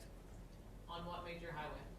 Yeah, this is at 9:04 a.m. on the 27th, and that's 35E heading north. Are we showing Google location data also for Richard Acosta Jr. heading north on 35E? Yes, both types of records, T-Mobile and Google location data.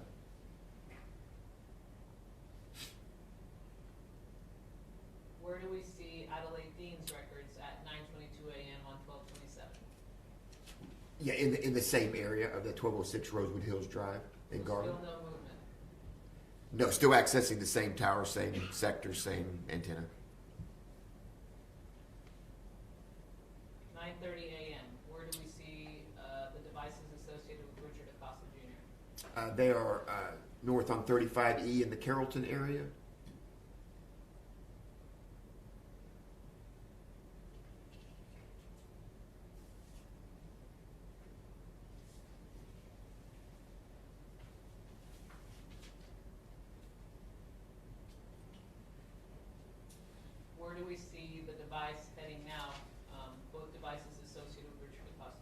Yeah, they are now moving south on 35E.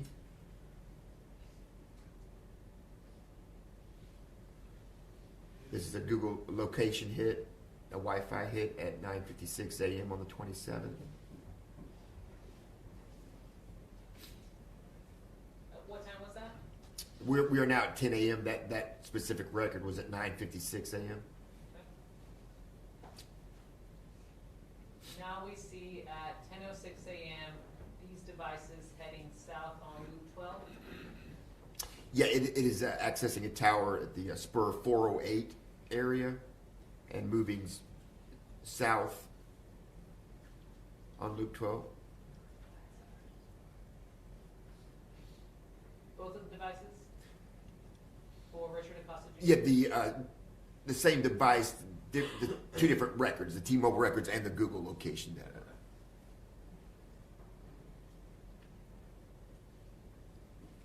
Now at 10:43 a.m., the records for Google and T-Mobile for Richard Acosta Jr., what do we see the movement going towards?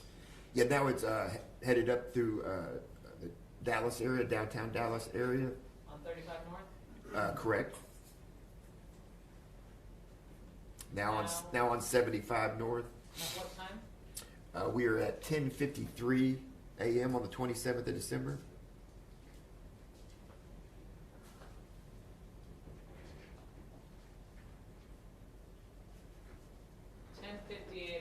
On the 27th of December.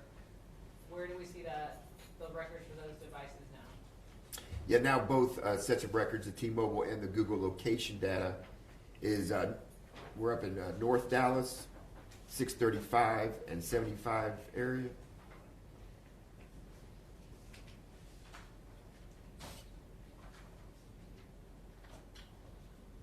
At 11:05 a.m. on December 27th, both sets of records, where do they show to be now? Yeah, they are farther north on 75, past the George Bush Tollway. Okay, and just for the record, we're talking about only Richard Acosta Jr.'s records because Adelaide Dean is still at that home base of 1206 Rosewood Hills. Yes, the last record we saw for her was in that area accessing that same tower. Had there been movement, you would have pointed it out, correct? I would have if it would have accessed a different tower to the northeast, south, or west.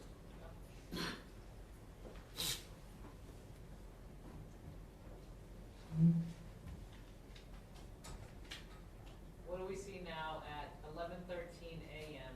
Adelaide Dean is still at that home address, correct? Correct, and the T-Mobile record shows a tower being accessed, utilized up towards the McKinney area.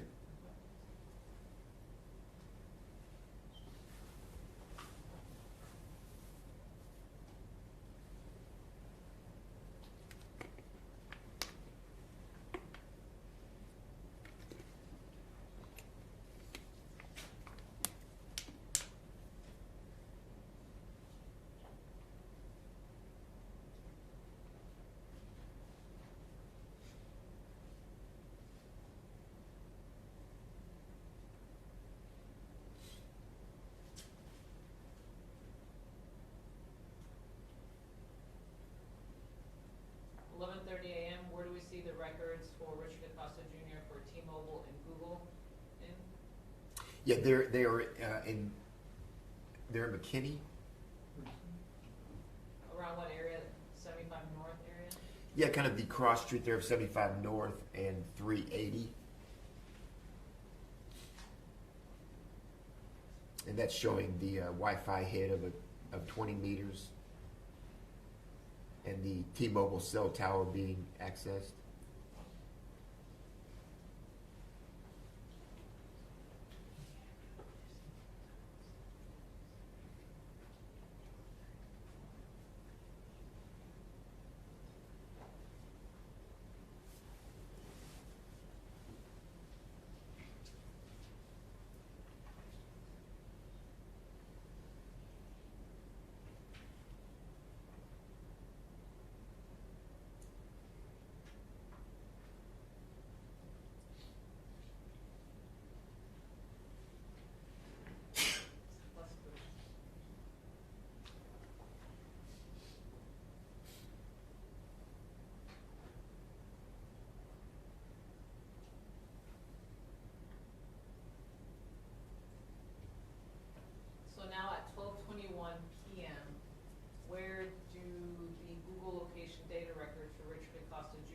show to be hanging? Yeah, so the timing advance records and the Google records are showing that this device is accessing a router or seeing a router in the Google location data, as well as a T-Mobile tower in the timing advanced in this location, and this is the McKinney Police and Fire Station.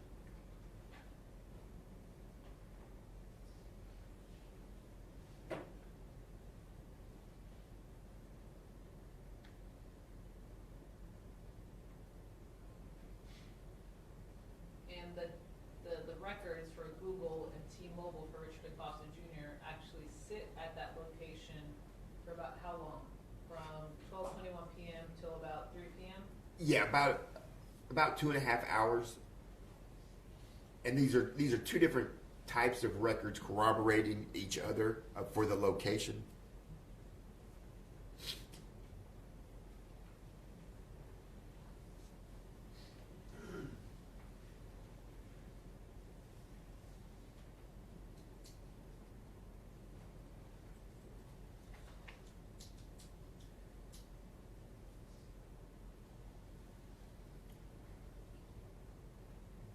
So 1:16 p.m., you're still shown there, 1:27, 1:48, fast forwarding a little bit, 2:13, 2:15 p.m., 2:36 p.m.,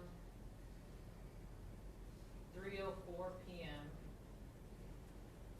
What do we see going on now? This is the first time we're seeing movement out of McKinney, headed down 75. And so what time is this that we see the movement for the Google location data for Richard Acosta Jr. heading towards? Yeah, this record is at 3:07 p.m. on the 27th of December, 2021. Heading south on 75? Correct.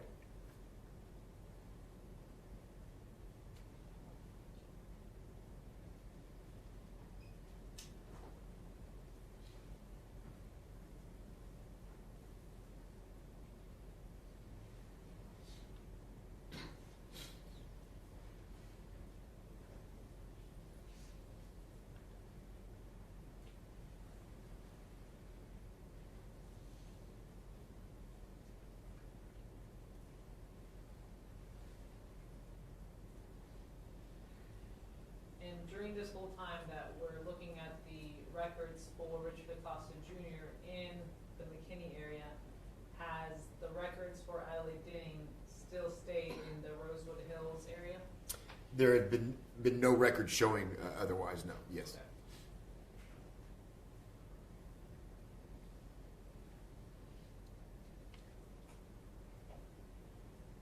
Now we see those records for Richard Acosta Jr. heading towards Rosewood Hills Drive, correct? Yeah, now at around 3:30 p.m., the device is back accessing or seeing the router in that area.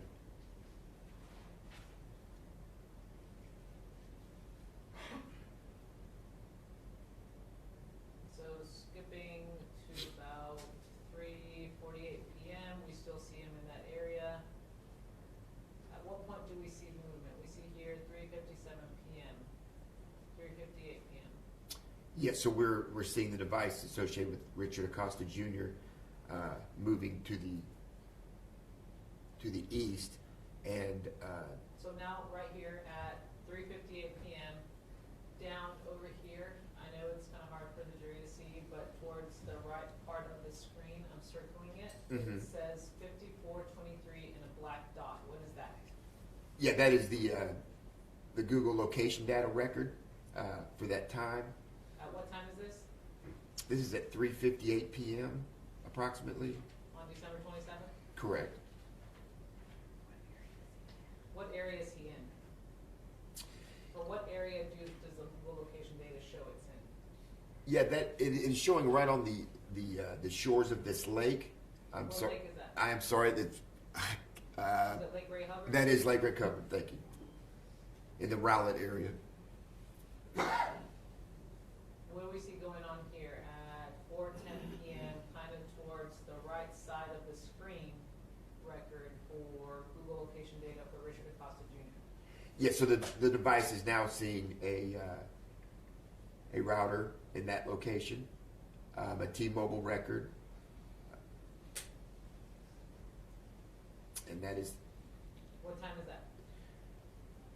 that is at 4:15 p.m. on the 27th of December, 2021.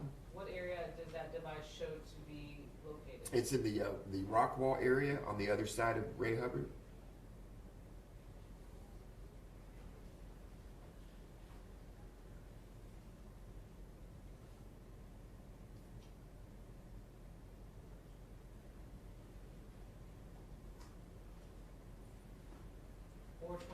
p.m. Does it still show to be in the Rockwell area? That is correct.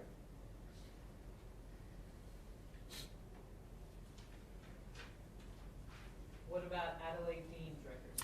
Yeah, and this is when we see the new phone number, the new account associated with Adelaide Dean, the T-Mobile account in orange.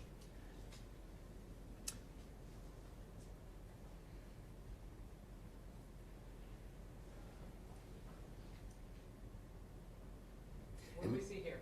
This is these are multiple towers registering timing advanced records. They're seeing the device, as well as Adelaide Dean's records back in the Rosewood Hills.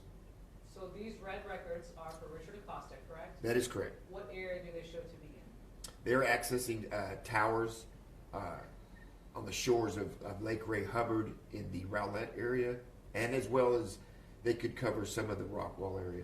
It's like a peninsula, residential peninsula, correct? That is correct.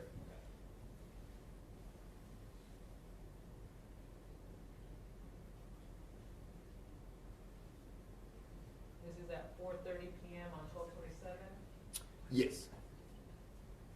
So this is the residential area that we're referring to? This little peninsula that the records for Richard Acosta Jr. are hitting?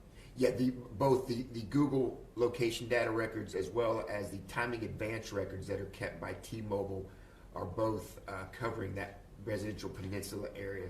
And specifically, the Google location data is hitting off kind of like the little cusp right here of this, residential area / shore of that lake? Yes.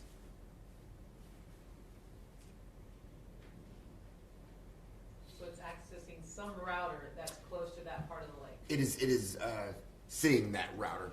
Okay. And so are the T-Mobile records, kind of towards the middle of that peninsula, where a tower may be located?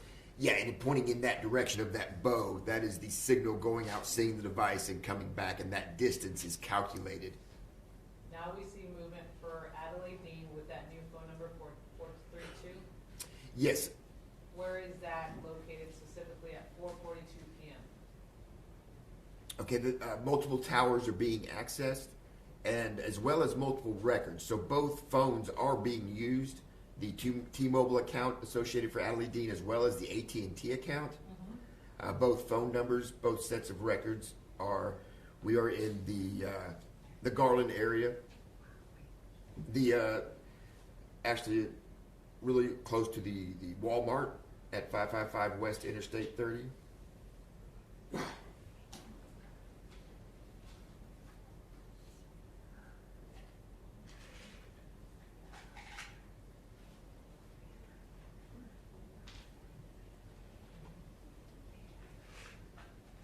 So both sets of records for Adelaide Dean phone numbers are hitting off that same general area around the same time. Yes, they're accessing multiple towers in that area, while the device associated with Richard Acosta Jr. is still pinging down on that peninsula. You'll see the arc of the timing advance record and the Google location record is showing no movement. Okay, so Google's still here, as we see near this peninsula, but the records for Adelaide Dean, including her new phone number associated with her, are down here near the I-30 area. That is correct.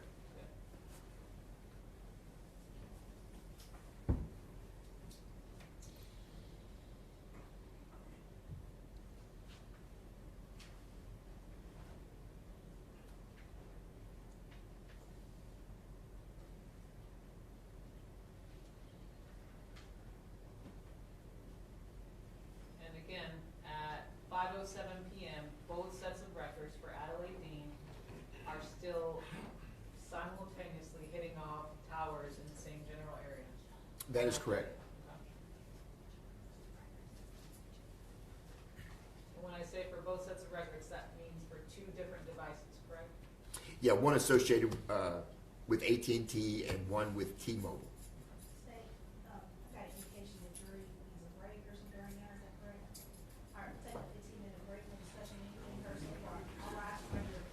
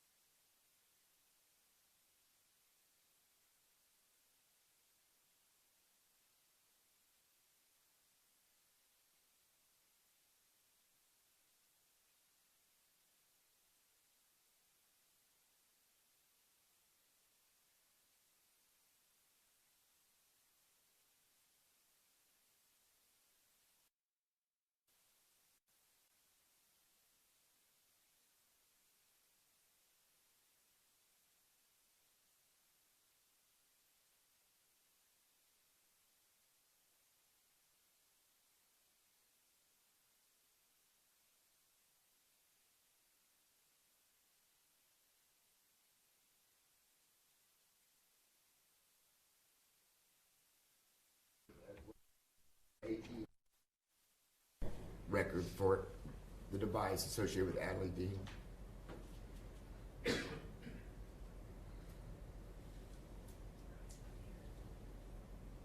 Where was that record for Richard Acosta Jr. T-Mobile near at 5:10 p.m.? It is still in that peninsula, hitting off that same tower. And now we see a record for the 432 number for Adelaide Dean. Where is that? Yeah, those are multiple records.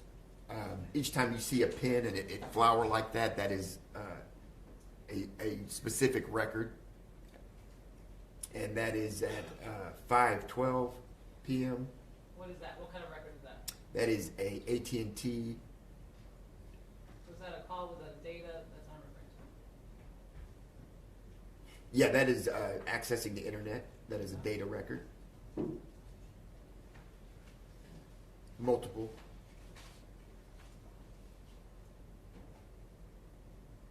What do we see here? So those are the AT&T records, as well as the T-Mobile records, accessing towers farther north of the Rose Hill location. I'm sorry, at the Rosewood Hills location. Now they're at the Rosewood Hill location. Yes. So from, and just so we're clear, around probably, what time do we see at 4:33 p.m.? We see Adelaide Dean's records heading towards the Walmart here. Yes, that is correct, at 4:34.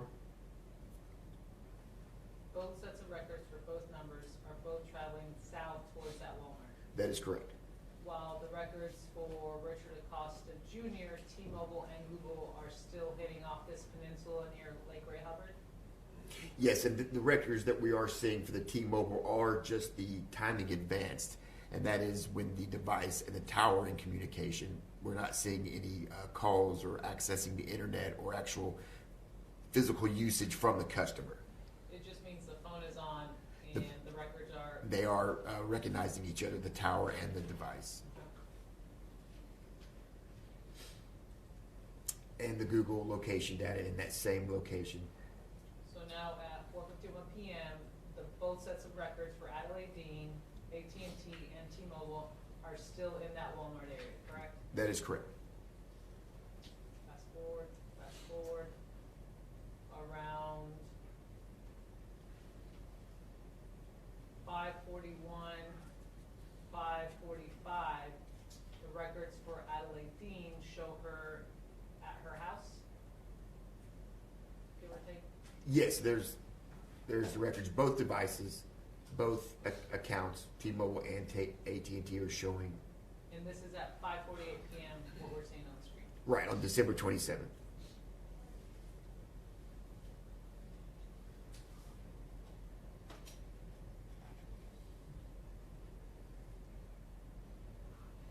Meanwhile, at 5:54 p.m., the records for Richard Acosta Jr., Google, and T-Mobile still show at this peninsula. Yes, that same tower, that same location, that same direction.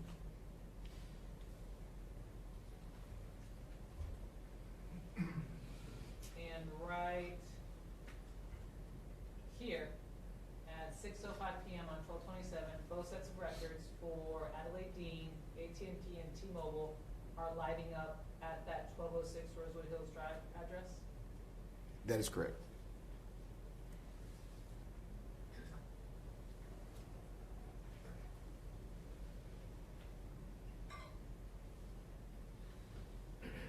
Meanwhile, at 6:19 p.m., the records for Richard Acosta Jr., T-Mobile, and Google ping him at that same peninsula. That is correct.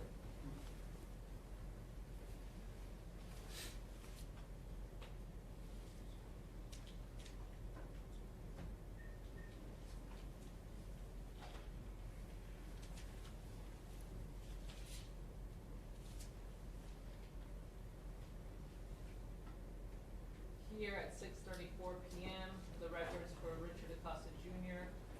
Show him at that peninsula, and the records for Adelaide Dean show her at the home base of 1206 Rosewood Hills. Correct.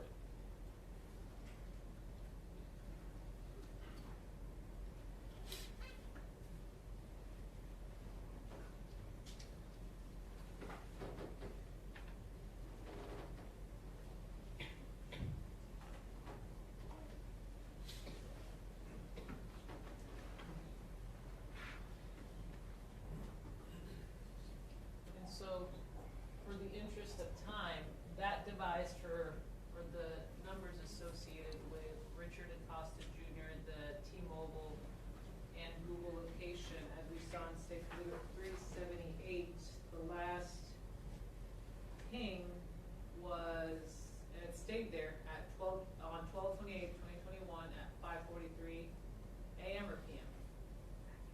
That is at AM Okay. on the 28th. So this is the last time we were able to get a record, correct? That is correct. And that's either the phone was turned off, it died, it got smashed, it got burned, whatever, the device was no longer on. Correct.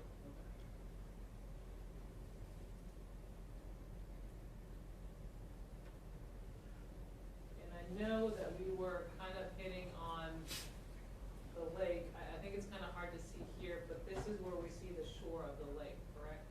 That is correct. And the router that it's accessing is right here? Correct. Do routers give distance, or what is this black deal mean? Yes, so Google, through multiple records that they receive from multiple customers in their database of that router, they give an estimate of the radius that Wi-Fi signal can cover. Okay, so we have the record here, and this is the radius it's giving you? Yes. Okay.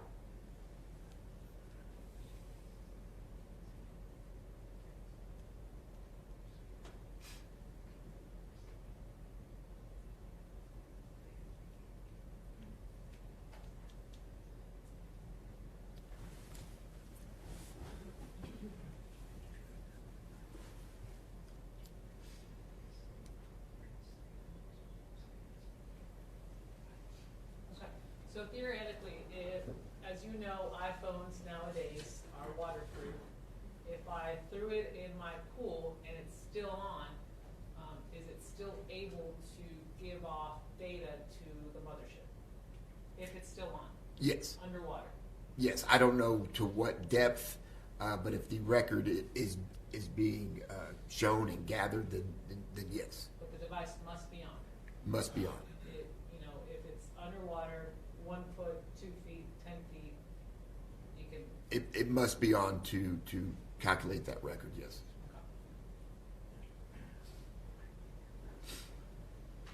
Pass a witness. Mr. Harris? I don't know how to use that machine. Do you have access to the machine? I'm sorry, I couldn't hear you. I don't know how to use your diagram. Are you doing that, or is he doing that? It's a video that I created of me. You're talking about the video of me kind of traversing through Google Earth, the mapping software. Okay, how do we go back to 10? Do you want me to do it for you? Yeah, if you can do it. Because I only have a few questions.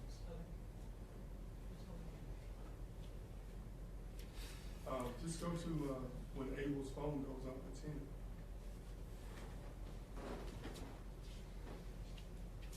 Abel's device really on the phone.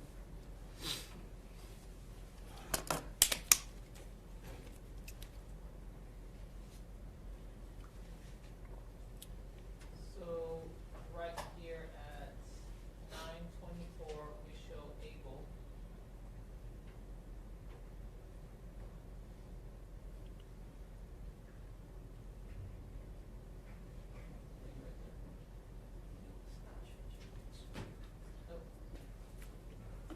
Thank you.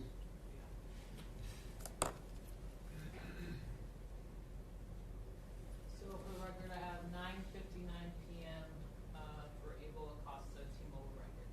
Okay, can you go back to when that device actually goes back to the Rosewood or Trinidad area, home base?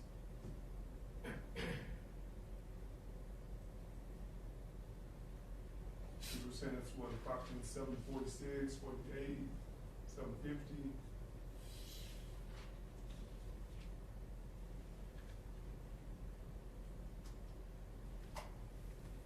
So 754, we have a call made. A what? A call made. So we're only going with calls and texts. Okay, and this is a call that he made or a call made to him? It's an outgoing call. Right? Outgoing call, yeah, he made the call. That he made to that number. Correct. And that, the duration of that call is how long? That did not calculate a duration, so that is consistent with the phone not being answered. Okay, so that's one call. Is that the first call that he makes, or first communication, or that he has when they leave what we know is the office location? I don't believe that is the first one. If we go back in the video. Okay, so at, what is it, at 7:49, there was an incoming text to Abel?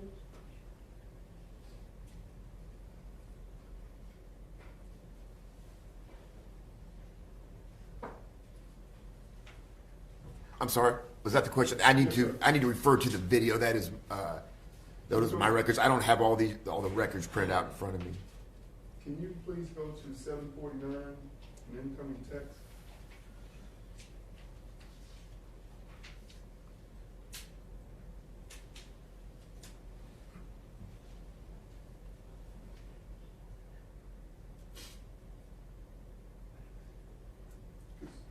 Yes, so this is at 7:49. A text, an incoming text comes in to. What number? It's to the device associated with Abel Acosta. I know there's an incoming text. Yeah. But do we know what number is making the text to? No, it's referenced to as 128. So what that usually is, sometimes that could be an ad, that could be an update from anything. Yeah. I don't understand what you were saying earlier. Okay. Okay, I get it. Yeah. So that could be anything. That could be K&G. Yeah, you set up an account and they're saying, hey, your bill's due, or hey, we got to sell on suits, or Yes. whatever. Okay. Okay, so then the next one is him calling someone. Yes. And that was what time? 7:54. And what communication we have after that? Can you let it play? Sure. Okay.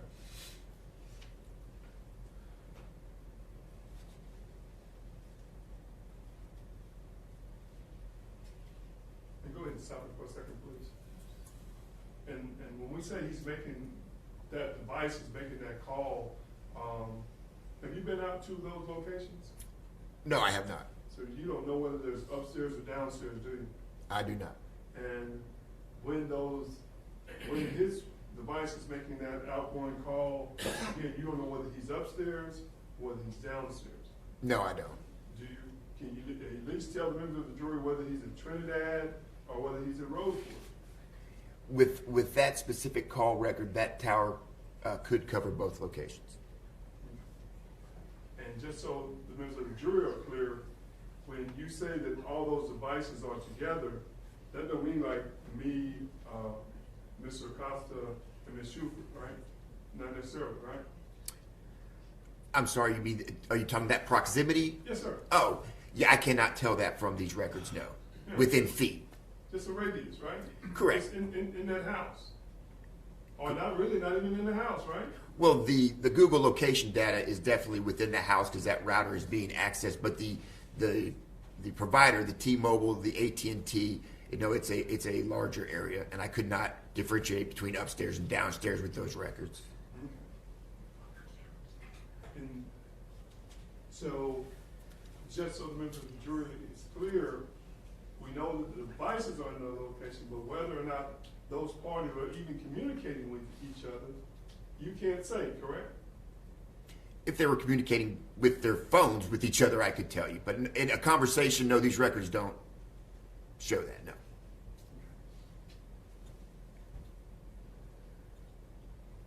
And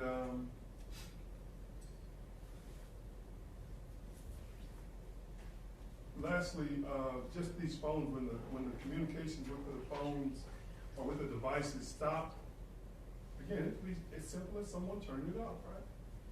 Yes, that would stop communications, yes. On both those devices, right?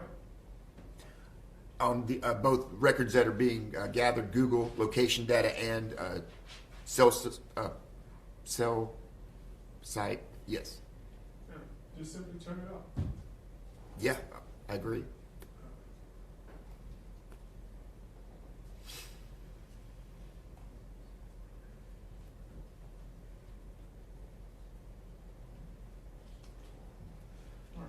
And just so we're clear, if I have Ms. Shuford's, Ms. Shepard's phone, and I run down the subway, that doesn't mean she went with me. I can have both devices, correct? You could, yes. She might be mad though, you took her phone. But it could happen, correct? Yes, it could happen.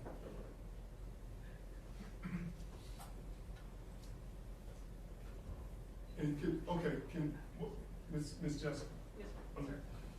Let it run again, because I'm trying to make sure we got all the calls that went into the device that we're labeling Abel Acosta. What is that one? That's that same outgoing call that Abel made. Okay. Will you let it run, please? And thank you for your assistance.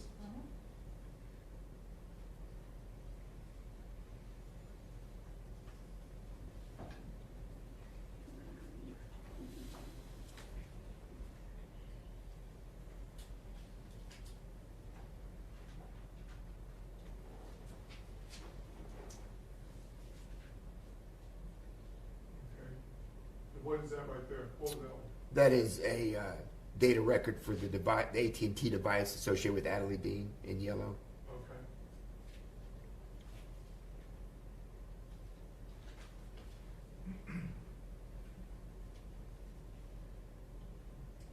Do you recall Abel Acosta's device receiving any more calls that night, just if you recall?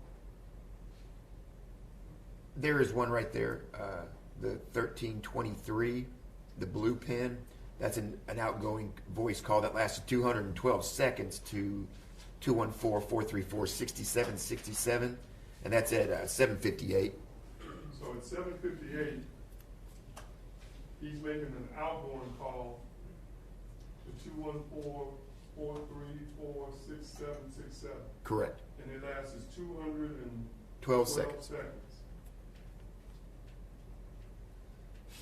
Embarrass me in front of my teachers. Let me see.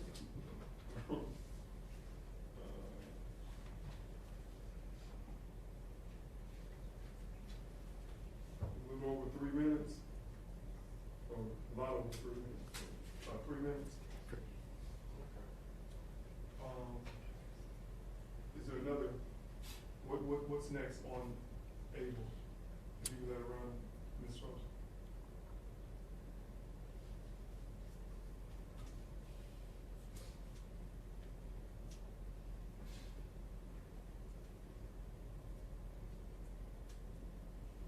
I'm not trying to rush you. Ms. I know. I promise, Judge. No, I'm just saying we're after the 4:30 Yes, hour. ma'am. Now, if we can get this witness done, fine. If not, let me know so I can release this jury. Okay, Judge, I'm on the copy. Take your time. Yes, It's ma'am. perfectly fine. I'm So, sorry. ladies and gentlemen of the jury, some of you are looking, you want to continue to finish this witness? I just didn't want to keep you past 4:30. Everybody's okay? Finish this witness? Traffic's bad now. Yeah, you can't get out of the parking lot. All right, so let's go and wrap this. I won't be long, Judge. Whatever you need to do. Yes, ma'am, thank you. It's still running. Yes, ma'am, thank you.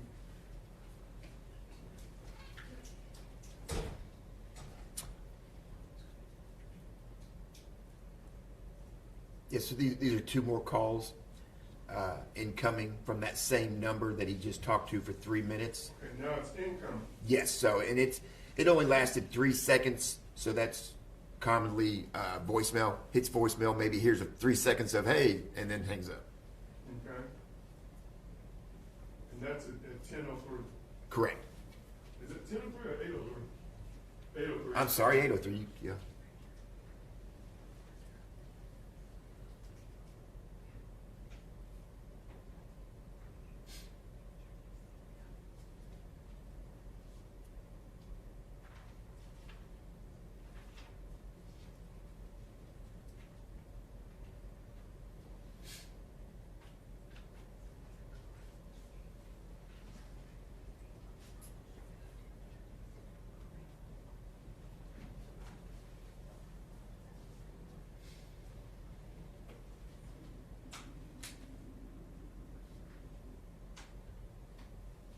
It's still playing? Yes, sir. Okay.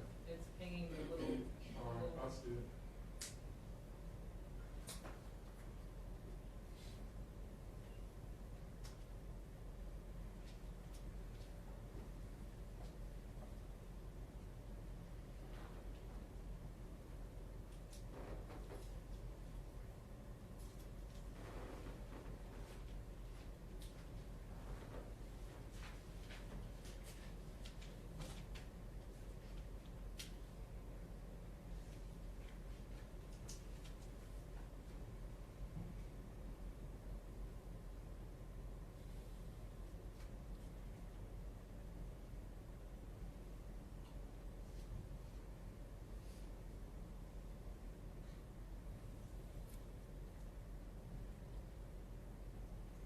Okay, if you would, just refresh my memory, what we're seeing right here?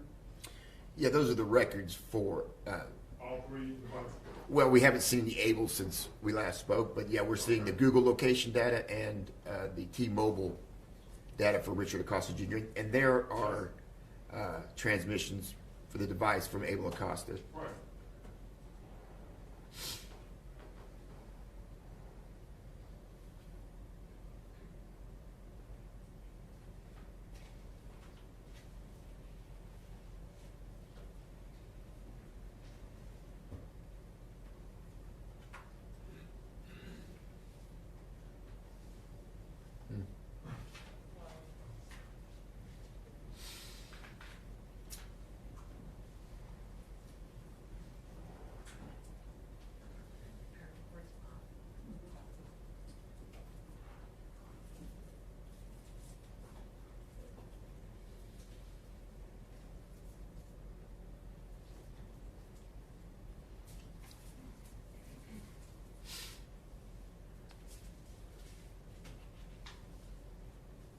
I'm just looking for the last transmissions before the phone goes off.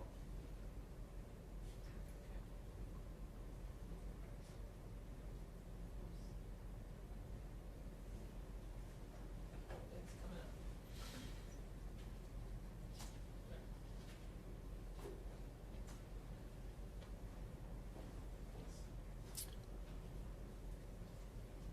That was the last transmission at 9:59. At 9:59, I saw blue indicating Abel, and I saw red indicating Richard Acosta Jr. What type of transmission was that? For Richard Acosta, Yeah.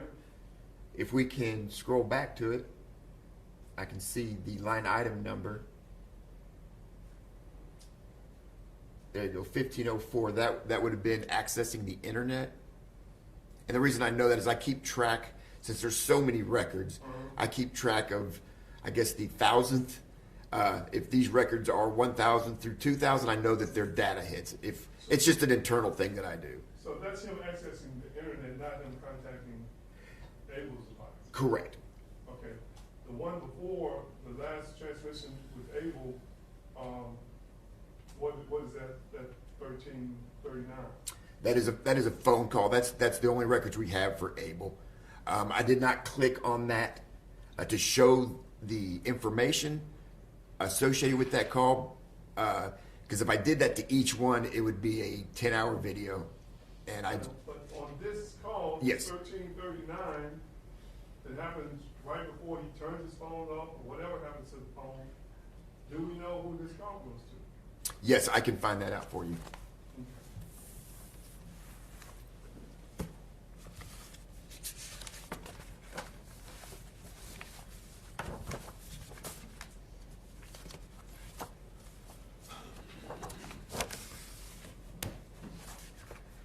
I'm sorry, I don't have that records with me. Okay. But you can find out what the call, who the call was, and what the duration was. Absolutely. Yes. But you believe that that's the last one, Yes, that's the last one that I have. or the device connected with Mr. Acosta? Abel Acosta, correct. Yeah, Mr. Acosta. What? There's two Mr. Acosta. Abel Acosta. Yes, Abel Acosta. Yes, sir. On the raw data. Um,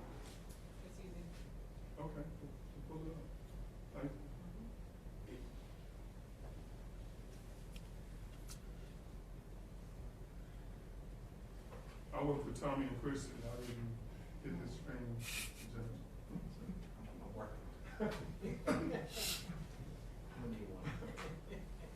So on the left, if we go to the line item, that number that's in question, I believe we were in the 1300s. Yeah, 1339.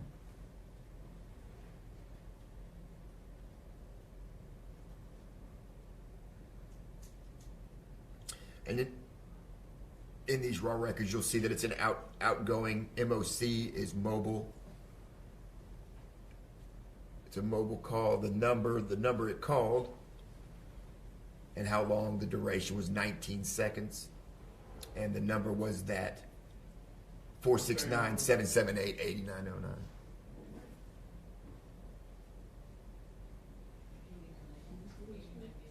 8098, sorry.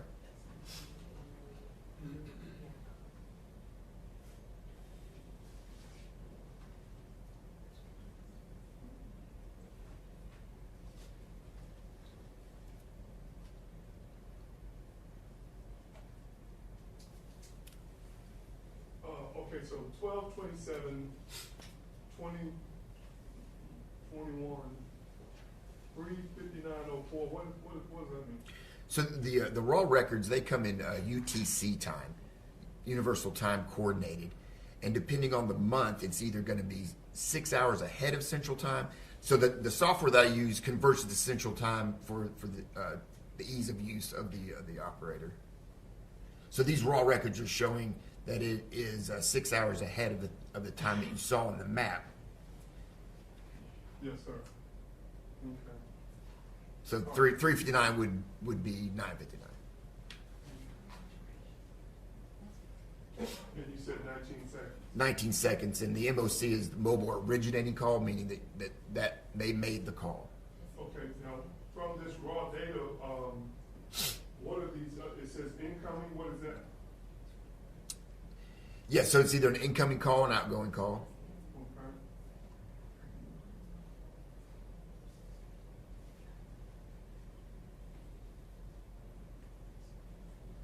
Okay.